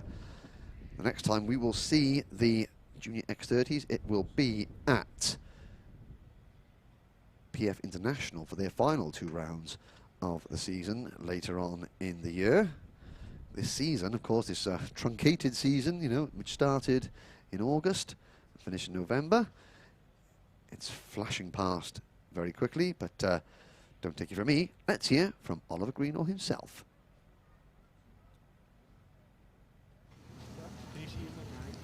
Well, down in the, just after scrutineering, we've picked up our race winner here, Oliver Greenall. Oliver, a fantastic win, a fantastic weekend all this time. The weather has held out for us, the sun's come out, and it's shone on you today. Yeah, it was a really good weekend. Pole in qualifying and then both heat wins in the final. So led every lap of every race, so it was a productive weekend after the last 3 we've had. So it's nice to come back and with a win. So Yeah, it's good. I think productive is a great way to call it. It looked like at the start you were struggling with the temperature of the tyres, you were under pressure slightly from the drivers behind, but at the end tyre temps came in and you just pulled away, and a great victory. Yeah, I think we were a bit lower in the pressure than everyone else, but I think we knew that I could get through at the start because I was on the inside, so once I got through and managed to pull away at the end, so it was good. Excellent stuff. The Fusion team working hard on the karts, but getting them all ready for you. Again, a fantastic victory for you. Yeah, I'd love to say a massive thanks to everyone at Fusion, my dad, my mum, my dad for mechanicking me as well, especially Chris Rogers, Tom Arm, and everyone else that's helped me. So. Awesome stuff. Congratulations on the weekend. Well, Henry, that's great to chat to our race winner there from the Junior X30. Back to you in the commentary box.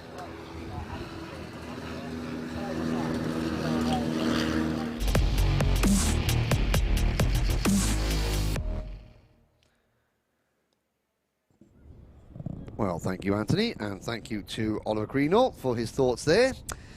Next race up, as the sting suggested, Mini X30.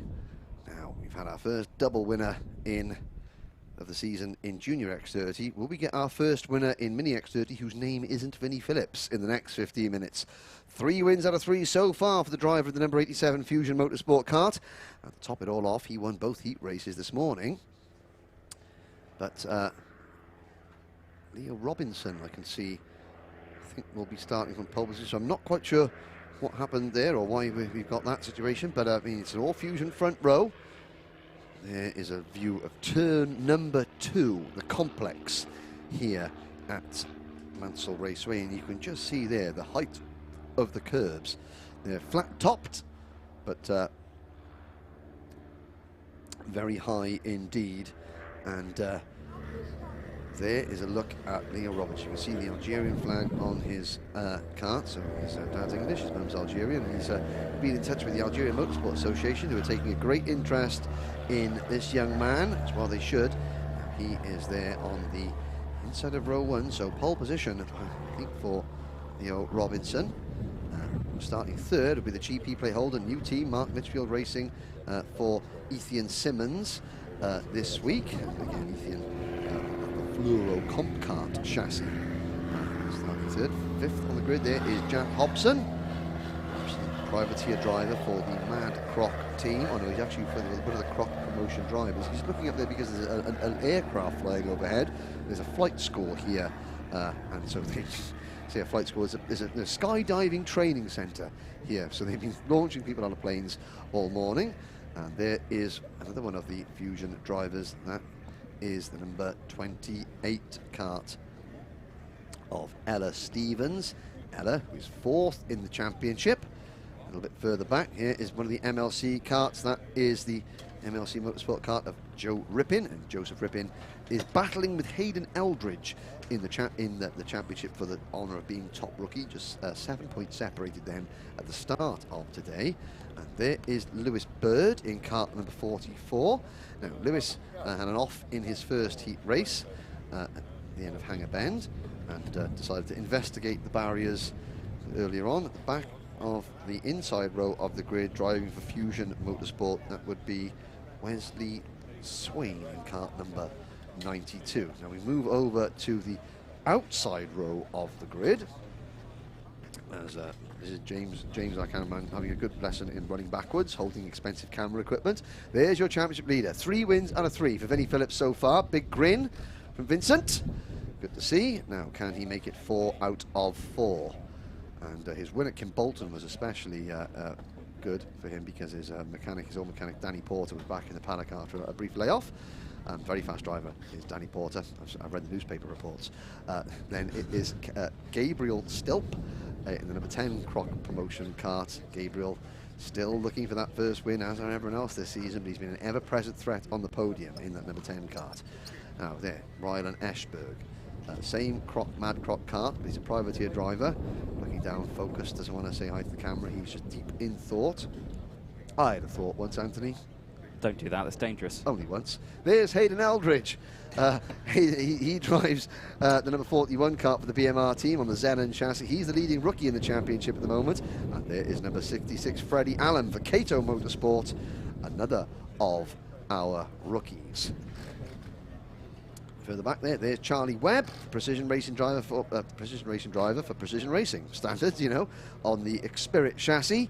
Webb in kart number 24. And is that Boundforth Transport, one of the sponsors there? I used to race against an endurance team called Boundforth Transport. In fact, I bought my team's kart van from Boundforth. I say bought. I traded 2 sets of kart tyres. Oh, I thought you just said for a van. No. I traded 2 sets of kart tyres for a van. Or did you pick the van up, leave 2 sets of kart tyres to an unsuspecting team? No, it was a fair deal. You should have seen the van. It got us to Landau International Raceway, the home champions, many occasions. Oh, okay, many occasions. Sometimes I thought just once. Sometimes without the aid of the AA. Oh, there you go. There, plus in its own right there. Look at that beautiful blue sky here for our finals today, and it's been a fantastic weather of weekend. Yesterday, it was a bit chilly. It was a bit windy, both outside and in the commentary box. Yes. But that was just because I'd had too many fizzy drinks. Sorry. Yes. Too many Vimtos. Yeah. Other fruit beverages are available. Carbonated fruit-based beverages are available. But there's a look at the grid. So, Mini X30 again. So we've had Leo Robinson in the last race, Anthony. You saw him he led from the start. Yep. Vinnie Phillips got past him. He didn't defend against his teammate, and then the second half of the race, Vinnie just didn't give him an opportunity to come back at him. This is the final now. It's a much longer race, but if Robinson does get in front, he is going to have to keep that door firmly closed on Phillips, because at the moment, Vinnie Phillips is waltzing away with the Mini X30 Championship. He is indeed. And I'm going to put I think, in terms of money on a driver, you're going to put your 2 penneth in? I'm going to put my 2 penneth on Gabriel Still. Oh, are you now? Okay. He's been looking quick all weekend. He's just waiting for that bit of a gap. Yes. To send that kart down the inside. And I feel that gap is going to appear somehow. Now, you're not going to even think about mentioning that the gap will appear, because maybe a couple of karts in front of them might get no. Far be it. No. Far be it. But it's a bold statement to make, Mr. Jordan. Yes. My 2 penneth have been placed. Indeed. Here we go. Here's a rundown. The full starting lineup for the Mini X30 final. Leo Robinson and Vinnie Phillips on row number 1. Ethan Simmons and, tip to the stars, Gabriel Stilp on row 2. Jack Hobson and Rylan Eschberg on row number 3. Row number 4. Ellis Stevens on the 28, and Hayden Eldridge alongside the BMR. There's Rippin and Freddie Allen on the 5th. Then on 6th row, Charlie Webb and Lewis Bird. Rounding out the field, Wesley Swain in kart number 92. 2 rolling laps, 15 minutes plus a lap of Mini X30 hijinks here at the Mansell Raceway. And have a look at that. Every single blade of grass is perfectly manicured, I have to say. And it's like how somebody used to manicure their moustache. Yeah, there it is. Yeah, it's funny. And the barriers, the red, white, and blue of the UK, but also a certain red 5. His crash helmet was red, white, and blue. Indeed, yes. Now I have to say that it's very, very plush restaurant area here. He's got lots of pictures of Nigel's Formula One days. Not one of him winning the Welsh Charting Championships back in 1970 and 210 National, which I'm very disappointed about. And what track was that at? That was at Landau International Raceway, global home of World Motorsport, birthplace of champions, as proven by Nigel winning there. There we are. There we go. There we go. Got it in. Right, shoehorned it in. Let's see how this race goes. 15 minutes. Race number 14 on your programme. Lights are out. We're off and racing. It's a good start from Leo Robinson. Here comes Gabriel Stilp. He almost spotted that gap early, Anthony, but then the door gets closed. He loses a couple of places. But Ethan Simmons up into P2. Leo Robinson leads. Championship leader Vinnie Phillips down to 3rd as they come through the complex on lap number 1. A very clean start then from the entirety of the grid. A good look over the shoulder there from the GP plate of Ethan Simmons as they dive down in towards turn 4 as the rest of the field follows. Again, no real side-by-side action that we've seen on this first lap. Everyone keeping it nice and tame, nice and clean, which is what we like to see as they exit turn number 5, enter the complex section of the Hangar Bend.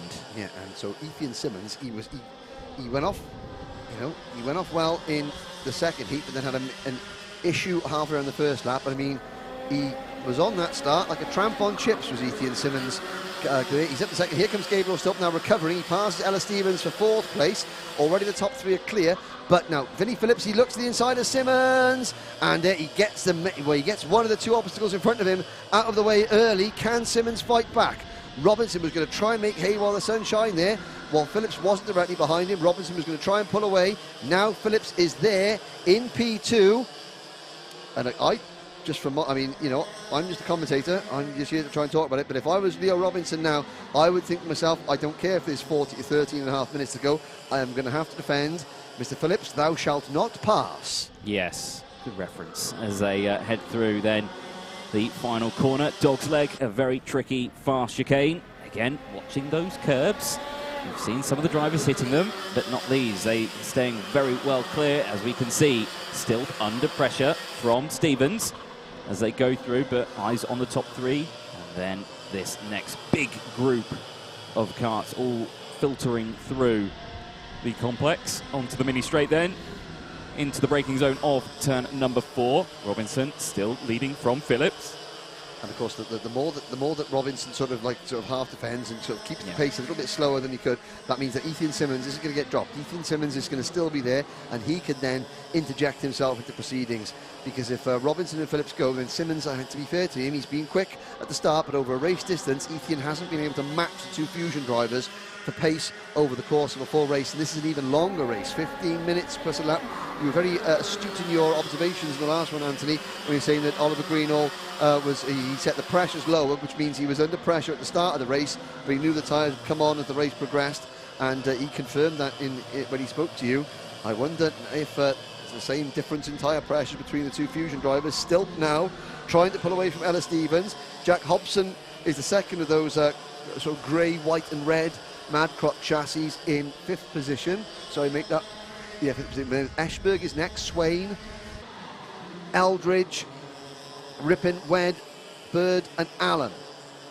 That's the remaining runners, and the top 3 have got that gap. Gabriel Stubb has got to get his head down, and you saw there Leo Robinson was a little bit tighter coming into Dogleg, which means he's a little bit defensive. He is under pressure now from Vinnie Phillips, but already we've seen Leo Robinson being a little bit more defensive, and they're again into the complex, just hugging the middle of the circuit.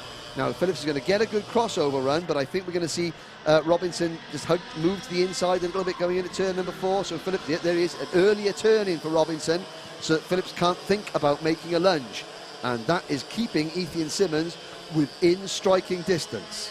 Despite the fact that he is turning in a little bit earlier through some of these corners, he did see Leo Robinson fastest lap of the race still though. So despite those little minor adjustments that we're seeing going into some of these corners, it's still working.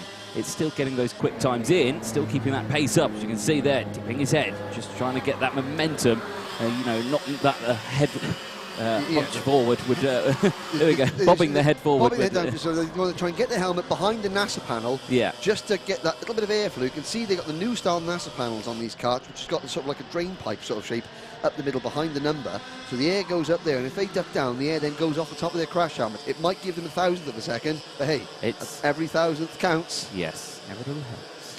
Yeah, that's cha-ching. That was a TV commercial, wasn't it? It was, it still is. Back in the day, is it now? It still is. 10 minutes then on the clock, then 5 minutes have gone down, and we take your mind off food shopping for a brief moment, Henry. We'll concentrate on the race. Yeah, you had lunch. I don't need lunch. Here we go. So Vinnie Phillips now in Robinson slipstream. Simmons is there as well. Can Phillips slide out underneath braking going into turn 1? No, he cannot. Stilp still there in 4th place. Hobson has passed Stevens for 5th. And again, Robinson, you can see him just slide into the inside of the track there. Less than 10 minutes to go. Phillips, though, fastest lap of the race, 48.74 seconds. he is going to literally be sat on the rear bump of the race leader before too long. And there's nothing that Stilp in kart 10, Hobson in kart 14, and Stevens in kart 28 can do to catch them. There's Ashberg in the 73, followed by Swain in the 92 and Eldridge in the 41. Yep, my tooth panel still is well placed. I suspect there's plenty of time. 9 minutes left on the clock. A lot of time to go. Lot of time in a karting race. That's a year. Yes. It's a century. Change the lead. Phillips made it stick, coming down the start-finish straight. Robinson coming back at him. Phillips had made the move stick before he got to the apex of turn number 1, which means that I think that Robinson may have clipped that curb coming off the final corner and unsettled the kart. Phillips was able to go through and get the move done before turn number 1. So here we go. Now, this is what Robinson couldn't do in the previous race. It's what he's got to do now, and that is fight back. Yeah, definitely. So, and a spin in the background there. That was Rylan Ashberg. 73, yep. Rylan Ashberg there. Disaster in the final. And, yeah, a huge shame for the young driver now. Looks like he's okay. Back onto the top 3. And, like we say, Phillips now leading from Robson. Or Robinson. Robinson refusing to be squashed in this one. Yes. Oh dear. Sorry. Oh dear. It's a very good one though. I'll give you that. Simmons though, holding on in that GP plate in 3rd place, not falling back at all. Now there's still a little bit of fresh air, trying to pull away in terms of lap times.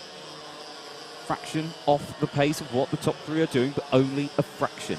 Yeah, but he just did his personal best lap of the race as Gabriel Stilp, a 48.86.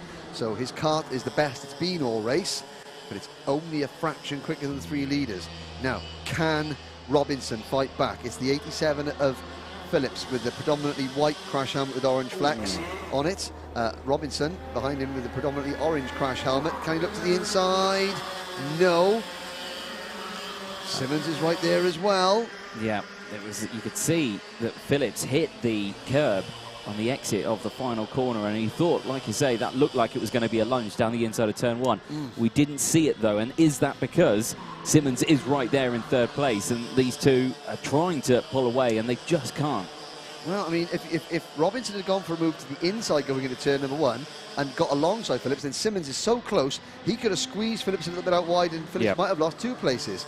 But it's so close between, of course, identical chassis. They're both on an Experience chassis. They're all on the IAME X30 engines, but I mean, they run for the same team, so they've got data sharing, which means that the kart's going to be very, very similar. Now we look to the inside. No, Phillips isn't defending. He takes a very wide entrance to the first turn and a wide exit as well. And still Robinson's not able to duck out from the slipstream. But he's almost in the kart with him coming out of the complex there. And Simmons watching. 6.5 minutes to go. We're on lap number 11. This race has got a lot of life left in it, and Gabriel Stilp was 2.7 seconds behind the lead. He's now 2.6. He's inching up is Gabriel in the number 10 kart, but he is going to need the top 3 to start battling to close that gap fully. Behind Stilp, it's Hobson 5th rather, Stevens 6th, Webb 7th, Eldridge 8th, Swain 9th, Bird 10th, Rippett 11th, Allen 12th, Ashberg 13th. All 13 drivers still running. Here's a look at Hayden Eldridge coming through the dog leg, just in front of the number 92 of Wes Swain, 8th and 9th. But up front, Phillips, just a fraction in front of his teammate Robinson. Less than a 10th as things stand. 5.5 minutes to go. Things still bubbling up nicely. Yes, indeed. 11 laps completed for Vinnie Phillips and the rest of the field. We're on lap 12. We head through, say 5.5 minutes left on the clock. Still very close between our top 3. Under 0.3 of a second as they just zoom into shot there. They're going around the final corner back onto the start-finish straight to complete lap 12. Lap 13 now underway as they're still nose to tail. No real moves going on yet, and I suspect, again, they're just waiting for those last laps to come in. We saw it earlier on in the day where it wasn't going to happen on the last lap. It happened on the lap before. He got past the 2nd place, then tried to get past 1st place. But it failed, so hopefully we're going to see it in this time around. But like I say, those top three still nose to tail, and all eyes watching. Yeah, so out of turn number 5, now through the corridor, down towards turn 6. Vinnie Phillips, that's bad news for everybody else. Good news for Vinnie Phillips, he sets the fastest lap of the race, but still Robinson going with him. There's a little bit of daylight appearing now between Robinson in second and Simmons in third. Simmons is going to try and hang on to the slipstream here. Let's have a look. Still no move from Robinson going into pit bend. No, they have stayed nose to tail there, haven't they? It's I'm amazed at how well Phillips is doing, despite the fact that he looks like he's got quite a clear visor on, and this sunlight is very bright and in the eyes through some of these tight, twisty sections. Yeah, so in the end, it's getting towards the end of September now, where even though it's only, 4 o'clock in the afternoon, the sun is beginning to sort of get a little lower in the sky, and if you can, from the camera, if you can see directly in through the driver's clear visor, that means the sun is shining directly into their faces. And, now Phillips a little bit wide through Hanger Bend. That's the first missed apex we've seen from Vinnie Phillips. Robinson is there. Can he get a good run out of this corner here? But no, again, Phillips really good on corner exit. Here comes Robinson, though. He's now in the slipstream. No, he can't make the move into turn number 1 this time. Looked like a little bit of front-to-rear contact between the two Fusion drivers as well. You could just see under braking, you saw Phillips' head go backwards like it was accelerated again from a little tap from Robinson. And not enough to get past, but enough to definitely push him a little bit wide of the exit of turn 1. A look over the shoulder from Vinnie Phillips just to see where he is. And again, a defensive line into turn number 5. That's the first time I've seen Vinnie Phillips defend. And that was he held the middle line of the track. He didn't swing out wide to go into turn number 5. He held the middle. So Robinson, this is going to be a decent lap from Robinson. He's not a great lap from Phillips, and I'm looking at the sector times. And no, Vinnie Phillips not putting in particularly impressive sectors on this lap, but a little bit wide to the middle. But again, now another check over the shoulder. Are we going to see it this time from Robinson? Oh, he's so close. Not yet. No, he's still not looking for that. He's looking at the time. It's still 2.5 minutes left on that timer. Still waiting for that gap, but it's slightly defensive there. Goes Phillips. Robinson tries to get the switchback move there. Ethan Simmons with the fastest lap of the race. The GP plate in third place behind, closing that gap now. That daylight has soon turned tonight. There's no gap between those two now as they head out of turn number 5 through 6 into the corridor.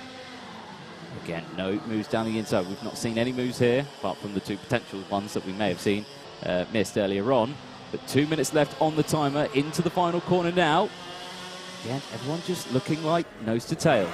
Yeah, and Vinnie Phillips, every single time, it looks as though, I mean, it might just be his particular line, but coming through Dogleg, the middle part of that complex, it always looked like he's a little bit wider than Robinson. And now Robinson looks to the inside. No, that's the most. That was half a glance. It was. It wasn't a full look. It was a preliminary investigation. I think that was. But we saw that now on the last lap, Simmons closed right back up, and he's going to stay there now because Phillips is sort of not driving full defensive mode, but he is semi-defending. He is indeed, and with 90 seconds left on the timer, or less than 90 seconds, it's nearing the end of this final for the Mini X30. And you can just see Simmons there ducking his head in, just trying everything he can to get through. And as you say there, Phillips again slightly wide at the second part of the chicane. As they go into turn 1, again, no move. Here's a look further back as well. This is Stilp and Hobson as they head through turn number 1, the two Croc Promotion drivers. As they're going through, working together again, trying to close up, but I just don't think there's enough time. All eyes are going to be focused on these front three as they head through. 17 laps completed. We're on lap 18, and the last lap board is probably not going to come out this time. No, we're getting closer. And I've got to say that I know we're focusing on the top 3, but Stilp is 4th. Outstanding performance so far from number 14, Jack Hobson. This is, obviously he's right with his teammate all the way through. It's the first time this season that I've really seen Jack Hobson sort of match Gabriel Stilp pace for pace.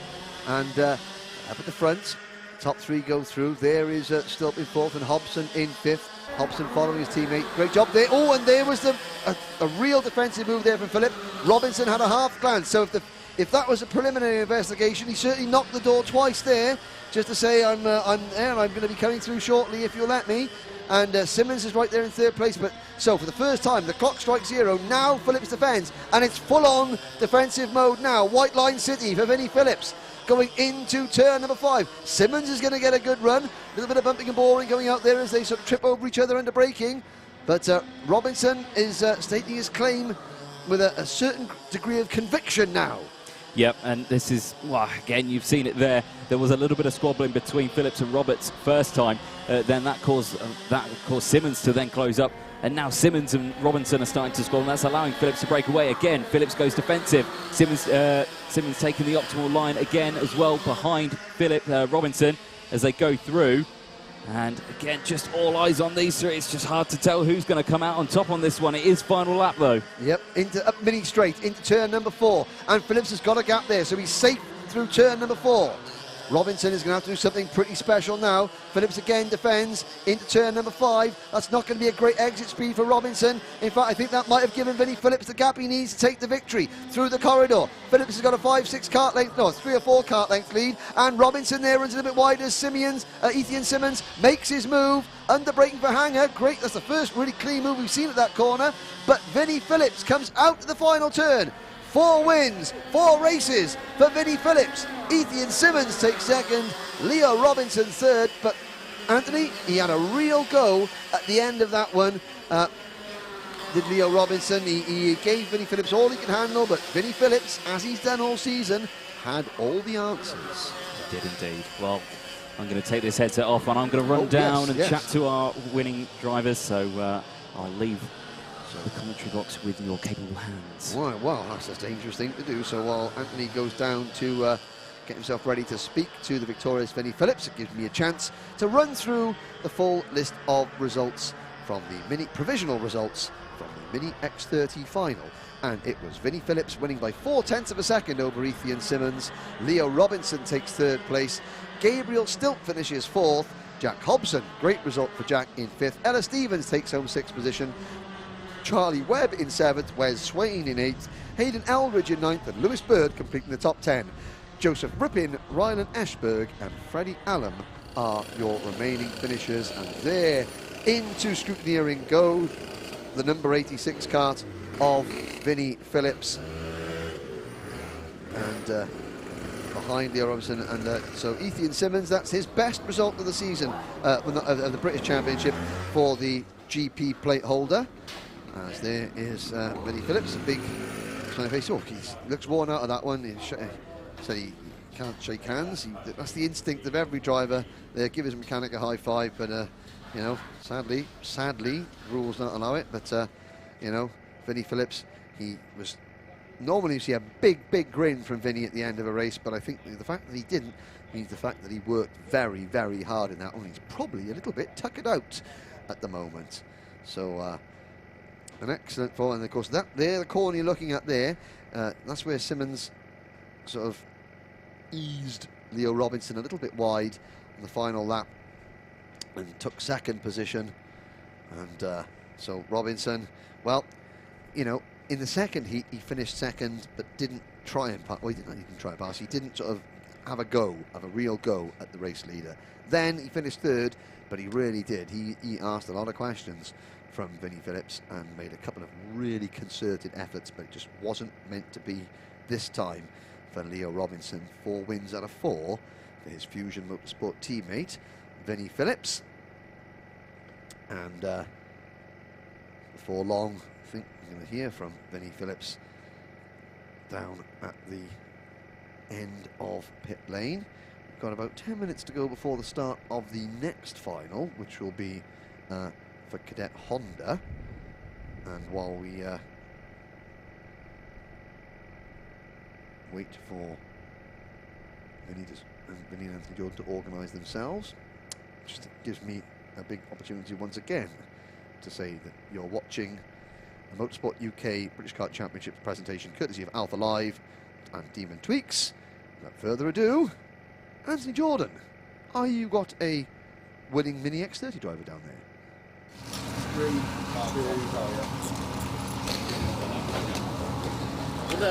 Well, an exciting end to that race indeed, but our race winner and championship leader still, Vinnie Phillips, a fantastic race at that one. It looked a little bit touch and go at the end of that one.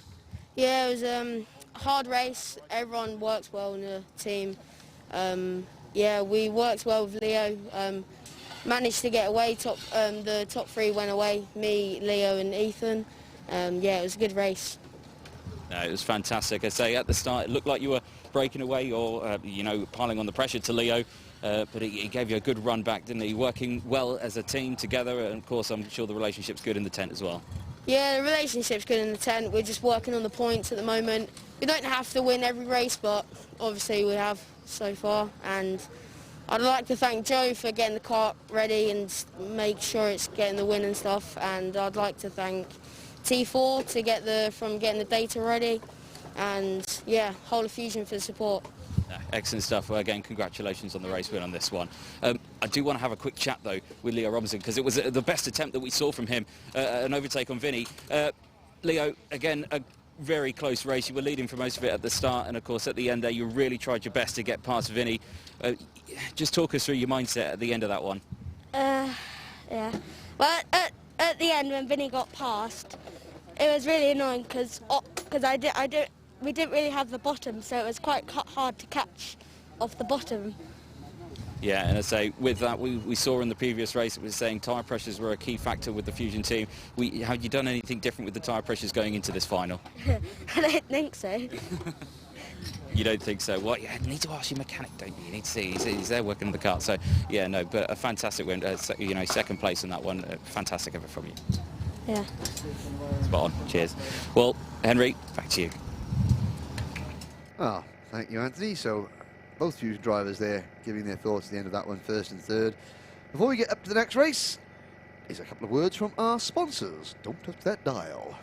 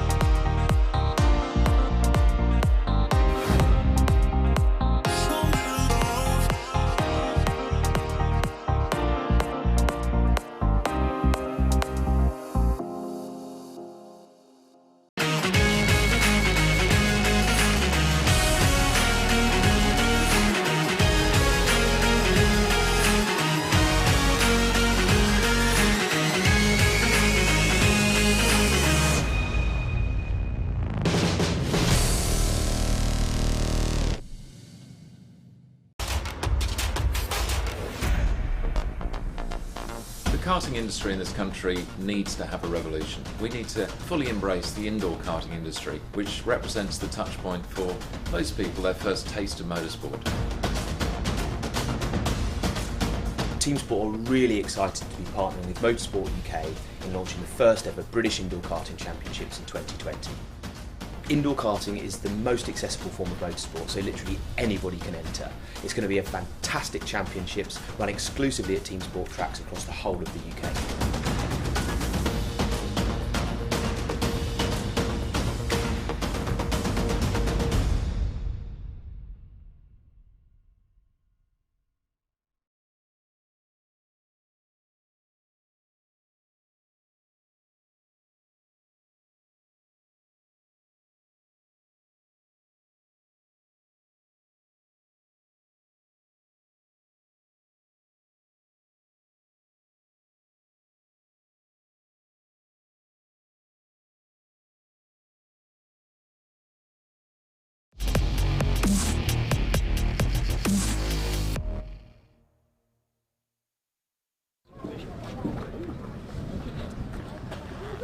So, without further ado, we are on the grid now for the Cadet IAME final, race number 15, the penultimate race of the day. There is a big wave, he's looking happy. He was very focused on. That's Nathan Tye Jr., due to start from pole position. There is number 10, Lewis Werrell, Big smile from Lewis for the Fusion Motorsport team starting third. Starting fifth will be Archie Clark. Oh no, let's see. Everyone's going to wave? No. Nope. Cathal Clark is deep in thought, so is Eden Spanswick. At least he glances at the camera. Then Kit Bolofsky goes from car number 95. There's Kit's Oliver Oda Motorsport teammate, Zach Knight. It's Daniel Sofranea. He's due to start on the inside of row number 6. Oh, sorry, row number 8. Row number 9, that's Noah Wolf. Retired from his previous, the second heat of the day. Then it is Alfie Slater. Oh, nice. His initials on his iridium visor. Lovely. There's Mikey Walker for Strawberry Racing and Will Murtagh from Fusion Motorsport. William Knight is next. He is on the inside of row number 13. Inside of row number 14 is Cameron Pratt-Thompson. You can see in the 33 Kanishki Rao and Morgan Moore at the back of that row. Now, here we are on the outside row of the grid. And so starting in P2 will be, there we are, driver number 9, Macaulay Bishop. Well, he was smiling and he saw a camera and he got a bit glove. Come on, Matt, give us a wave. No, I think that's the sun. Yeah, that's the sun. Or wind. Or wind. One of the two. Ethan Jeff Hall starts on the outside of row 2. Connor Duncan on row number 3. Zach Drummond starts on the outside of row number 4. There he is, cart number 20. And behind on the fifth row, the outside row of the fifth row of the grid, that is Jorge Edgar. There is Jorge in cart number 17. Roman Kamyab will be there, and well, at least it's cold enough for Jess to wear a bobble hat. She was wearing it at Kim Bolton when it was about 45 degrees. There we are. Yeah. Mason Rudman. Oh, he's having it. That very funny, Mason. He's having a not a more relaxed pilot you will find than Mason Rudman. Hardy Mamasi, the Anglo-Canadian driver. He starts on the outside of row 8. Jesse Phillips, happy birthday yesterday. Happy 9th birthday yesterday for Jesse. One of the youngest drivers in the championship, starting on the outside of row number 9. And on the outside of row number 10, you'll see there's Ben Smith for Fusion Motorsport. Sebastian Mins, he had an off in his earlier heat. He has clawed his way back to start 22nd on the grid. Macaulay Walsh, is kind of good to see Macaulay back in the paddock. And a big wave from William Antrobus for Strawberry Racing in car number 38. There's Cole Glover, Scottish driver, privateer entrant. Starting on the outside of row number 13, Joey Brown in car number 74. Oh, I like that plain black crash helmet. Yeah, good, looks a bit like Darth Vader. White cart, black race suit, black lid. Can't fault that. And rounding out the outside row of the grid, that's Eli Baden. And this time, James Cameron does get out of the way. Just about. And here, like he got run over there. Almost, carts go out, mechanics scurry left and right. Let's have a look at the full starting lineup.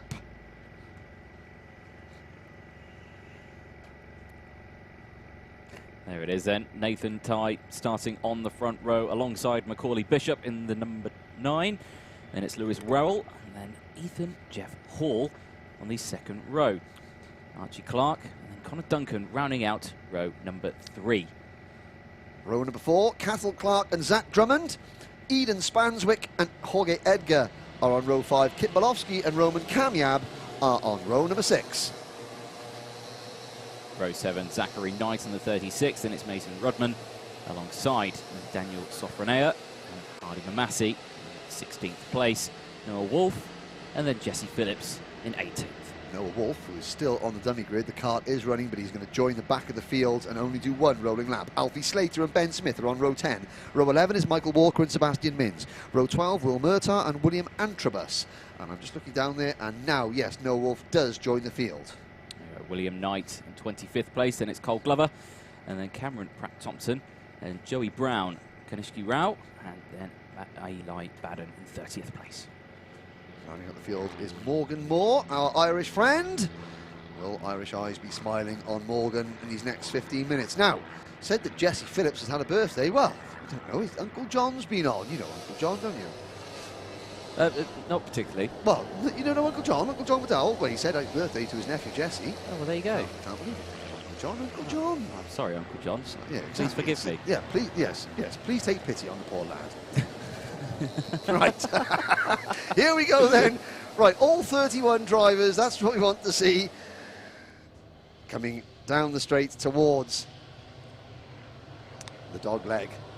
Nathan Tye on pole. Macaulay Bishop on the outside of row number 1.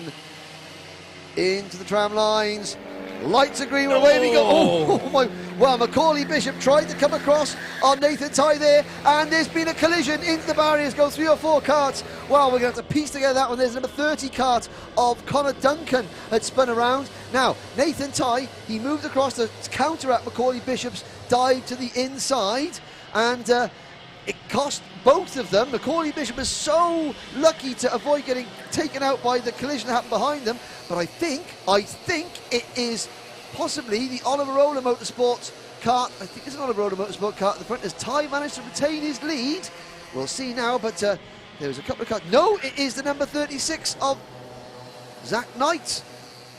Now, yep. Zach Knight started outside the top 10. How on earth has he managed to claw his way up into the lead? Well, the answer was by making a good start, getting at the inside and avoiding the crash, Anthony. Yes, I suspect that's the best way of doing it, and that confirms it. Zachary Knight leading the way from Cathal Clark. Then it's Eden Spanswick, Archie Clark, then Ethan Jeff Hall, Nathan Tye. Then it's Lewis Werrell, Alfie Slater, then William Knight, William Murtagh, then William Antrobus, the 3 Williams. Nose to tail. Yeah. And when there's a will, there's a way, and they're willing their way to the front. Oh, but no, this I mean, so there is Nathan Tye. Now Nathan Tye makes it 3 wide, up the inside, going in there. Oh, and that was Eden Spanswick flirting with the barrier there, but luckily the barrier rebuffed his attention and didn't welcome him in with open arms. But so Eden Spanswick carries on. But I'm just looking down now. So Zach Drummond? He's down in 28th. He was caught up in that earlier incident. So was Connor Duncan. So was Ben Smith. So was Noah Wolf. Jesse Phillips has dropped to 25th place, so not a great birthday. Roman Kanyab's down to 23rd. But I mean, so it's Zach Knight, Cathal Clark, Archie Clark, Nathan Tye now passing Archie Clark for 3rd position. Lewis Werrell runs 5th. Ethan Jeff Hall is 6th. And it's William Knight. Fantastic start from William Knight, up 18 places to 7th. Followed by Alfie Slater, Eden Spanswick and Will Murtagh in 10th. Championship leader, Macaulay Bishop, kart number 9 for the Paul Munn Racing team. He is 11th at the moment.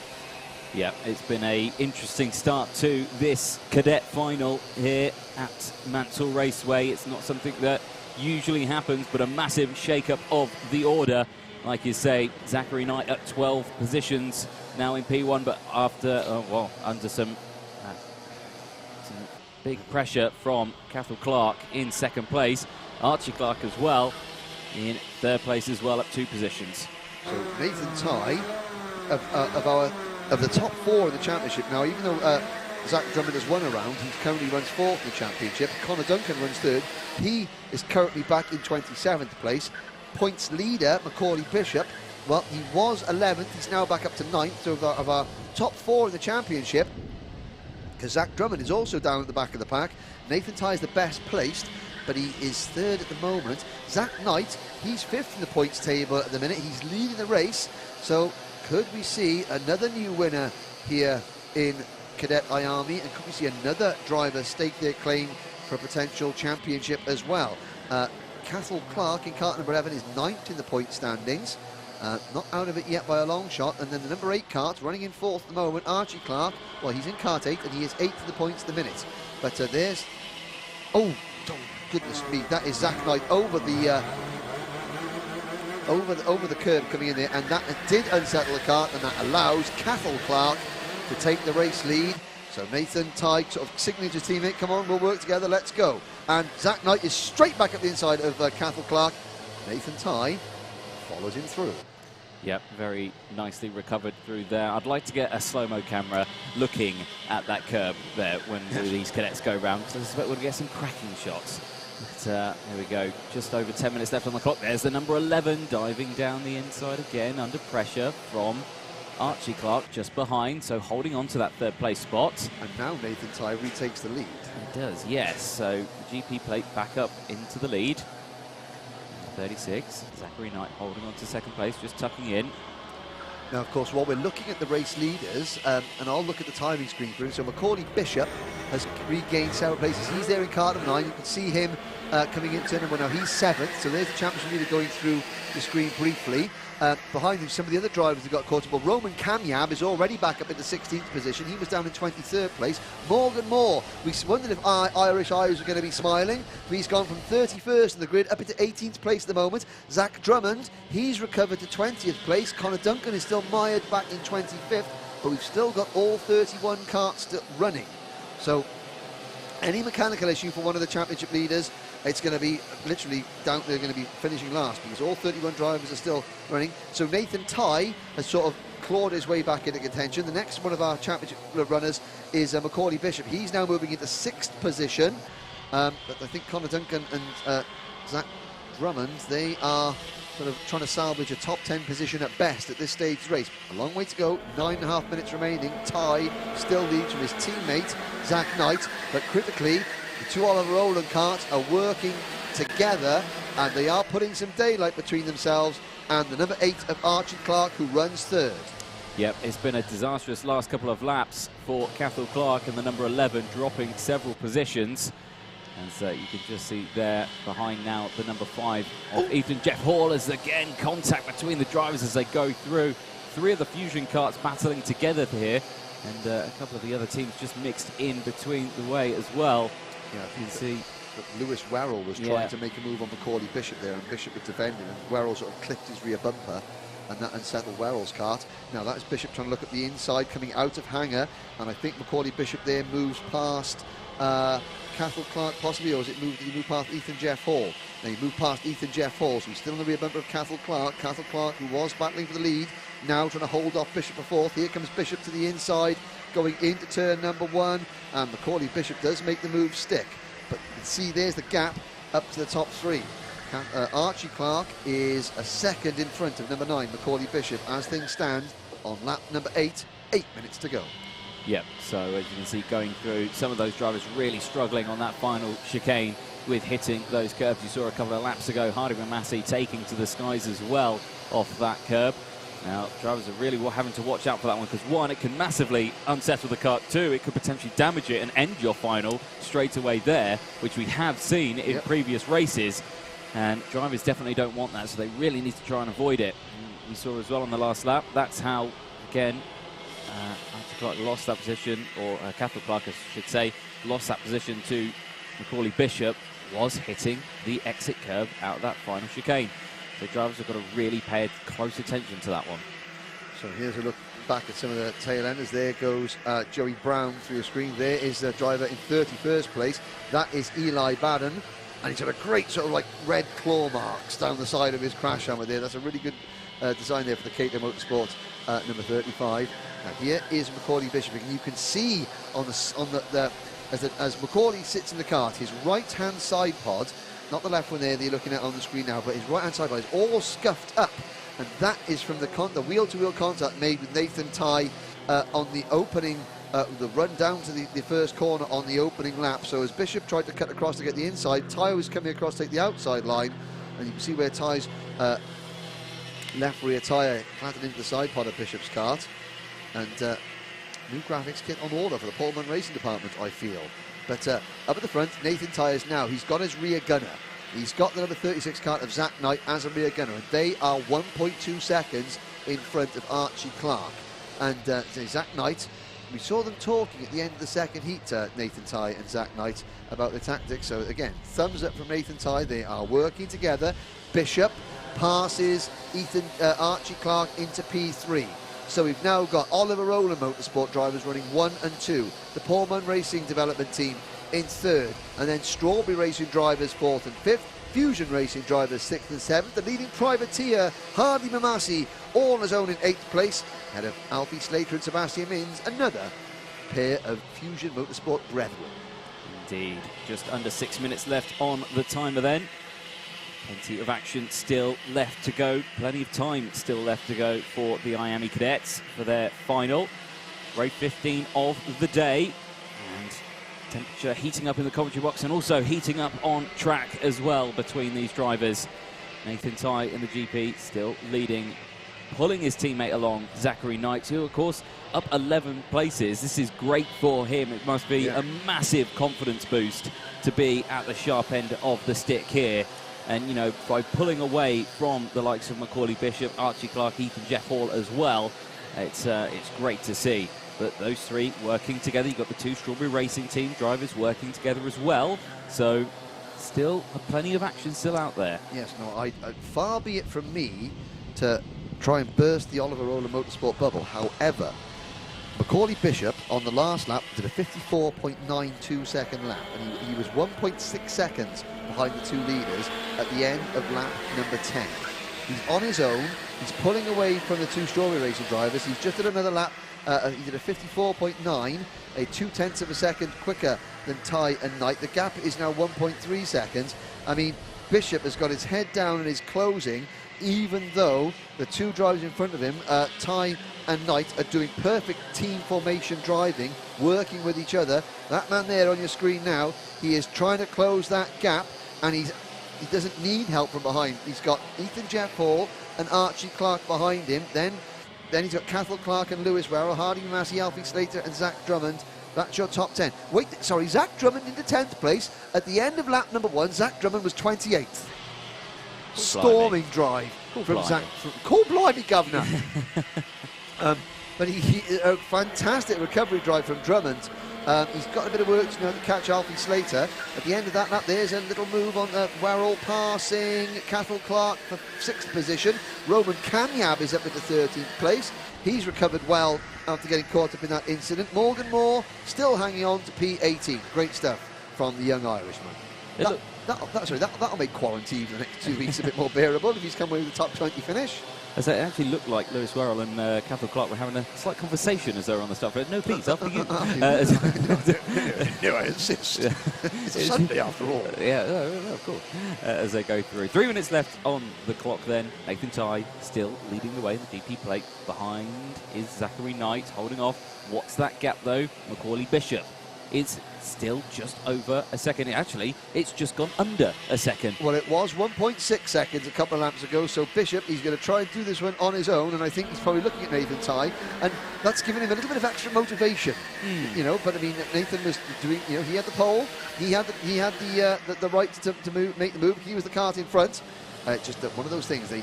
These drivers know just how important every single race is now as they go for a British Championship. There is the leading three Fusion drivers. Werrell in the 10, Clark in the 11, and Slater in the 27. Slater in the 27, yes, and then it's Mamasi. They've all gone past Hardy Mamasi, who's now slipped to 9th place in kart 44, and about 1.7 seconds back. You've just saw him flash into the screen there. That is the charging Zach Drummond. But speaking of charging, the three leaders charge towards the dogleg on lap number 14. 2 minutes to go. And that gap is now, yep, you're right, it's less than a second. Ooh, and you know, I had a twinge in my back, leaning down to look at the thing. Werrell going over the curve there. So, Tighe leads Zach Knight. Bishop closing in. He's got the crosshairs on the rear bumper of the number 36 Oliver Rowland Motorsport kart in 2nd place. There's a great drive from Hardy Mamasi. I'm looking down, there's only a few privateer drivers in this class this year, sadly. Cole Glover is the next best placed privateer in 27th, and Hardy Mamasi is running in the top 10. There you go. 90 seconds left on the clock. Still eyes on this top two. GP plate, Nathan Tighe holding off from Zachary Knight. That gap though, Macaulay Bishop, it's less than half a second now. He's breathing down these two Oliver Rowland Motorsport karts as they head out of the final corner onto the start-finish straight again. He's going to see that timer clicking onto a minute now. Tucking in there, he knows he can smell a victory here, I think. Yep, I mean, he dropped down to 12th on the opening lap, did Macaulay Bishop, and he has clawed his way back into contention. We got less than a minute to go, and pretty soon, in fact, I think at the end of this lap, Bishop will be in the slipstream and he'll be able to draft. And you could just see there, Knight check over his shoulder. And he'd probably think to himself, my God, how did you get there? We've been doing everything possible, and they have. Tighe and Knight have driven a perfect team formation race so far. But here comes that pesky number 9 kart to try and spoil their party. Indeed, here comes Bishop right behind now as the two go side by side. out of the penultimate corner. Zachary Knight looking like he wanted to get past his teammate of Nathan Tighe. Stays behind as they go front to rear through the final corner. He's saying, come on, let's go defensive. We need to go defensive because here, down the inside, goes Bishop into turn one, side by side with Zachary Knight. Gets the job done, splits the two Oliver Rowland Motorsport karts in half. Again, Bishop going defensive. Don't let Nathan Tighe break away too much, though. You've got to stay with it. So here we go, nose to tail then. But Bishop now up into P2. So the clock strikes 0. The dinner bell has rung. Who's going to be the first at the table? Is it going to be Nathan Tighe? Is it going to be Macaulay Bishop? The round 2 winner leads the round 1 winner. Zach Knight, well, he thought he had a chance of being the 4th different winner we've had in the finals this season, but who is going to be the first 2-time winner at the moment? Let's hope that they can get back cleanly to the end. So into dogleg we go. Last lap board goes out. Tighe defends to the inside. Bishop goes with him. On the outside line is Zach Knight. Zach Knight's going to get a monstrous run coming out of this first corner. Can he make it work though? Still, Tighe leads into the complex. Anything can still happen. Yep, Tighe again goes defensive into the complex, and Bishop still all over the back of him as they exit now onto Mini straight in towards turn number 4. Zachary Knight as well, just behind. He's going to try and capitalise on this as well. Defensive goes Tighe. Bishop follows. Little bit of a contact there between the two of them. Side by side, squeezing him into the apex there. He can't get past. And here comes Zachary Knight back round to take the lead. Excellent. So Zach Knight, he just waited. The opportunity presented itself like Moses. The Red Sea parted in front of him. And Zach Knight is a quarter of a lap away now from a victory. Tighe second, Bishop third. Bishop under pressure because Jeff Hall, Archie Clark and Lewis Warrell have caught him. But it's going to be a new winner again. And it's going to be number 36 for the Oliver Rowland Motorsport team. Zach Knight takes the victory. Second for Nathan Tighe. Third for Macaulay Bishop. Ethan Jeff Hall finished in 4th. Archie Clark 5th. Lewis Warrell in 6th. Alfie Slater 7th. Cathal Clark in 8th. Hardy Mamasi 9th. And Zach Drummond rounds out the top 10. Well, Anthony is going to go down to get the winners. Nathan Tighe and Macaulay Bishop, they began this race rubbing wheels, rubbing side pods, going into turn number 1, and they ended the race rubbing wheels, rubbing side pods on the last lap whilst battling for the race win. And through it all, Zach Knight takes his maiden British Championship victory. And I'm trying to think, Zach Knight, where did he start? He started 13th. From 13th to 1st, and I've got to say, Storm the Alsatian will be barking at the TV back home. Brilliant stuff. There is a rundown of the drivers outside the top 12. Connor Duncan recovered to 19th place. Morgan Moore comes home in 22nd. Noah Wolf in 23rd. Zach Drummond rounded out the top 10. Now, William Knight, Zach's brother, he finishes in 12th position. Roman Kamiab 13th. And look at that, all 31 drivers, Michael Walker did have a spin, but all 31 drivers made it to the end of that one. And there's going to be some,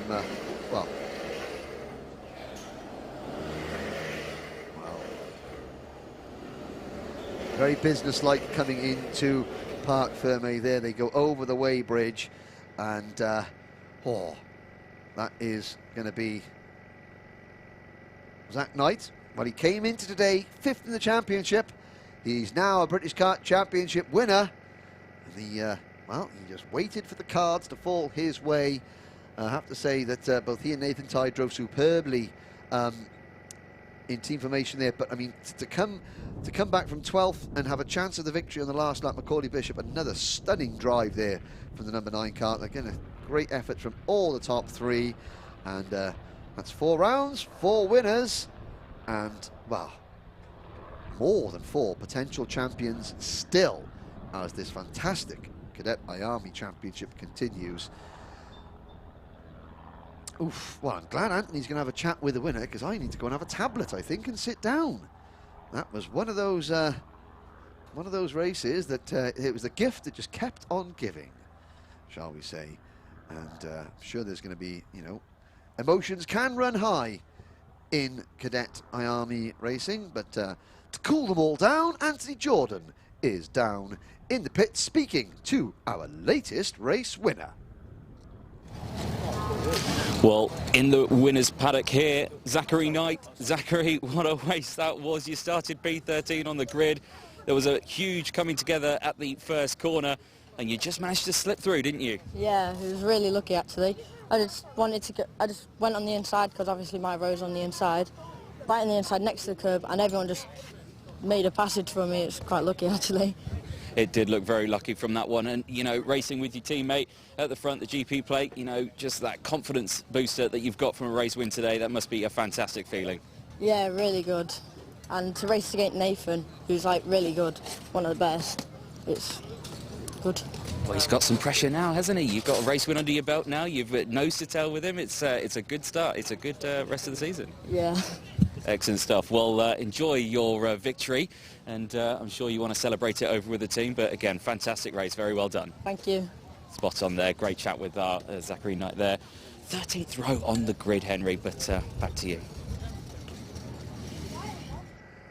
Oh, thank you, Anthony. And again, a big well done to Zach's mechanic there is Mark Rose. You saw Mark just chatting with one of the officials afterwards there, but Marky Mark, as he's known on social media. I think we officially call it Marky Mark's Funky Bunch now. Zach Knight has won a race. That's early 90s pop music reference there for those who are interested. Oh, dear me. One race to go. It's the final race of the day. Race number 16. Senior X30 up next.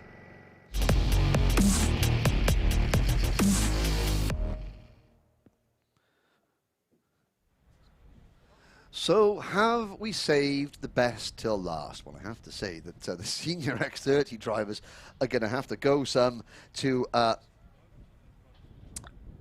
to top that last race. I have to say, we've got a 32 kart grid, all raring to go. Of course, here the Mansell Raceway. Now, Nigel Mansell owns this track. Obviously, the Dunkeswell Kart Club, now the Mansell Kart Racing Club.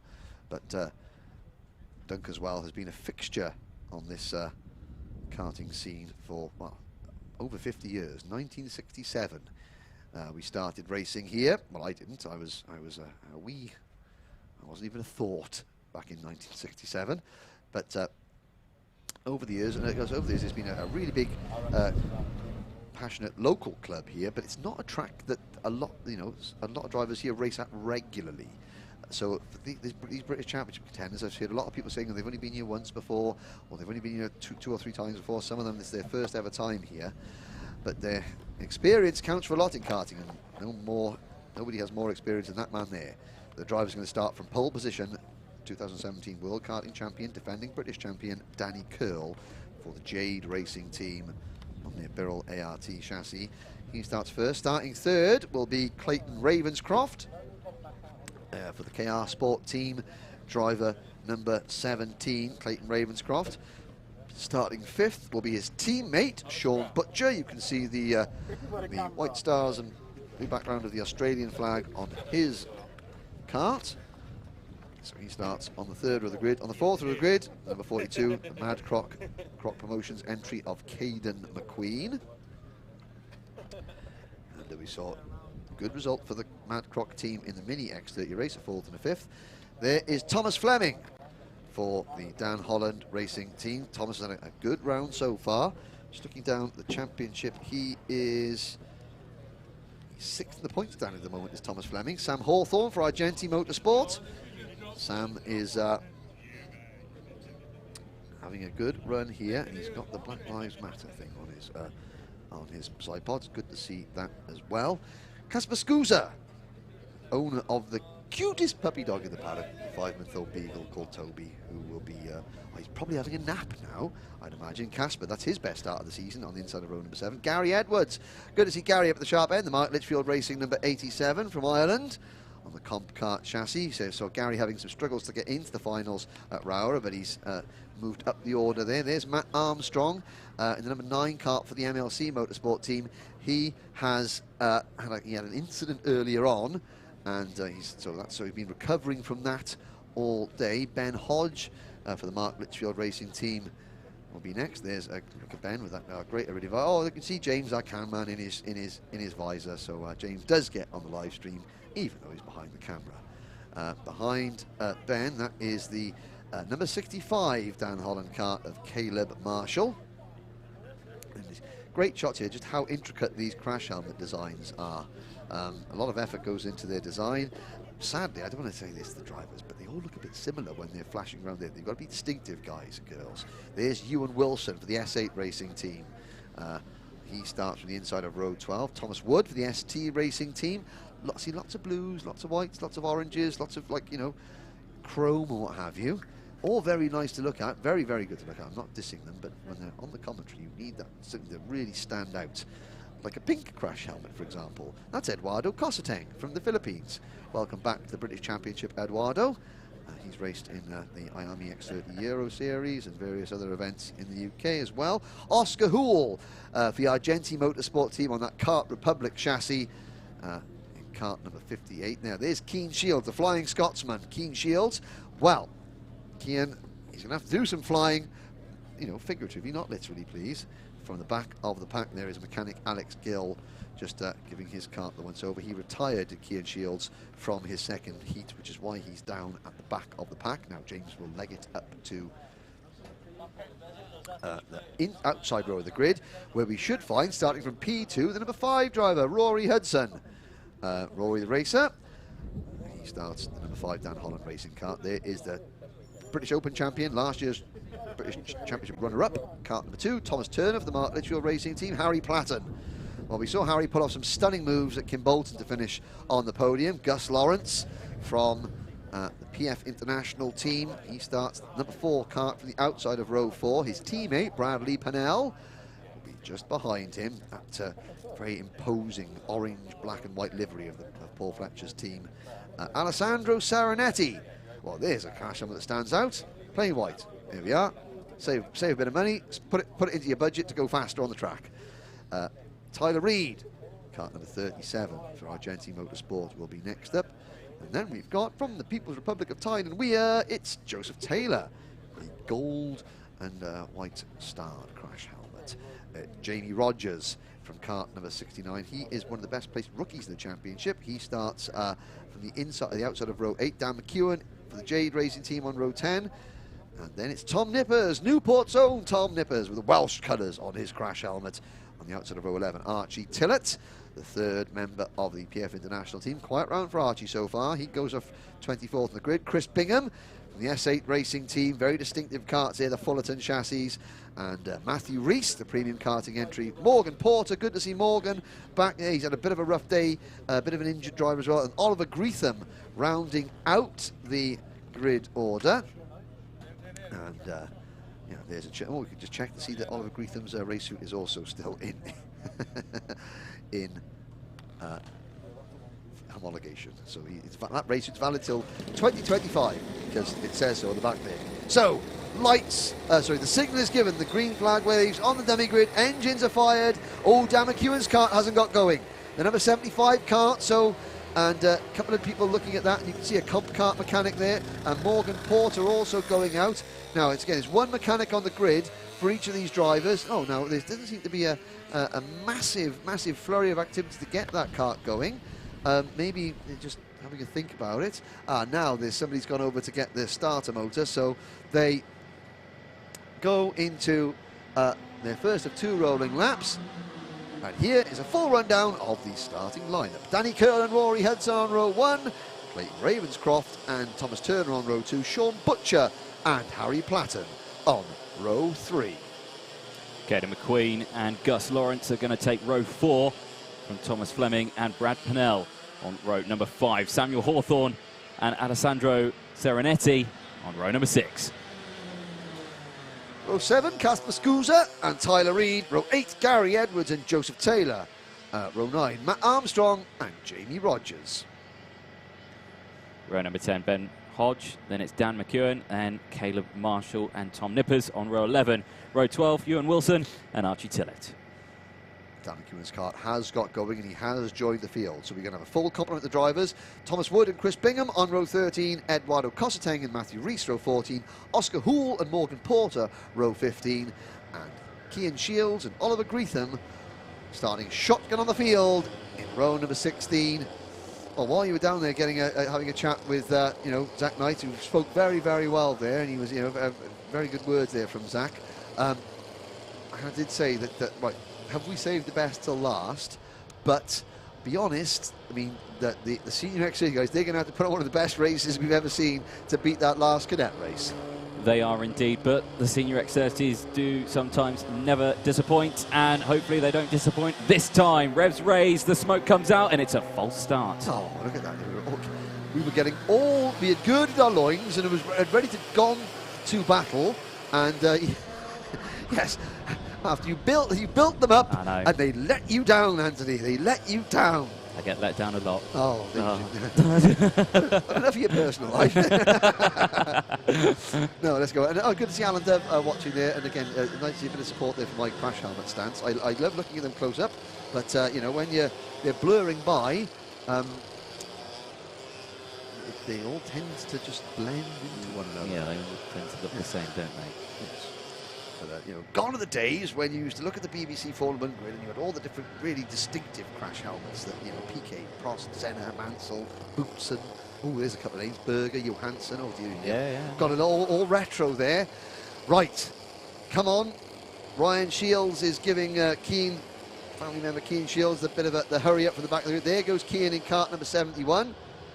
Alex Gill gave him a good kick as he went off to sort of boost him into action. So, for the second time of asking, Danny Curl and Rory Hudson come out to the dogleg.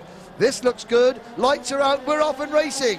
Curl's got the inside line. Hudson on the outside. Oh, Hudson's going to get absolutely swamped. Are they all going to get round cleanly? Just about, yes. It's going to be very tight, though, in the midfield pack coming into the second corner. Clayton Ravenscroft up on the curbs on the inside line there to try and hold on there, but Danny Curl has made the perfect getaway, and it's Caden McQueen and Sean Butcher. No, what's the matter with Curl? Curl's made a mistake coming out of turn number the complex. He made a perfect start, and then it all went peaked on going to the complex. There's Gary Edwards out of the race. Who leads? I think it's Sean Butcher, I think you could be right as we go through. It is the 57 plate of Sean Butcher leading the way, but under some close pressure from the 42 of Caden McQueen as they enter the final corner to finish lap 1 here for the Senior X30 final. It's race 16, the final race of the day here at Mansell Raceway, and it is, as you say, Sean Butcher leading from Caden McQueen. Then it's Clayton Ravencroft, then it's Danny Curl in the number 1, Rory Hudson, Harry Platten, Gus Lawrence, Thomas Fleming, then it's Matt Armstrong, and then Thomas Turner rounding out the top 10 of the field. But, what happened to Curl at the end of that lap? Well, it was half around the opening lap, so maybe going into turn the complex there, a bit of a chain reaction. Well, Harry Platten, I noticed, he picked up a place, he picked past Gus Lawrence going into the complex there, so he's in the 5th place. Well, I mean, the stage is now set for an absolute barnstormer. Yes, it was indeed. Because Caden McQueen is sitting right there on the rear bumper of Sean Butcher. So Butcher, he hasn't won a final this year. Callum Bradshaw won the opening round, but he then got signed for the Tony Kart factory team. Danny Curl won the 2nd round, and he won the 3rd round. So Butcher has, he's 2nd in the point standings. He's got a 43-point deficit to start making up. This is a good place to start. He's got to get a win to start with. If he's going to think about being a champion, he's got to get a win. But Caden McQueen is also thinking the same thing. The Croc moves into P1, and the 2KR Sports Cosmics now 2nd and 3rd. Curl recovering and stalking them in 4th place through the corridor into hangar on lap number 3. Still very close then with these top 4, in fact top 5 and 6. It's just a long train of cuts as they all go through the final corner again. We're going to be finishing lap number 3, starting lap 4. 12.5 minutes left on the clock. And down the inside goes the 17 of Clayton Ravenscroft. The 2 teammates, Ravenscroft made the move and he forced them both one. Danny Curl, it's like going to Poundland, 2 for the price of 1 there. Yeah. And now he's got Caden McQueen in front of him. So Curl, he picks up 2 places without even having to break sweat. And he's got Caden McQueen in his sights already. Ravenscroft is 3rd, Platten is 4th. And Butcher, I think, has dropped all the way back to 5th position, with Hudson who made a poor start from the outside of the front row, down in 6th place. Yep, indeed. So, well, like I say, great recovery from Danny Curl at the moment. The two Chaos Sport chassis that made it a little bit easy for him with that lunge, smacking that curb on the exit of the final corner again. That's going to be sore down the inside, though. Danny Curl retakes the lead through turn number 1, and that is the way to do it, but still going defensive through this complex section of the complex. As 11.5 minutes left on the clock. Big look over the shoulder then for Danny Curl, but yeah, great recovery so far. And Clayton Ravenscroft dives in on McQueen for 2nd place. McQueen now settles back to 3rd, Platten in 4th position. Curl 4 kart lengths in front already. Rory Hudson picks up a place coming out of turn number 5 there as well. So kart number 5 back into P5 at the expense of Sean Butcher. The top 4 are clear. Then it's Hudson, and Hudson needs a whole train, including Butcher, Lawrence, Fleming, Turner, Armstrong, Scusa, Joseph Taylor up to 11th. Then it's Pennell, Hawthorne, and there is Fleming making a move on Gus Lawrence. So Thomas Fleming. So we've now got 2 Dan Holland racing karts chasing down the top 4, but Danny Curl is at the moment now leaving them in his wake. Indeed, he is. Fastest lap of the race then for Danny Curl, a 46.95 as they go through the fast infield section. As they exit now through turns 6 and 7, through the corridor they come in towards Hanger Bend, round this right-hand hairpin, back onto the back straight to start getting tucked in behind those slipstreams as we watched Curl go through the chicane. No pressure at the moment for Curl as they exit now onto the start-finish straight. 10 minutes left on the timer. Yep, and Curl's lead 4/10 of a second over Ravenscroft. There is a move back in the pack. That looks like one of the PF International machines. Possibly Bradley Pennell picking up a place on Tyler Reid as they went into turn number 1 for 13th position. Rory Hudson, driver number 5, new fastest lap, 46.940. Yep, nice, good time there for Dan Holland Racing. And as they go through under the 10-minute timer now to go. As they all again just slotting in that single file. There's the number 14, 3rd place, Harry Platten, looking very comfortable there for the MR. Oh, and I've got to say, there's a couple of carts parked at the side of the track. We saw Ben Hodge and Gary Edwards go out earlier. I think Sean Butcher has retired the number 57 cart. That is absolute devastation for the driver who was 2nd in the championship. And one by one, Danny Curl's title rivals are caught. There's a move from Matt Armstrong. He passes Gus Lawrence. Casper Scusa, his MLC Motorsport teammate, also trying to pass Lawrence. But again, well, Clayton Ravenscroft, he missed the first 2 rounds of the season. Well, he's he's not a championship factor. But again, all Danny Curl's rivals sort of falling over themselves, and the pathway is clear for Curl as long as he can just sort of keep it steady now for this round, and then the final 2 rounds of PFI. We're not going to give the championship yet, far from it, but who is going to put together the consistency to match him? No, exactly that. It's been a roller coaster really in terms of racing. It always seems to happen where it drops back a few places, comes back, and then always seems to take home the points, does Danny Curl. But then, like we're seeing here, 8.5 minutes to go, still under pressure. Ravenscroft in the 17 for Chaos Sport. He's not given up at all. No, he hasn't. He only knows one mode, and that is attack. Yes. Attack, attack, attack. And he's closing in on Danny Curl. And of course, so, Curl will not want to give him a victory, but Ravenscroft isn't going for the title. He's missed 2 rounds. He's just here, like Connor Zilish in a way, for the Chaos Sport team. He is just here, win races. Come to the circuit, want to win a race. Not thinking about the points this year. And Ravenscroft now comes through dogleg, even Curl up on the curb there. That is not what we've seen too much from Danny Curl, but Harry Platten there in the number 14 cart. Well, Platten, 7th in the point standings, but on the podium last time out at Kim Bolton, he is we're going to see one of the younger drivers in the field make a charge in the championship. Well, first things first, he's got to get past the 2 drivers in front of him into turn number 4. This is lap 10. Still, now at half distance, long way to go. Ravenscroft chasing Curl down. Now, McQueen 4th position is under pressure from Rory Hudson. So Rory Hudson looks like he's the quicker of the 2 drivers battling for 4th place at the moment. And in fact, the quickest of all is Harry Platten in cart number 14. So Platten is in Ravenscroft's slipstream. Ravenscroft just checks over his shoulder, and Danny Curl can't breathe easy just yet. No, and I've just noticed as well, Brad Purnell in 12th place, 5-second time penalty for a start line infringement. Also, Ewan Wilson receiving the same penalty for the same offence as well. So race control now starting to dish out those 5 seconds, and down the inside to 17 of Ravencroft. A beautiful move on the inside of Curl there. He wants that win, doesn't he? Oh, he absolutely does. And throughout his career, and I've watched Clayton since he started out in karting. You know, he's never one to sort of, you know, if you offer him an open door, he's never one to turn down the opportunity to barge straight, well, not barge, but to walk straight through it. And there was a great opportunity manoeuvre there. Curl wasn't defending, so he thought, right, well, I'll just lunge in turn number 1, stand on the brakes, and then, you know, let's see if Danny can get back at me. But he has the race lead at the moment. Harry Platten right there in 3rd place, and in 4th it is Hudson has got past McQueen in 4th place, so can Rory Hudson join the party? He's 2 seconds back, and Curl literally just stalking the race lead. He's on Ravenscroft's rear bumper, you know. Feel like he's slightly toying with him. Yeah, well, he's going to sort of like, this is a test of Clayton Ravenscroft's nerves. You know, come on then, Clayton, make a mistake. Make a mistake. I dare you. I dare you. I'm here. I'm waiting. I'm here. And Clayton's just thinking, shut up, I'm just going on. But into the dog leg we go. Platten watching, think, oh, and Clayton bounces over the curb there.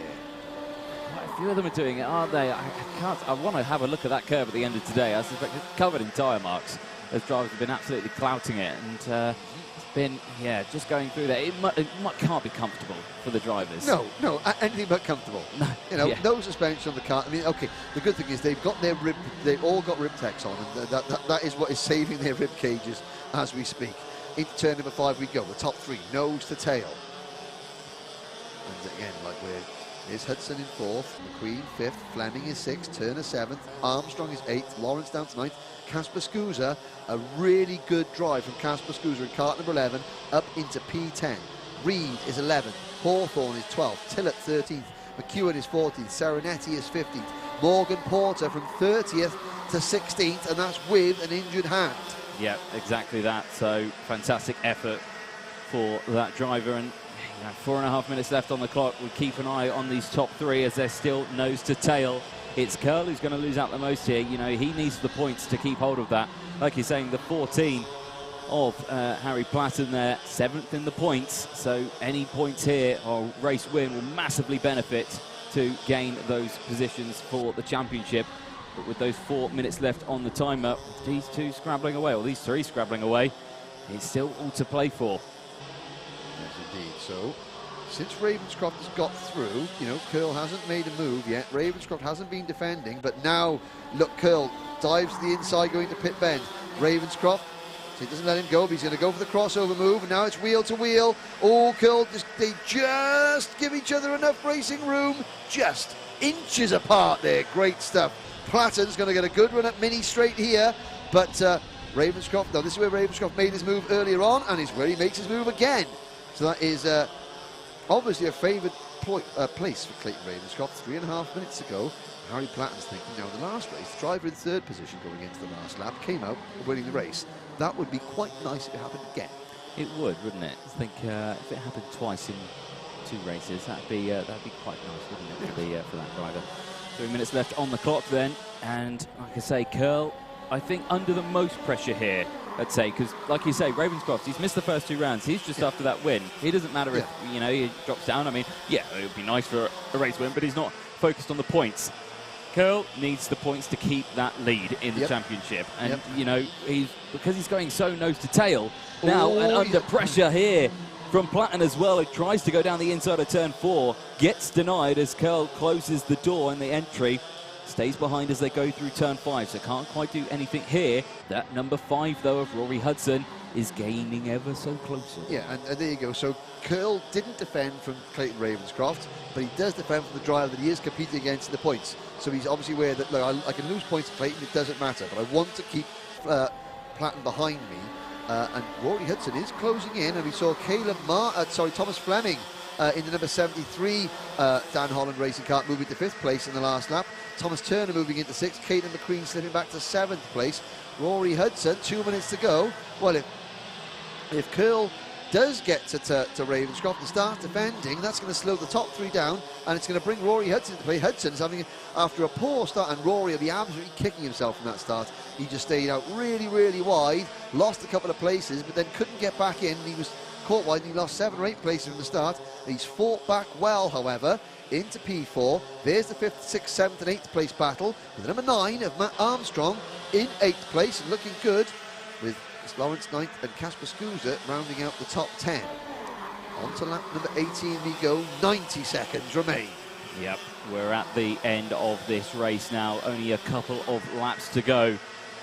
It's still Ravenscroft leading from Curl, Platten, Hudson, Fleming, Turner, McQueen, Armstrong, Lawrence. Then it's Casper Scusa rounding out the top 10. Danny Curl, fastest lap of the race in 2nd place. That gap just 1/10 of a second between those two as we look here at the 73 and the number 2, squabbling away. This is 5th and 6th, Thomas Fleming and Thomas Turner, and a red flag has come out. Red flag's coming out. Now, why is that? Now, there is some consternation down at the complex. Couldn't quite see what the problem is. There are several drivers over there. Again, it was off camera, didn't see, so a minute to go. Well, that would be the end of the race. That is, obviously, it's well over 25% race distance. They're slowing them down. Now, I mean, we'll get an official word because we were on, I think we were on lap 18 there. Or we were on lap 17 when the red flag was called. And so let's have a little look down. I can't see who is involved, so I'm not even going to attempt to speculate or anything. There are several drivers down there, and some barriers have been moved. But the race has been red flagged, and obviously the ambulance, or the paramedics and the ambulance, are quickly on the scene. There were several drivers sort of like, you know, leading down, so maybe a cart had gone over. There was a driver trapped under a cart, but we can't see that, don't know. And minute to go. We'll wait to see where the results then will be brought back to the last fully completed race lap. And all we can say is that now there's a cart being rolled back across the circuit minus several bits of bodywork. I think whatever happened, it happened into the entry of the complex, because you can see the barriers have been split in half. Now, they are only empty plastic barriers. They're not extensive. They're not a heavy tile wall or anything like that. But like I say, the session has been red flagged. So here's one driver pushing his cart back to the circuit. Now there's a lot of medical staff and race officials there standing just behind the barriers, but obviously the drivers involved are all sort of up and out of their carts. And who's this bringing? It looks like an Argenti Motorsport cart minus a nose cone on them, but I mean unofficially, and of course we'll wait to get confirmation of who is this coming back. This is the 46. That's Morgan Porter coming back to the pits with a, oh, and look at the front bar on that car has been pushed. That front bar is very, very skewy on Morgan Porter's kart. So obviously one of the drivers involved was Morgan Porter, and so he is okay. The other driver involved is standing up. I don't know the number, but he is standing up and chatting to the medical team. And I say I'm not going to pretend to try and sort of guess who it may be, but the main thing is that he is upstanding and chatting away, which means he's okay. And unofficially, that does mean, Anthony, that the results are brought back to the end of the last fully completed lap. Clayton Ravenscroft was in front, so unofficially Clayton Ravenscroft is there. The carts now all have to come back through Parc Ferme. The drivers pushing their carts back to Parc Ferme, and the main thing is that all the drivers involved in that incident were uninjured. And it's never a nice way. That was the last race of the day, and would Danny Curl have made a move? Would Harry Platten have made a move? Could Rory Hudson have caught all of them? Well, we shall never know. But the main thing is that 32 drivers started that race, and even though 32 karts didn't quite finish it in pristine condition, the drivers all did, and that is the only thing that really matters as they bring themselves back underneath the commentary position. And Well, now we're going to find a couple more drivers pushing their karts back. Well, that's going to be it. We're still running lap 18 on my timing screens. Obviously, the race result will be put back to the end of the last fully completed lap, and of course, it takes the race director Nigel Edwards and Ken Potter to then communicate that to Ian Rogers at Motorsport Timing, our chief timekeeper, and then he will set the results at the end of the last fully completed lap, and then we will get the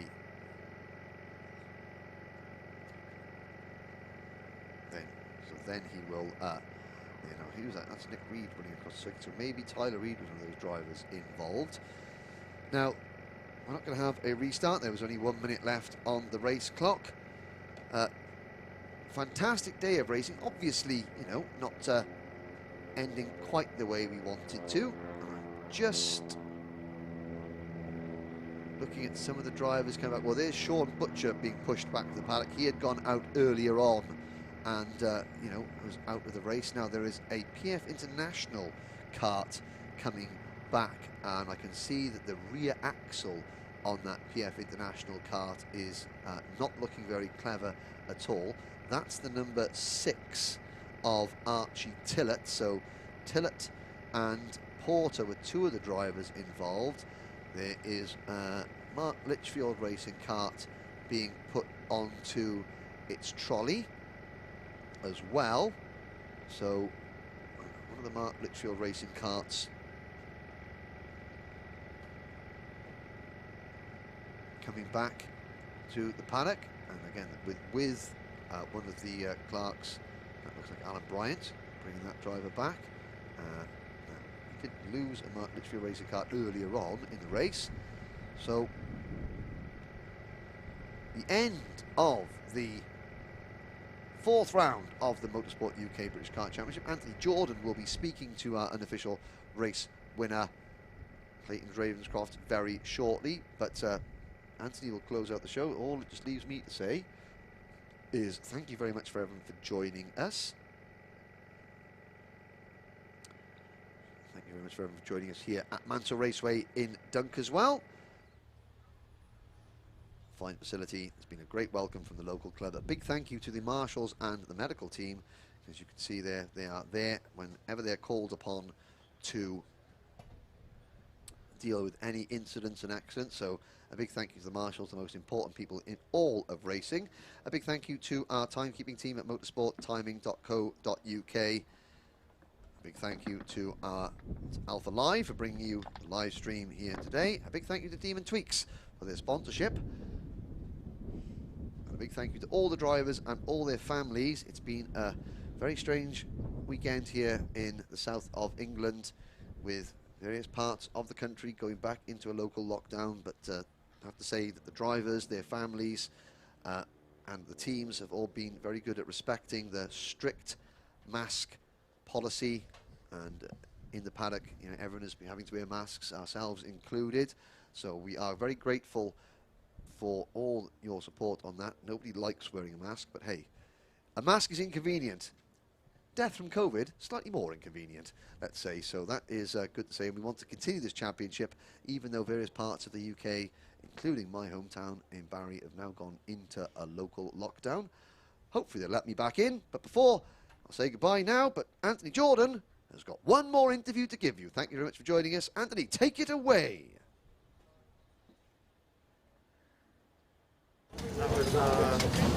Well, joined in the winner's bay, we've got quite a few drivers and quite a bit of action, but Clayton, a race win. It's not the sort of end of the race you were expecting, but it's still a win for you. Well done. Yeah, well, it's a bit unfortunate that we had to finish under a red flag. I would have liked to cross the line and see what would have happened on the last few laps for a battle for the win, but yeah, I guess it's just how it is, and hopefully everyone's okay from the crash.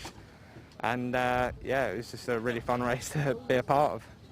Well, I'm personally myself, I'm still unsure who it was, but I have heard that everyone is okay, so that you can take that load off your mind. But yeah, again, just for that race, you've not got, this is your first points for the championship, of course. You missed the first two, so you know, this just a race win is just a race win in this one, but it must feel good still.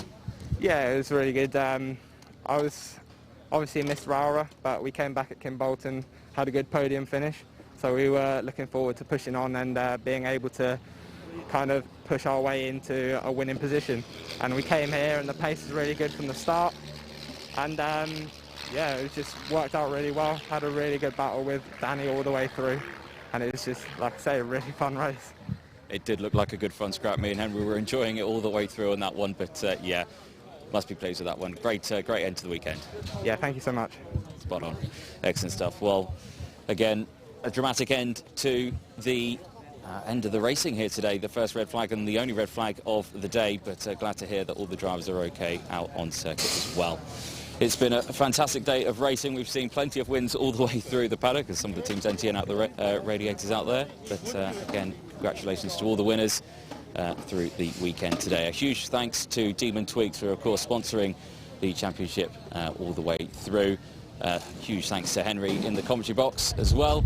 He managed to keep me on my toes all the way through as well. But again, a massive thanks to all the drivers and the organisers at Motorsport UK for organising a fantastic championship. But from us here at Mansell Raceway, it's goodbye. This is the Mansell Raceway at Dunkeswell. Round 4 of the 2020 Motorsport UK British Kart Championships for Cadet IAME, Mini, Junior and Senior X30, and round 2 for the Bambinos. Once again, we have a packed entry, all looking to try and conquer this 1,032-metre circuit, which has been in operation since 1967 and has been owned by the 1992 Formula 1 World Champion for the last half dozen years or so. It's a really fine venue, a combination of the technical nature of Rowra and the flat-out blast of Kimbolton, which are the site of the first 3 rounds of the championship. Now, in Bambino, Luca Holmes-Ballock will be looking to make it 2 wins out of 2, but he's got another 14 rivals, all trying to wrestle the win away from the young man, the youngest drivers in the paddock, aged between 6 and 8. In Cadet IAME, we've had 3 different winners from the first 3 rounds: Macaulay Bishop, Nathan Tye and Zach Drummond. Can anyone else join them on the top of the victory rostrum today? Mini X30 has been dominated by Vinnie Phillips so far. He's taken 3 wins out of 3, but his teammate Leo Robinson and Gabriel Stilp are right behind him. In Junior X30, Bart Harrison leads the point standings, even though he hasn't yet won a final. Josh Rowledge, Oliver Greenall and Darrell Taylor have been victorious so far, but Harrison's consistency has kept him on top of the points table. Finally, Senior X30. Defending champion and number 1 plate Danny Curl has opened up a commanding lead in the championship after 3 of 6 rounds, but there's another 30+ drivers all looking to take the king off his throne. Will they succeed? We're going to find out very soon.